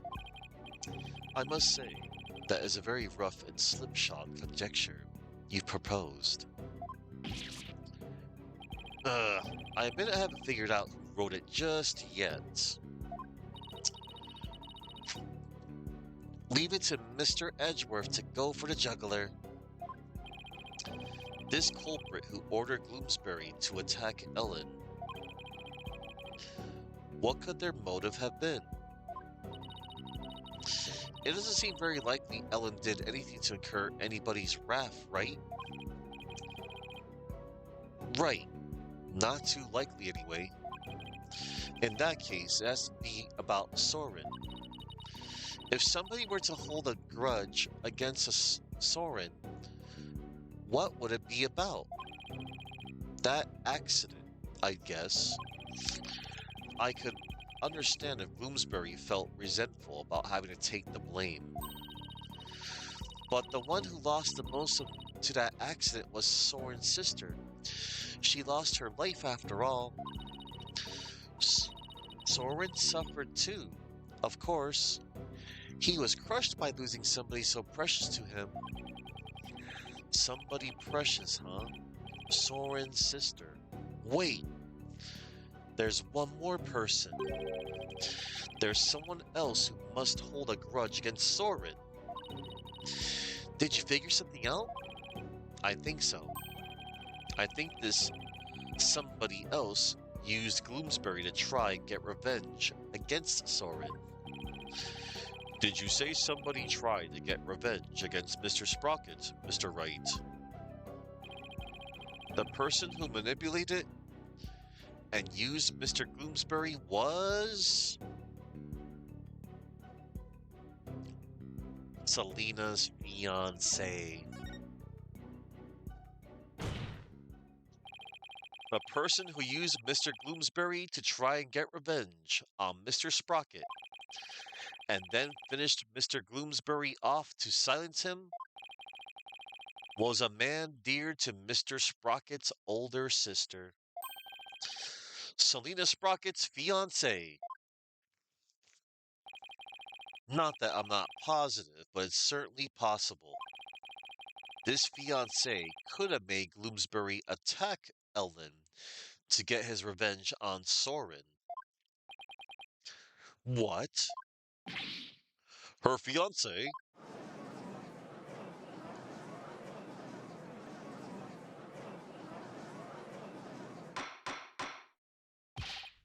Order in the court! Order, I say! Yes, it does seem quite believable that Miss Selena Sprocket's fiancé would bear a grudge against Mr. Sprocket for his role in the accident. Exactly, Your Honor. Maybe her fiancé was trying to murder Miss Wyatt in order to make Mr. Sprocket experience the same pain he'd felt. Objection! Miss Sprocket's fiancé was a surgeon, if memory serves. But the only people who attended the reception were family and staff members. That may be, but then that just means that Miss Sprocket's fiancé must have been among those who attended. What? Really? Of course, otherwise, how could he have killed Mr. Gloomsbury? Oh, I see what you're doing. This is just another giant bluff, isn't it? All right, I'll bite. Who exactly do you claim this fiancé to be? Yes, I would like to know as well. Are you sure you're going to be okay, Nick? Maybe? When it comes to suspicious people, there's only one person on my list. I need to find something that connects him to Selena. This will help us identify Miss Sprocket's fiancé.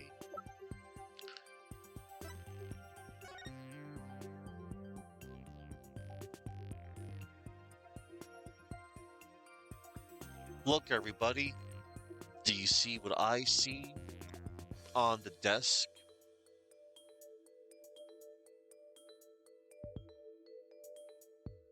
It looks like a pocket watch. And who also carries a pocket watch? Why, none other than one Pierce Nickety himself. Take that! Please take a look at this photo, Your Honor. That photo. Notice Miss Sprocket's pocket watch. Haven't we seen it somewhere before? Yes. Now that you mention it, I do feel as if I've seen it somewhere before. I believe we've all seen it. Right here in this very courtroom. Oh, impossible! That's right. The pocket watch in this photo.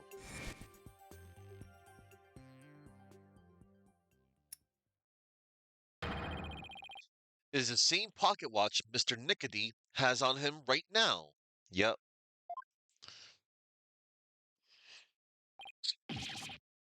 What? This is clear proof of a strong connection between Pierce Nickety and Selena Sprocket. No. Hmm. Well, Mr. Nickety, is this true?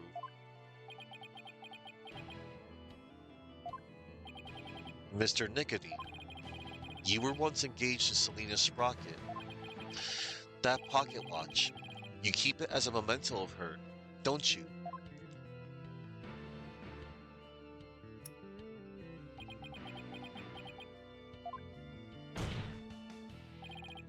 Mr. Nickety, you plan to rob Mr. Sprocket of his loved one to make him feel the same pain as you. Isn't that right? But Mr. Sprocket managed to fight back and knocked Mr. Gloomsbury unconscious. You thought Mr. Gloomsbury was dead and hid his body in the lantern. But then you noticed Mr. Gloomsbury regained consciousness. And so you finished him off to prevent your plan from being exposed. This is the defense's take on what really happened in this murder case. Mr. Wright, does this mean you wish to officially accuse this witness of the murder of Dumas Gloomsbury? Does the defense accuse Mr. Nickety of the murder? Accuse. The defense indicts Pierce Nickety on the charge of murdering Dumas Gloomsbury. Oh my. Mr. Nickety, would you care to respond? Man, this lawyer just yaps on and on and on. As you guessed, this watch is a memento of Selena. It stopped working at the time of the accident, though. Then you really are.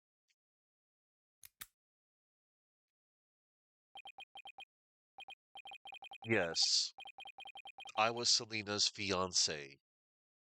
And not just her fiance, but the surgeon beside her deathbed. Ooh, Objection! Mr. Nickety, why didn't you tell me any of this before? Cut it, you useless prosecutor. Oh, damn. Little attitude from Pierce Nickety here. I thought you could be of use, but apparently this case was too much for you. What did you say?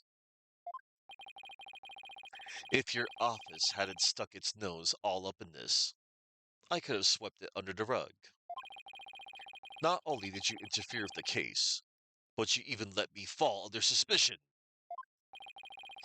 That's because you kept trying to cover things up on the sly. Urgh. But covering things up wasn't your only involvement. The only person who had a motive to use the victim to try and kill Miss Wyatt was you!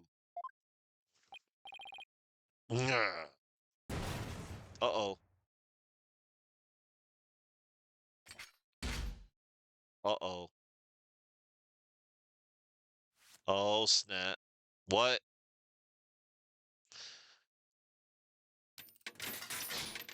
The cuffs are off.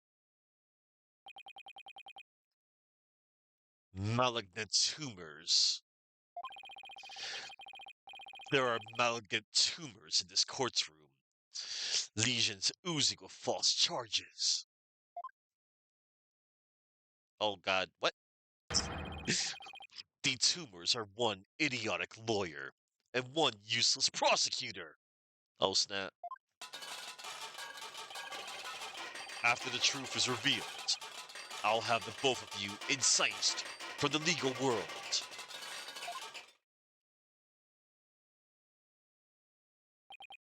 Hmm. I'd like to see you try. With the power of the Sprockets family, it'd be a cinch. Yep, his surge in persona.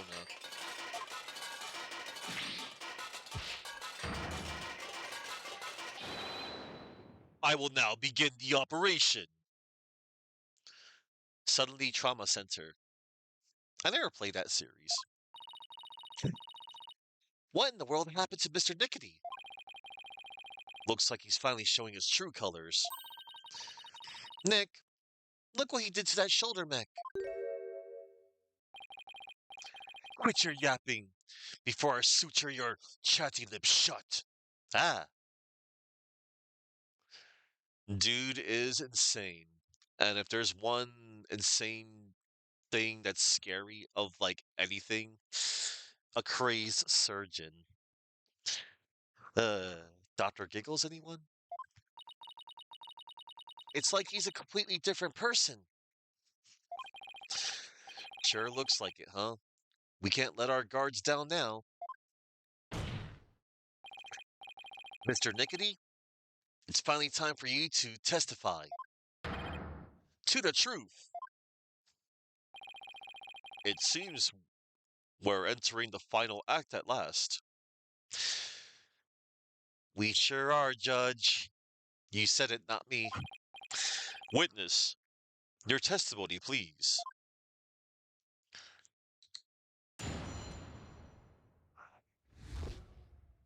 Right to remain silent.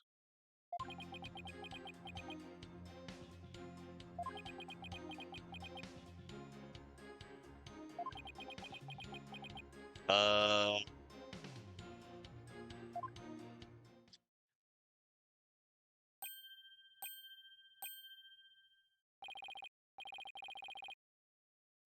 at least a parrot, um, testified.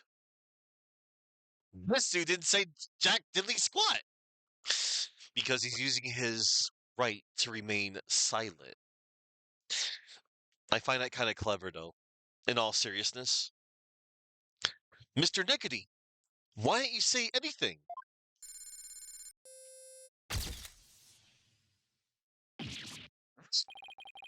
He just took a picture of me or something.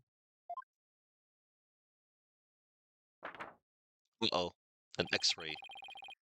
You want me to voluntarily testify, hoping I will make a slip of the tongue? Not a very impressive plan. Or brain, I might add. Ow, that was uncalled for. I agree. If you want to know something, you ask the question. I will answer, but I have no intention of making any voluntarily statements of my own. Mm, what's he trying to do, Nick?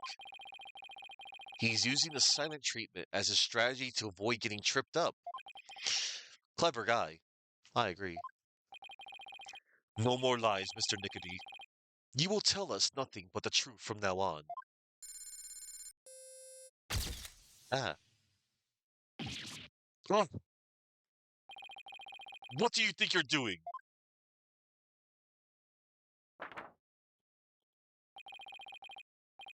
No one asked you to speak. Just keep quiet over there and play with your frills. Oh, his little cravat. That's kind of funny. How dare you? I agree. How dare you? Well, this is a rather unconventional situation. Let's please proceed, Mr. Wright. Yes, Your Honor. Oh boy. Got a freaking psychopathic doctor here.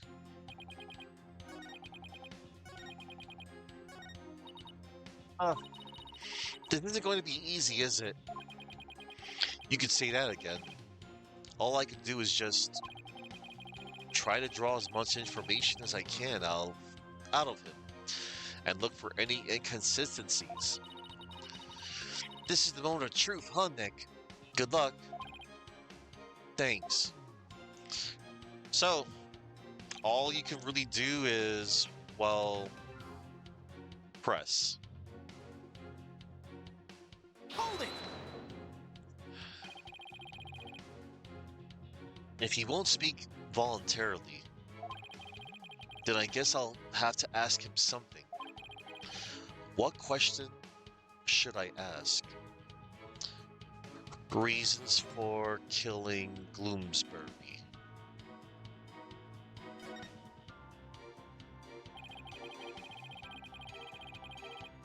Isn't it true that when Mr. Gloomsbury regained consciousness inside the lantern, you murdered him in order to silence him? He was an excellent employee and very loyal to me. Gloomsbury was my right-hand man. I'd suffered the most from losing him. You really think I'd kill a guy like that?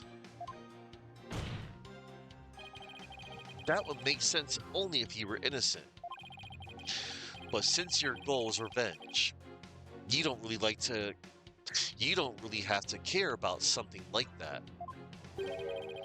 But I am innocent, I tell you. Don't try to force your conjectures onto me. Mm, I guess without decisive evidence, I can't pursue this line of questioning any further. Mr. Wright, would you like that testimony added to the witness's... Would you like that statement added to the witness's testimony?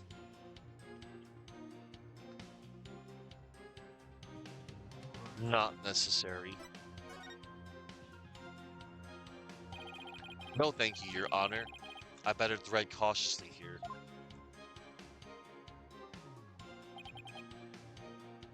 Hold it! If he won't speak voluntarily, then I guess I'll have to ask him something. Grudge against Soren. You've been nursing a grudge against Mr. Sprocket over the loss of your fiancée. Isn't that right? I'd be lying if I said I felt no resentment whatsoever. But Master Sword didn't cause that accident on purpose. Master Sword himself has suffered greatly.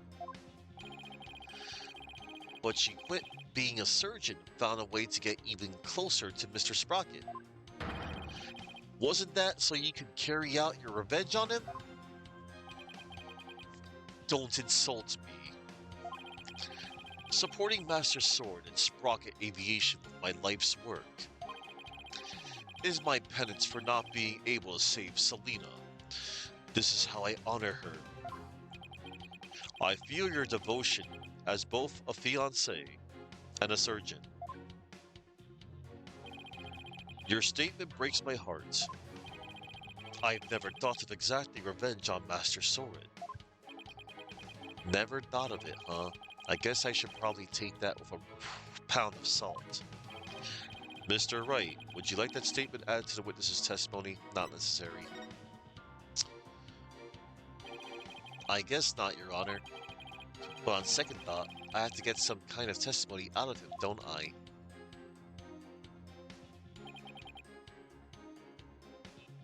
Hold it! If he won't speak voluntarily, then I guess I'll have to ask him something.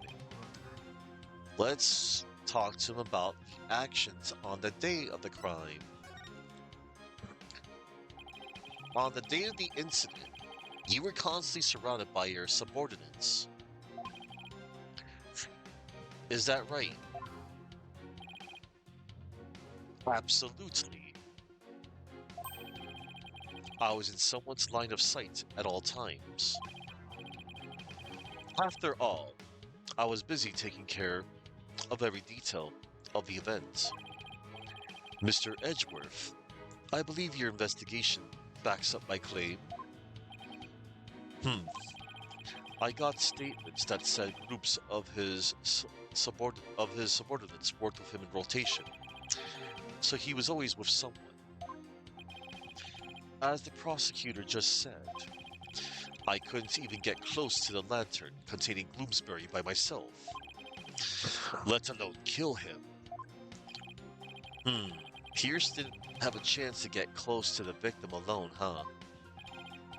Mr. Wright, would you like that statement added to the victim's testimony?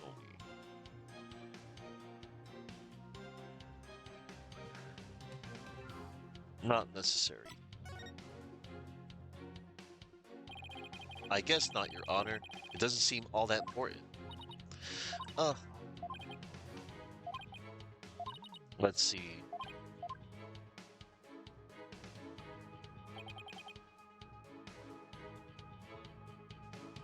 One moment.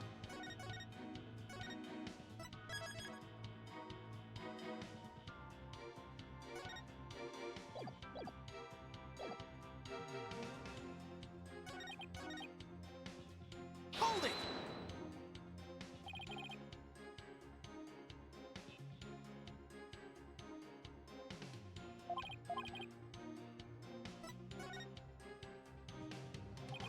I think we have to ask him to add to his testimony, I believe, now. Yes, Your Honor.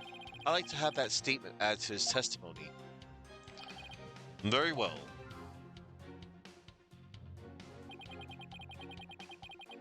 I was always in the company of others. I didn't have an opportunity to murder Gloomsbury. Hold it! So you were always in someone's line of sight. I was surrounded by family members and staff as we prepared for the reception. During the reception, I was stationed behind the sweetheart table to attend to the couple. When could I have possibly committed murder? I'm not buying it. If Pierce is the true killer, then there must have been some time when he was out of everyone's sight. What do you think, Nick? Is there a chance for us here? Well, as long as we have some kind of testimony from him, there has to be. I'll just have to compare this testimony against the evidence and find an inconsistency, right? Exactly. This is it. I have to do this right.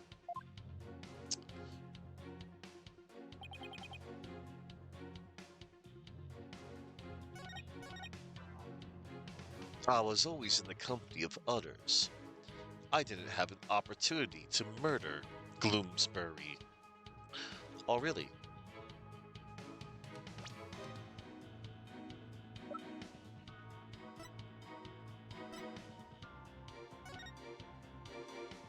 Always in the company of others, you say? Objection! That's not what the photo of the reception says.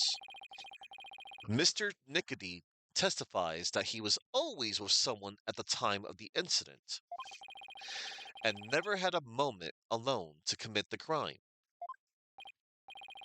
Yes, and the police investigation backs that statement up, doesn't it? But there was an opportunity. In fact, one, and only one. A moment when Mr. Nickety could have killed Mr. Bloomsbury without anyone noticing. What? And the one thing that made that moment possible is shown here in this photograph. Hold it. With all those people watching, I couldn't have possibly committed murder. Do not believe him, Your Honor. This lawyer is a malignant tumor. He wants to infect this judicial body.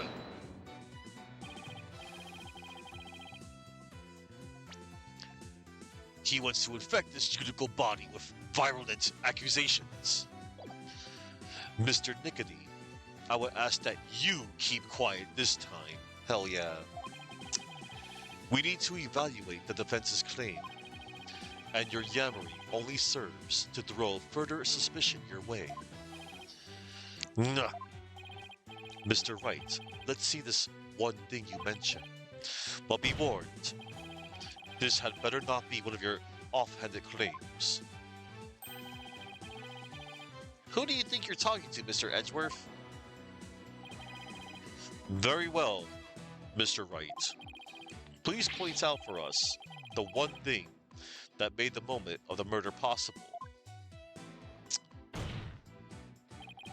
That one moment when it was possible for Mr. Nickety to kill Mr. Bloomsbury.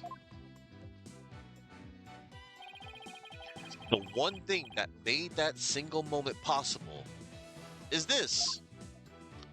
What made it possible to commit the crime unseen? Why, the fog machine. It's producing fog. Take that! The one thing that made the moment of the murder possible is this thick moon fog that engulfed the entire reception hall. It is under the cover of this fog that Mr. Nickety murdered the victim. Ooh. What? Mr. Nickety was standing right next to the lantern that Mr. Bloomsbury was in. This was the only moment the murder could have been committed without being seen. Objection! I can accept that there was a moment when the witness was obscured from others by fog. But that doesn't prove Mr. Nickety killed the victim at that very moment. If you can't prove the crime was committed during the reception, the trial ends here. Nah. I was so caught up in finding a foothold that I forgot to think that far ahead. Well done, Mr. Edgeworth. It's time to call this trial's time of death. Well, Mr. Wright, can you prove the murder happened during the reception? Don't even bother. His claim is dead on arrival. Victory is within your grasp, prosecutor. Quiet, witness. I have no interest in victory. Yeah. Well, let's rewind the clock a little, Mr. Edgeworth. You were so hell-bent on, getting that, guilty verdict, but you're changing your tune there. Yeah, that's what I thought. You're back to seeking the truth, is what we're trying to do. Yeah, Pierce doesn't know when to shut up. All I care about is the truth. That's what I was just about to say, Miles. That's what I was just about to say, and it's almost like you kind of forgot that. One that we can only arrive at through further deliberation. Edgeworth. Enough of this! Your Honor, this trial is over! No, Mr. Nickety. That is for me to decide. Hell yeah, Judge. Mr. Wright, can you prove it? Can you prove that the murder was committed during the wedding reception? Why is there no verdict yet? The lawyer's obviously out of answers! The prosecutor, the judge, they're all infected. Their malignant stupidity is so advanced, not even the best surgeons can save them. In fact, not even a brain transplant could cure them. This court is infected with idiocy. It's a pandemic. Cuckoo. Objection! Cuckoo. Mr. Nickety, that's enough already. Thank you. I'm finally ready to give up. Are you? No, just the opposite, actually. I'll prove the murder was committed during the reception. By you!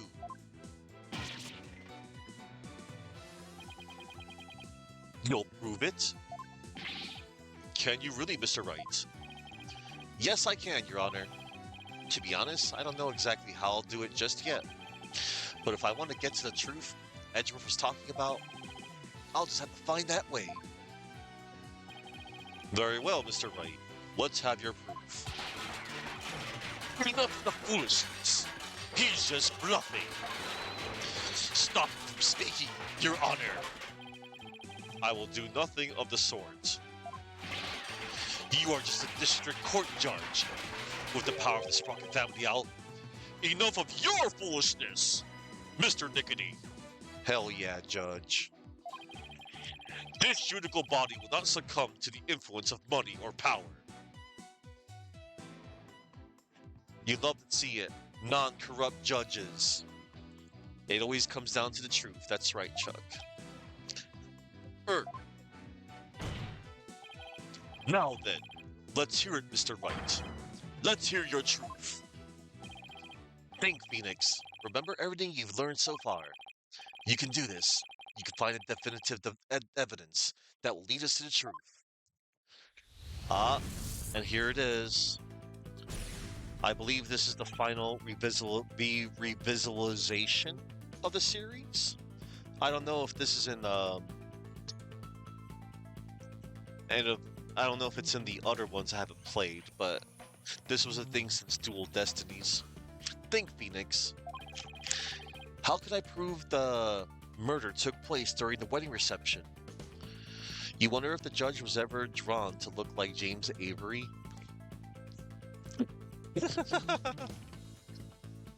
How can I prove the murder took place during the wedding reception? If Pierce committed the murder during the reception that he had to have used,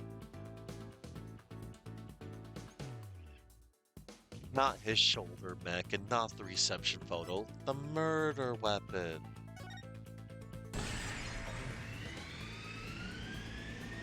He used the murder weapon, obviously.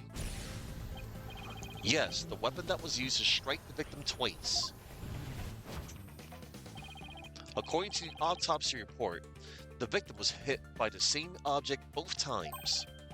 So without a doubt, Pierce used it to commit the murder. The weapon used to kill Bloomsbury was the Timekeeper, of course. Not the Key of Love, stab the key, and not the Candelabrar.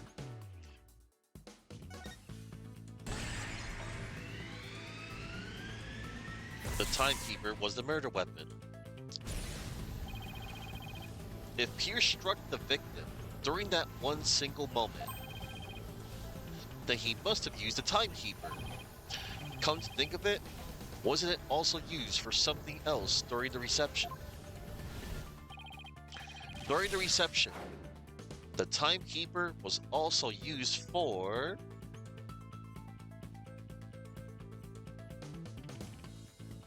not the cutting of the time machine, not the first taste of love, The first startup of love.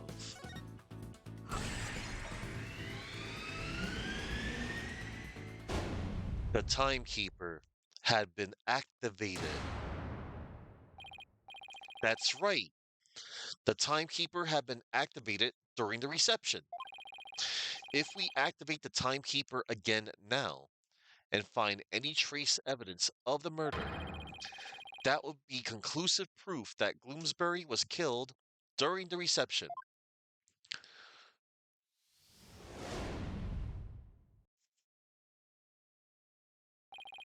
A special ceremony took place during the reception in question.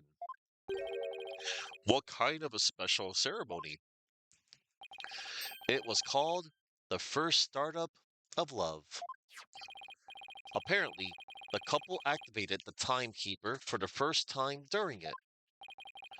Does that mean the timekeeper here in evidence isn't activated at the moment? And what would happen if we were to activate it? Why don't we see for ourselves? It would give us a chance to examine it. And while we're at it, we just might find some conclusive evidence. What? No, you can't activate it. Mr. Nickety, keep quiet or I'll have you thrown out of court. Ah. By the way, Mr. Wright, this is supposed to be a time machine, right? We aren't going to travel back in time to the Stone Age or anything, are we? I don't think we have to worry too much about that, Your Honor. I'm still a little nervous nonetheless, but the truth must be known. Very well. Go ahead and start up the timekeeper. Do you know how, Nick? I think so. Maybe? The bride and groom each had a symbol of their love, and when they put them together, oh, how romantic it was. Let's see, I think the symbol of the groom's love must be the timekeeper itself. What symbol of the bride's love would fit together with the timekeeper? Oh, I know. That has to be it. Mr. Wright, are you ready to activate the time machine now? Yes, Your Honor. The symbol of the bride's love that's necessary for activating the timekeeper is Ellen's pendant. Take that! Miss Wyatt's pendant is the symbol of the bride's love that's necessary for activating the timekeeper. What? Then does that mean you can start it up with Miss Wyatt's pendant? I believe so, Your Honor. Very well. Please try it now, Mr. Wright. Okay, here I go. But first, I have to figure out where the pendant goes. It would be over here.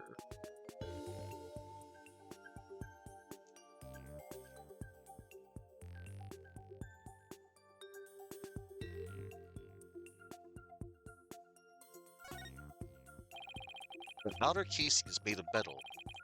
I sure wouldn't want to get hit with something like this. Oof. It's a propeller. It's designed to look like the hands of a clock.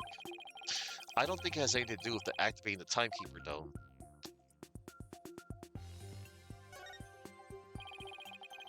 I don't think this is a spot. I better try somewhere else. Hang on.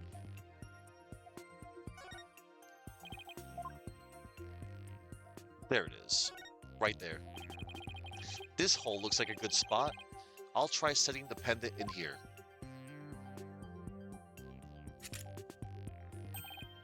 It fits! This must be the right spot. Now I have to find a place to insert the key.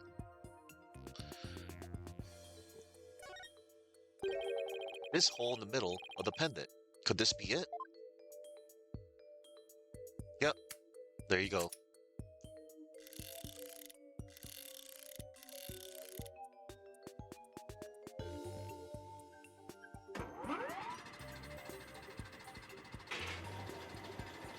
Aww.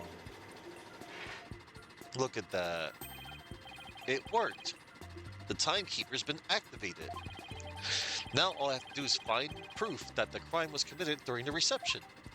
I mean, it's right there. We don't have a good look of it yet, but hold on. I've already activated the timekeeper. Now I just have to look for proof. I mean, this right here, is this proof enough? Hang on. I think I found it.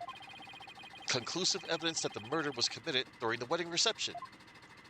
Yeah. Just as I suspected, there's evidence of the murder inside a timekeeper, Mr. Nickety. The timekeeper was only activated and open during the wedding reception, right? No! Stop! So that means this is conclusive proof that the crime was committed during the reception. Heck! After you killed the victim, under the cover of fog, you closed the timekeeper to hide the bloodstain, didn't you? Timekeeper updated in the court record. Yep.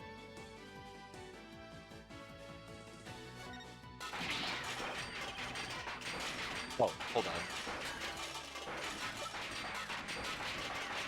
Sorry about the noise.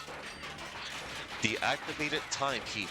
It's obvious that it was in this state when it was used on the victim. No, you're wrong. Ellen killed Bloomsbury. It wasn't me, I tell you. Objection! Give it up, Mr. Nickety. How could the defendant, who was in the middle of pledging her love, have possibly committed the murder with everyone watching her? It was the family. Yes, all the family members conspired together to kill him. Objection! Bro. There's no way you can talk your way out of this, Mr. Nickety. During the reception, during that one dreamlike moment, only one person could have used the timekeeper to beat the victim to death.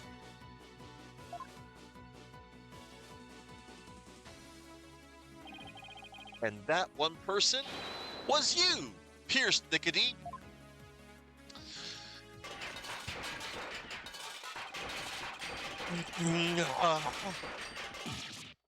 Back.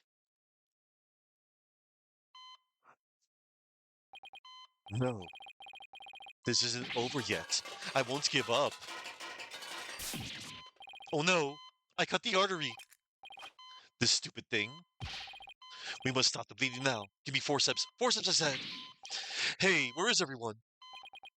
Fine, I'll manage this alone. I'll do it all by myself. I can fix anything, repair anything. So you have to get better. You have to live. You must. I would have been able to save her if only I hadn't listened to her. If only I had treated her first. If only that Soren hadn't been there. Ah, Selena, no.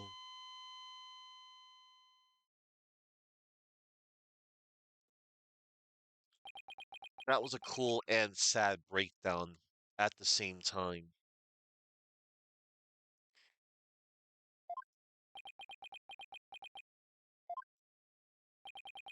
Witness, are you finally ready to tell us the truth? It's just as the lawyers deduced. So it was all revenge scheme against Soren Sprocket?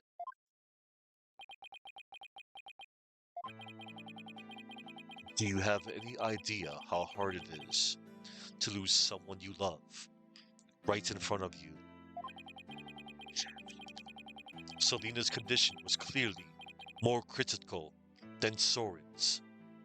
But in spite of that, she said, "Please help Soren."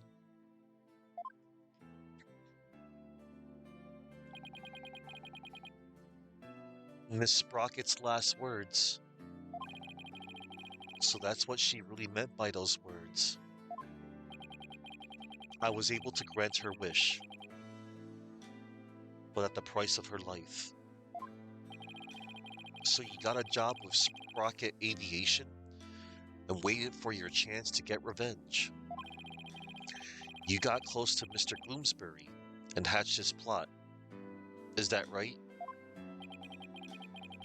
Bloomsbury already bore a grudge against Soren, so when I tempted him with an even better position, he immediately took the bait.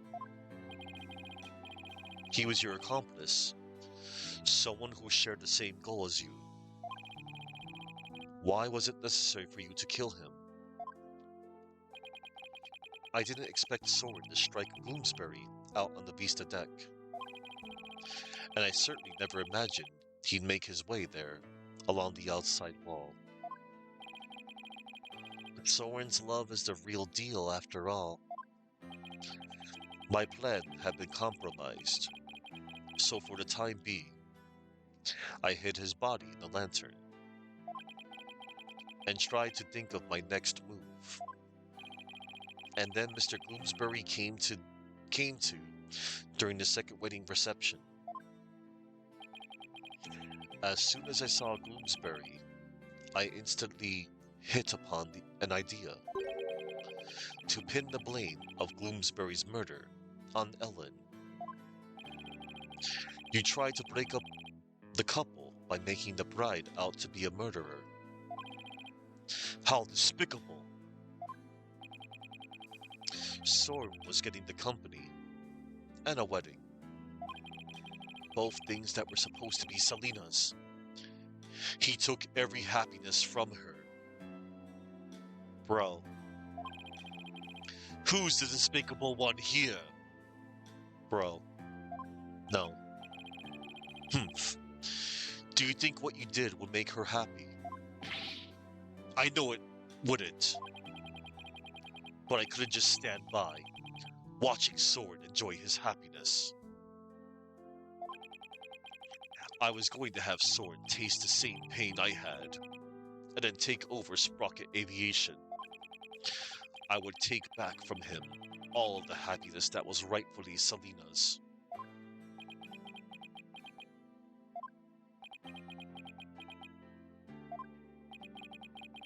Time stopped for me the day I lost her. Another victim of time, everybody. Just like this pocket watch of hers. Hold it! Pierce. Miss Wyatt? I believe Selina would have said, leave this ill will behind. Your time is yours to live. It's too late for me. Time will never advance for me, ever again. What? It can't be.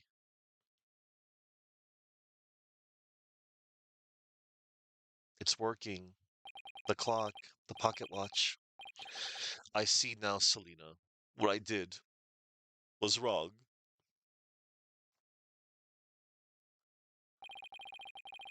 I see no further need to continue this trial. Bailiff, please take Mr. Nickety away.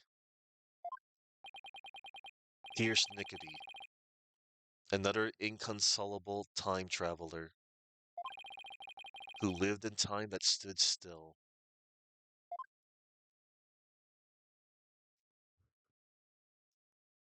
Bro, and man, what a good sister. You know, help my brother instead. And yeah. Now then, I must render my verdict regarding the defendant. Hmm? Your Honor, before you give your ruling, would you please allow me a moment? Very well. Ellen, there's something I need to say to you. Yes, Soren? I've put you through something truly horrible. This whole thing happened all because of me. I, I would understand if you wanted to call off our marriage. What? Oh no. Don't leave her. Of course not. I've never once done that. Don't leave her at the altar. If you stay with me, you'll only face even more trying times in the future. What do you mean? The truth of this incident and the car accident before it, I'm going to tell the public everything.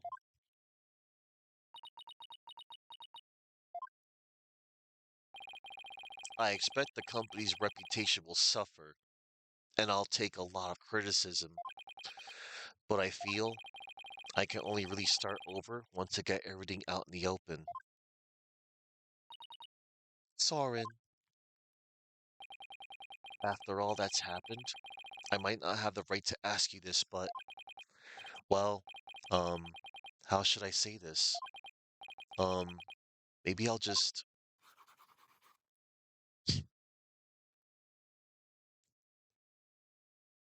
Oh no, one more paper airplane. Slow animation. Oh no, a life with me probably won't be very easy, but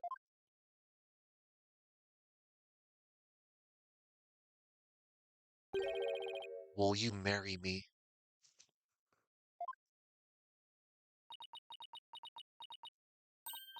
Yes, of course. Oh my god. Your Honor, thank you for this time. Please, continue with your ruling.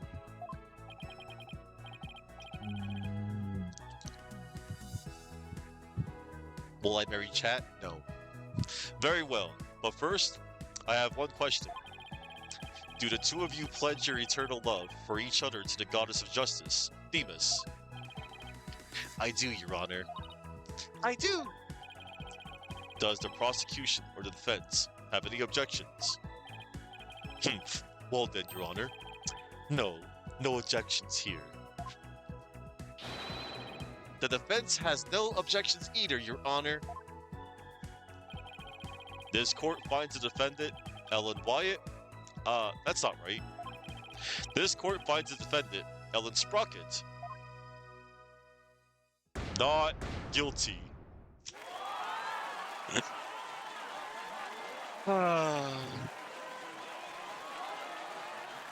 Hello, cynical Flo. Edgeworth. Uh, this court is adjourned.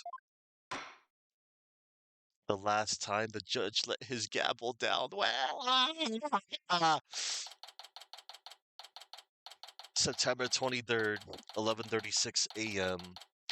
District Court, Defendant Lobby, number 3. I'm so sad. Ellen Soren, congratulations. Mr. Wright, I can't thank you enough. If you had exposed the truth, Soren and I wouldn't. We wouldn't. But now you can finally start your new life together, right? Oh, thank you! Mr. Wright, we'll be holding our real wedding ceremony in the near future. Would you do us the honor of coming to it? I want you to witness our fresh start. Of course, I wouldn't miss it for the world. And Ellen, this time, it'll finally be happily ever after, right? Oh, yes! The two of you have persevered and overcome this trial together. Now, no matter what obstacles come your way, I'm sure you'll be able to handle them. And there's another thing I'm sure of it too. This person will always be watching over the two of you. And that would be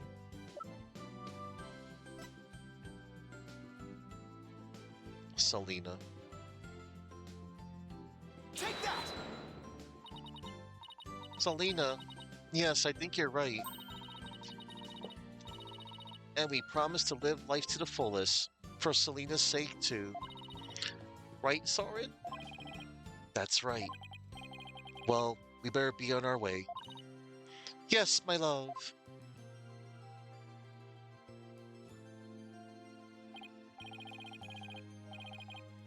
Wow, the old threshold carry, huh?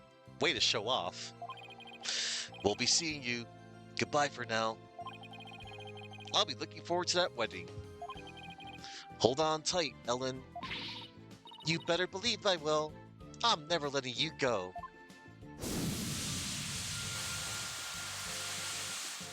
Just fly out of the courtroom.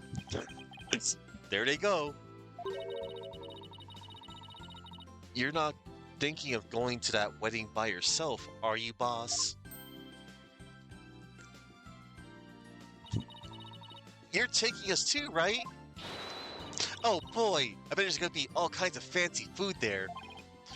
Athena, when did you get here? Just now.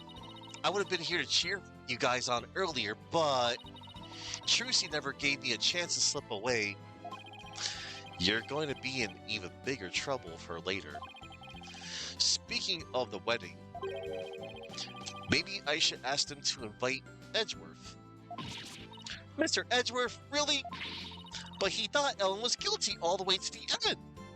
Yeah, that may be true, but... Don't even bother. His claim is dead on arrival. Victory is within your grasp, prosecutor. Quiet, witness. I have no interest in victory. All I care about is the truth. One that we can only arrive at through further deliberation. If he hadn't stood up for us when he did, the trial probably would have ended there. You mean Mr. Edgeworth gave us that chance? Maybe. Though knowing him, I doubt he'd ever tell, even if I asked. Well, if that's how you feel about it, Nick, then why not try to get him invited? Hey, Maya! Have you ever tried to catch the bouquet? What? No? I never have either. Fighting over a bouquet that's been tossed by the bride? Talk about fierce competition. I'm totally stoked. I'm not sure it's really supposed to be all that competitive. I'm a pretty good jumper, so I think I've got a chance. She's definitely missing the point of the whole thing. And Larry, how did you manage to stay so quiet for so long? Shut up! Wishing the lady you fell in love with every happiness is what a real man does. I'm pretty sure that relationship was over before it even began, Larry. Darn it all! If only I was 10 years younger, things would have gone differently. Hands of time, why won't you turn back for me? Shut up, Larry. No. Oh, look. September 30th, 9:20 a.m. Sprocket Park. Mooring Dock. Today is Ellen and Soren's third wedding ceremony and reception. I heard the bride and groom insisted it be on the Flying Chapel again. In the end, they were nice enough to invite me and Maya. And Athena kind of invited herself. They also invited Edgeworth, Emma, and even Larry. They say third time's a charm, right? I really do hope it's happily ever after for them to this time around. Still, I get the feeling it's going to be one rowdy party. Huh. Ready when you are. Okay, here we go! Huh? Oh no. Oh, hey! Look who's next! Huh?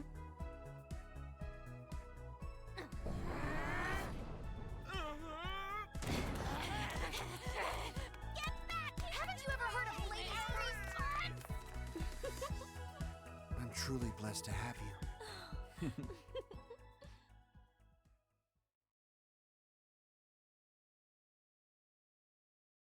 Oh my god. Larry caught the bouquet! Oh, cool. Congrats, you've unlocked a special bonus in the music and background setting screen. SLJ commemorative Sunoga. Nice. Oh my god.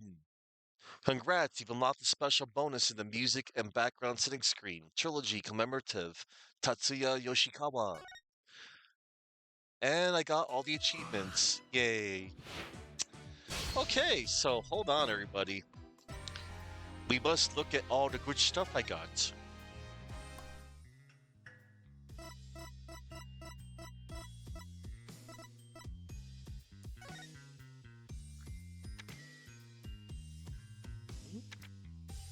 I still love this screen the most. Oh, look at that. It's there's Maya and Rafa. This is nice. Karayan. That's cool. Oh wow. We got Nayuda, Rafa, Blackwell, Clavier, the double finger point, Trucy, and Emma. This is cool. I like this. Very nice. Emma wore a red muffler like Lana. Oh yeah, she did. That's cute.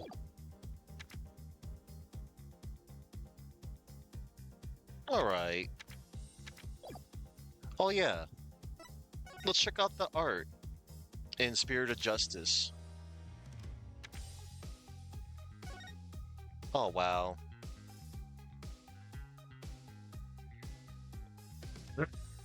Blackwell. Yeah, I wanted to check out like a few things before I call it. Nice. Oh. It's Taka! And the magic panties. Taka! We love Taka here.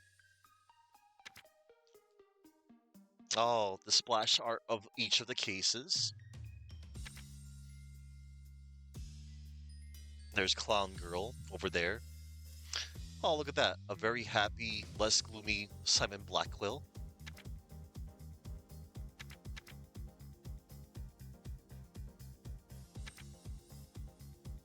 This was cool. Let's see. Character designs. Wow. The Matrix. Such a fun mechanic. Oh, look at that. Maya with the veal. Really nice. Oh, cool. I like that, that hat she has, the rice hat. Oh, wow. That looks like, that reminded me of, Misty Faye's, sword cane. Oh, look at that. Oh, wow. She really looks like, is as if she was not channeling, Mia there with that hairstyle. This is nice. Rafa! She's awesome. Again, I told you, Rafa, she was a character that grows on you like a fungus. She got better and better with each case. Like, yeah, I didn't like her at first, but then, like, yeah, after case 3, I was like, oh my god, this character. Oh, wow. They had so many other different concepts and different hairstyles. Oh, wow. Different hair color. Wow. The Dance of Divination. Oh, wow. They really did go through many styles of Rafa. You want Rafa and the Sans back for AA7? Upgrades to make the victim's hearing audible? Yeah. I wouldn't mind that again, considering, you know, Like both Apollo and Nayuta, they're going to, you know, make the legal system good again. Like they could definitely tell more stories. Oh wow, look at that. These are very radical designs for Nayuta here. Oh wow, originally was gonna hold the staff.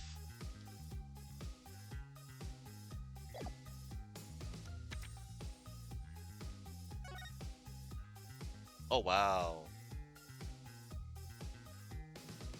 That reminds me of Dirk over there.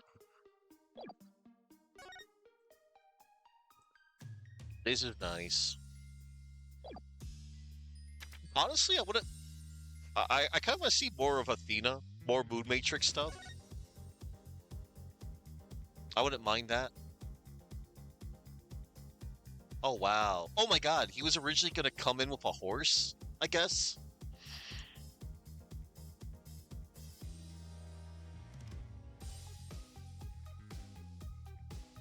Beads. Huh? The beads broke apart.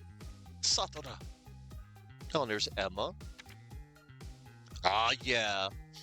Easily again, I've said this before. My favorite prosecutor not named Miles Edgeworth. He's my number 2. Freaking Simon Blackwell. Definitely my favorite prosecutor. Oh, nice Trucy. There's Edgeworth.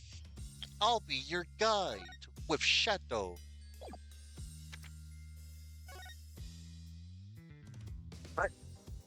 That's cute. Adorable. Oh, gasp in pain. I wouldn't be surprised if they brought back another Pain. Whether they bring him back again, or maybe Winston will come out of retirement, or maybe there's another relative of Pain we don't know. Police, peace, love, and understanding. Oh wow. He was originally gonna look more like a hippie than he already was. Metal Rock Jesus. He was fun. He was pretty cool. For Betty and Bonnie. Aw, there was a black bunny. That's cute. They were cool. Oh wow. Yeah, the longer hair, it looks like. Aw. Kitty. Yeah, they were nice. Yeah, that was funny too. Oh. Hey, look, everybody, it's Mr. Rias. The OG Mr. Rias, Roger Rettens. The ratings Rasha. Oh, wow. He was gonna look even more sleazier and scummier. Oh, he had hearts for eyes. Looks to be like an old animation. Say something stupid.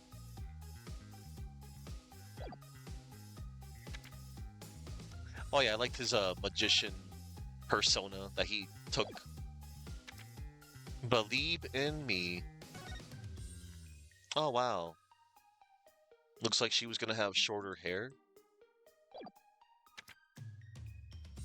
All the expressions and pictures of Trust in Me.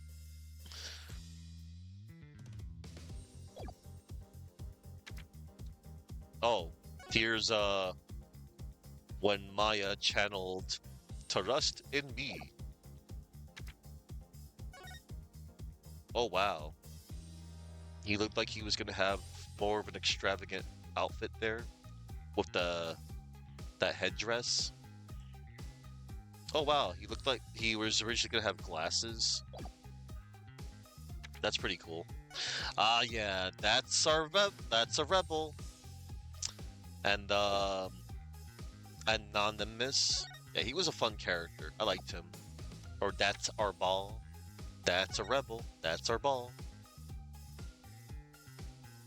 He was a fun character. I also liked the Dats. Dats was cool. Oh wow, that looks like that hairstyle reminds me of that one character that I've seen, Raymond Shields or something from Ace Attorney Investigations Part 2, The Gambit's Prosecution, which I can't wait to get around. That's a cool hat and a beret. A different hairstyle for Dats. Oh wow. He was gonna have more of a other look. And here's Bucky Wet. Oh yeah, thank you. He's called Eddie Fender. Cause yeah, I'm like, I remember there was, the fan translation. Oh, look everybody, it's the clown girl who got such fame, who became famous from that meme video. It's like, yeah, I remember her. It's like, but like all of a sudden, I'm like, what is all this deal? Like, what's the deal of her? And then like, oh, I got it. Oh wow, look at that. She had different hair colors and different colors of the dresses. Oh god, the balloon animal. That creepy looking dog. And there's Luendo Tornado. He was a very interesting witness. He was a fun one. I mean, with 4 different alters, not personalities. They're called alters, technically. If we're being technical. Patches and Kisegawa and Owen. Oh, look at that. A different look for Hisegawa. Arby Buff, she was another good character too. A shut-in, the voice modulator. She was really cool. I liked her. Oh, look at that. She had more extravagant designs here. Look at that. Is that a stuffed animal? Oh, she had a teddy bear originally. She was originally going to have a teddy bear. Oh, look at that. She was going to have much more high-tech wheelchairs. Oh, look, she had potato chips. Eh. She was great. I liked her. Oh, this scumbag. I will not speak of this man's name and pun. Oh wow, he was gonna look. Oh, that's the staff member. His staff. May he rot in hell. Oh. Yeah. I mean, I did like his animations though. I'll give him that. And just taking him down was so satisfying. A dragon never yields. This man was freaking cool. One of the coolest. Why is this character so cool? And why did he had to freaking die? He was so cool. We love Dirk Samadhi here. Dirk Samadhi. Great dad too. He was freaking awesome. Damn. Oh, and here's Inga. The hell with this dude. You suck for killing Dirk. And I don't know if you really loved Wraitha or not. I don't know. Oh wow, he was gonna look. Oh wow. I kind of like some of his older designs. He kind of looks more Asian, I guess. I don't know. He gave me this like Fidel Castro looking vibe. I don't know. Oh, and there's Nana! Freaking Nana. Who's actually Amara. I thought this was a really, really... I mean, it was kind of dumb. But again, I forget what series I'm playing. They made it work. Amara. And her dragon... her scar. Her burn scar. Oh yeah. The animals. That was cute. I like the animals. She's up. Oh, and here's freaking Queen Psychopath. Inga's far left uncolored portrait looks like General Tao. Yeah, he looked like that's who he reminded me of.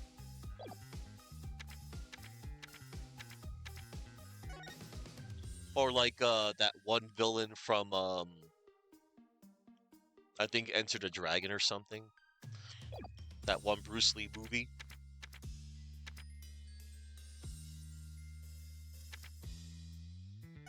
Oh man, she had a cool evil design here. Garan. Here's Larry. And his mascot. What was it called again? Oh yeah, Q Piglet. Yeah, Q Piglet. Oh my god, Larry. What were you wearing over there? Oh, it's in black color. Oh, whoops. I accidentally tabbed out. There we go. Okay, we good. There's Elwyn. All in white. That's her name pun. Yeah, OG Dragon Ball. I love Dragon Ball. Like Z is okay. GT was so-so. Super was okay, but OG Dragon Ball is where it's at. Oh wow. More Sorin sketches. Oh wow. Without the glasses, he looks. Oh look, here's Mr. Persnickety. Yeah, his surgeon Sona is pretty cool. Her surgeon persona. What? He was originally gonna carry a teddy bear. Oh, he was gonna pour some tea, spot of tea. And who knew that the butler did it? Doesn't the butler always do it? How freaking predictable was it, everybody? Yeah, I forgot to make that minor quip. The butler did it.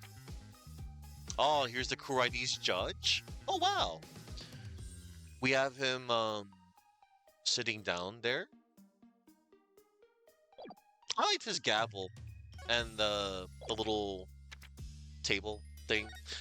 Oh, this is Patrol. Whoops. Hang on, I wasn't done yet.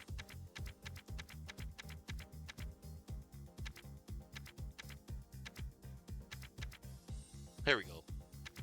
Yeah, Patrol. Bailiff. The bailiff, the Kurai's security bailiffs are pretty cool. Ah, look, it's the great Mr. Rias, man of mystery. What in the world? This is a totally out there design for him. I guess maybe he was planned to be in a Kurai's case, but they decided, nah, let's make him part of the Grammari troupe instead. Oh, here's Taifu Tornado, the oldest victim in the series, thus far. And Parezalot, real Nemu, freaking scumbag. Oh, here's Archie Buff and Jove Justice. What the? Oh wow, he had that Egyptian headwear on. Oh, and here's Jove Justice, the father of Apollo Justice. Oh, look, here's Dumas Gloomsbury. Oh, there's Selena. Oh, look, the Holy Mother. And Lady Kira, who was, you know, not really real, but she's a legend, apparently. Oh, yes, the Garan Royal Guards, otherwise known as the Garan Fanboys.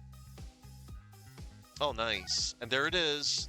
Like you pointed it out, Astro, dude.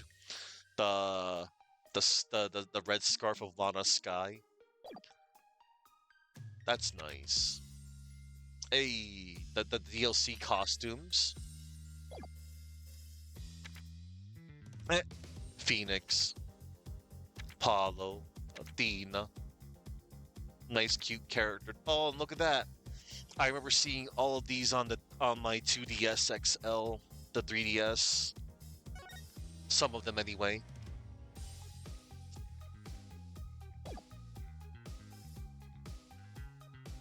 Yeah, these were cute. All right. What else? In-game illustrations. Oh yeah. All the good stuff, the Holy Mother, all the scenes from the game. Ah, look at that. The jerk, the not much of a jerk. I kind of feel a little bad for Mysterious, but not really.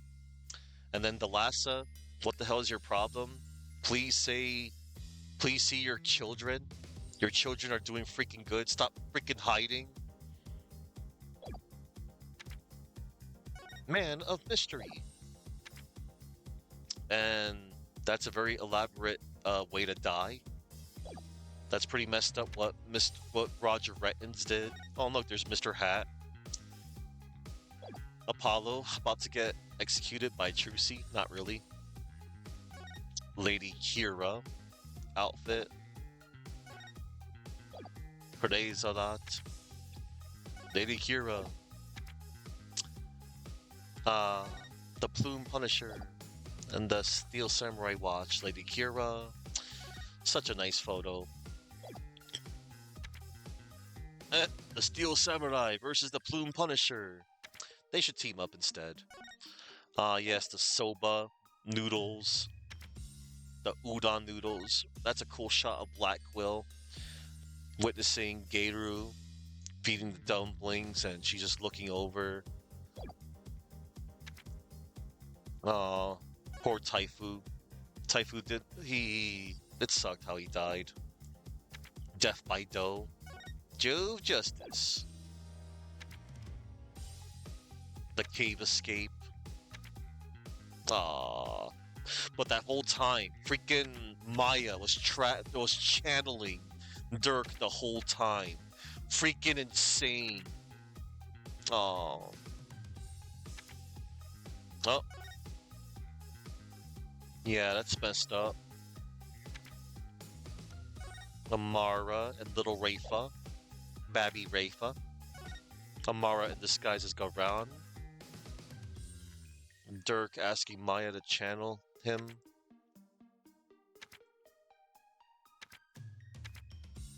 Aw, that sucked right there. That was Pierce. Please take care of my brother. I'll die instead. Selfless. And all the nice backgrounds here. Oh, look at that. That's cool. Nayuta as the regent. And Rafa on the elephant. The Warbod. Warbod dagger.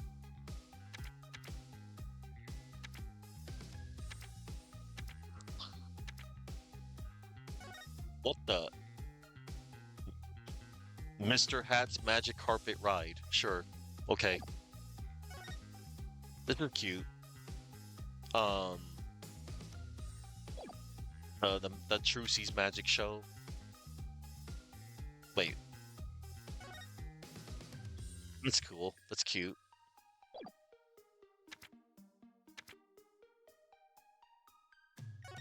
Oh wow. These are cool images. The divination seance. Alright, that was cool. And all the movies. Oh yeah. One little thing I wanted to point out. Look everybody. The orchestra hall. I know. Look! Phoenix is playing the piano! He learned how to play the piano, everybody! Teehee, teehee. Oh, wow.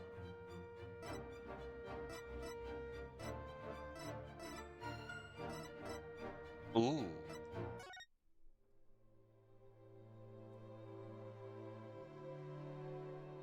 Oh, nice. This is the The orchestra tracks.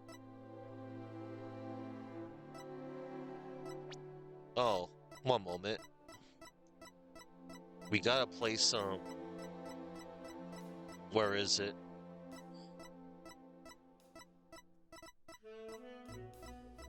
Ah, yes.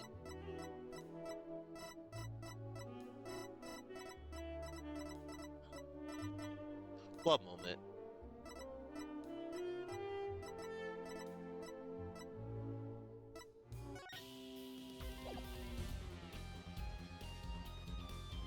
It's Guilty Love, everybody. Screw that. Anyway, and what is it you would like to see, Chuck? I'm guessing that it's the animation studio. Do you want to see Clown Girl? Because I'm going to put on Clown Girl. I suppose. I could do you a little solid. I could do everybody a solid for, you know.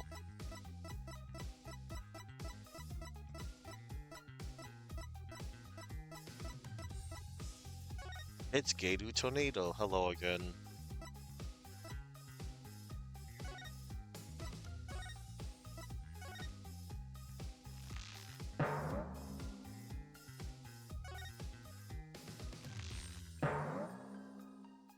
And one more time. That's all you're getting. Anyway, let's see. Well, oh, okay. The breakdown. Okay, fine. I'll show you the breakdown. Okay. I figured that was. I figured you wanted to see that one. Can I open the list instead? Oh, thank goodness.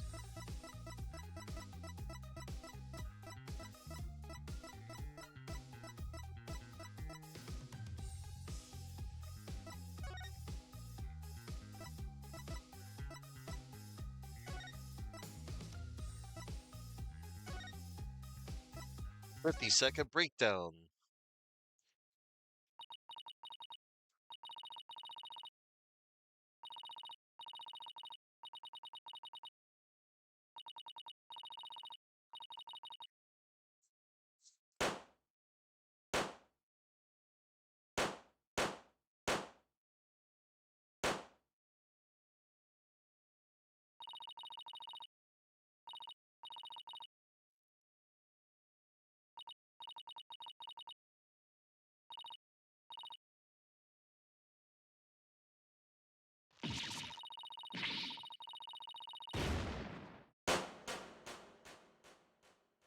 That's so dumb. Um, there. Okay.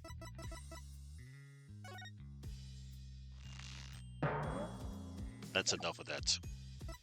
Anyway. Anyway. Well, everybody, you're welcome. You're welcome, Chuck. Well, everyone, man, I feel so sad because, that was the end of Phoenix Wright. That was the end of Apollo. But it's okay. I'm not too sad because, like I said, everybody, I have many more Ace Attorney games waiting for me. I cannot wait next month. Next month, I'll be playing the first great Ace Attorney games. I never played it. I've been waiting. I don't know what's. Again, I got swamped by backlog, but ever since streaming, I have an excuse now. I don't need an excuse, but it's driving me. And now, before I end it, hang on. Let me bust out the name trivia. So Ellen Wyatt, her English name may be a play on All in White, referring to her white wedding dress. Her Japanese name, Shizuku Otsubu, comes from Otsubu, meaning a large amount of something small, and Shizuku, meaning a drop. Put together, her name could refer to the fact that Ellen is overly emotional and literally cries waterfalls. Dumas Gloomsbury is a play on doom and gloom, referring to his dour appearance and his nickname among the other servants, as well as referencing his Japanese name, which is Seiji Yonekura. His Japanese surname contains Nekura, which means gloomy or dark, which is fitting of his physical appearance and what little is given regarding his personality. It also contrasts with Soren's and Selena's Japanese given names, both of which mean light. Soren Sprocket, it comes from the word soaring. It's possibly referencing his interest in aviation. And Sprocket comes from sprocket, which is a type of gear, referencing his Japanese surname. It can also be a play on rocket, which refers to him using his jetpack during his breakdown. Raito Haguruma. Oh, Streamlabs update. Okay. So, let me see. Um, Let me see here. Haguruma comes from Haguruma, which means gear, referring to his job as an engineer and his steampunk-esque aesthetic.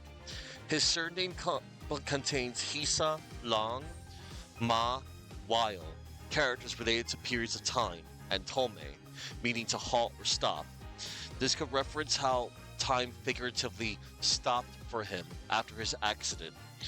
Raito is a loanword derived from the words light and right, the latter of which references the Wright brothers. Raito is also the Japanese pronunciation of the English word light, in line with his sister's Japanese name, Hikari, which is derived from the Japanese word for light. Selena Sprocket. English given name may come from the Greek word selas, meaning light. And then, yeah, Hikari Hagaruma. Persnickety is a reference to the word persnickety, which can all mean a fussy or precise person, referencing to his former occupation as a surgeon. Pierce may also reference his job as a surgeon. And Kazuharu Jumonji. His Japanese surname, Jumonji, means cross in the geometric sense, which is an allusion to the emblems of the International Red Cross and Red Crescent movement, the global symbol for medical staff. And his given name, Tazaharu, contains the kanji for cure, further suggesting his profession as a doctor. Well, there you have it. Okay, now I'm going to check up on somebody real quick. I gotta see if they're still streaming.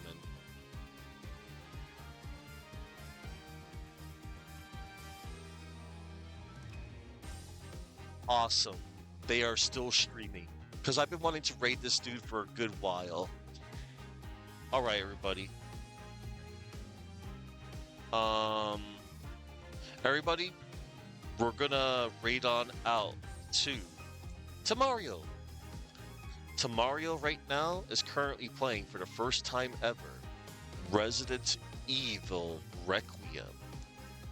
So yeah, I'm gonna go on over to Mario. To Mario. He's a good guy. Alright, everybody. Before I head on out, I'm gonna let you all know what I'm gonna do tomorrow. Tomorrow, like I said, I'm gonna be playing Perfect Dark. 26-year anniversary of Perfect Dark is tomorrow. The North American anniversary date, anyway, according to Wikipedia, I suppose. So, anywho, I'd like to thank Sherry Bilberry, Famous Adventure, Chuckman, Crockemeyer, Tamario, Astro Dude, Ringneck76, and Upside Down Matt. And to anybody out there that was lurking, thank you very much for lurking my channel. I appreciate the lurk. And, yeah. Okay, everybody. And I'll see you all in court next month. But in the meantime, yeah, tomorrow it's back to normal for me, I suppose. As in, I'm gonna do other things that aren't Ace Attorney as much as I love them. Like I said, I'm doing one Ace Attorney game a month. Okay, everybody. We're gonna go on out to Pursuit Varied. Okay, here we go. Alright, everybody. Thank you all for watching. Remember to go in peace. And join me tomorrow as I play Perfect Dark. I'm revisiting Perfect Dark. Yep. Take care, everyone. Goodbye, Phoenix. Goodbye, Phoenix Wright. Goodbye, Apollo Justice. I hope to see you guys in the next Ace Attorney game. Come back in the 7th game, please. You know, Capcom, you better not go out of your word. I'm holding you, Capcom. I have evidence. You promised more Ace Attorney. But that's okay, because next month I'll be doing the great Ace Attorney games. But I'll do them one at a time. So yeah, next month, the first game, and then July, the second game.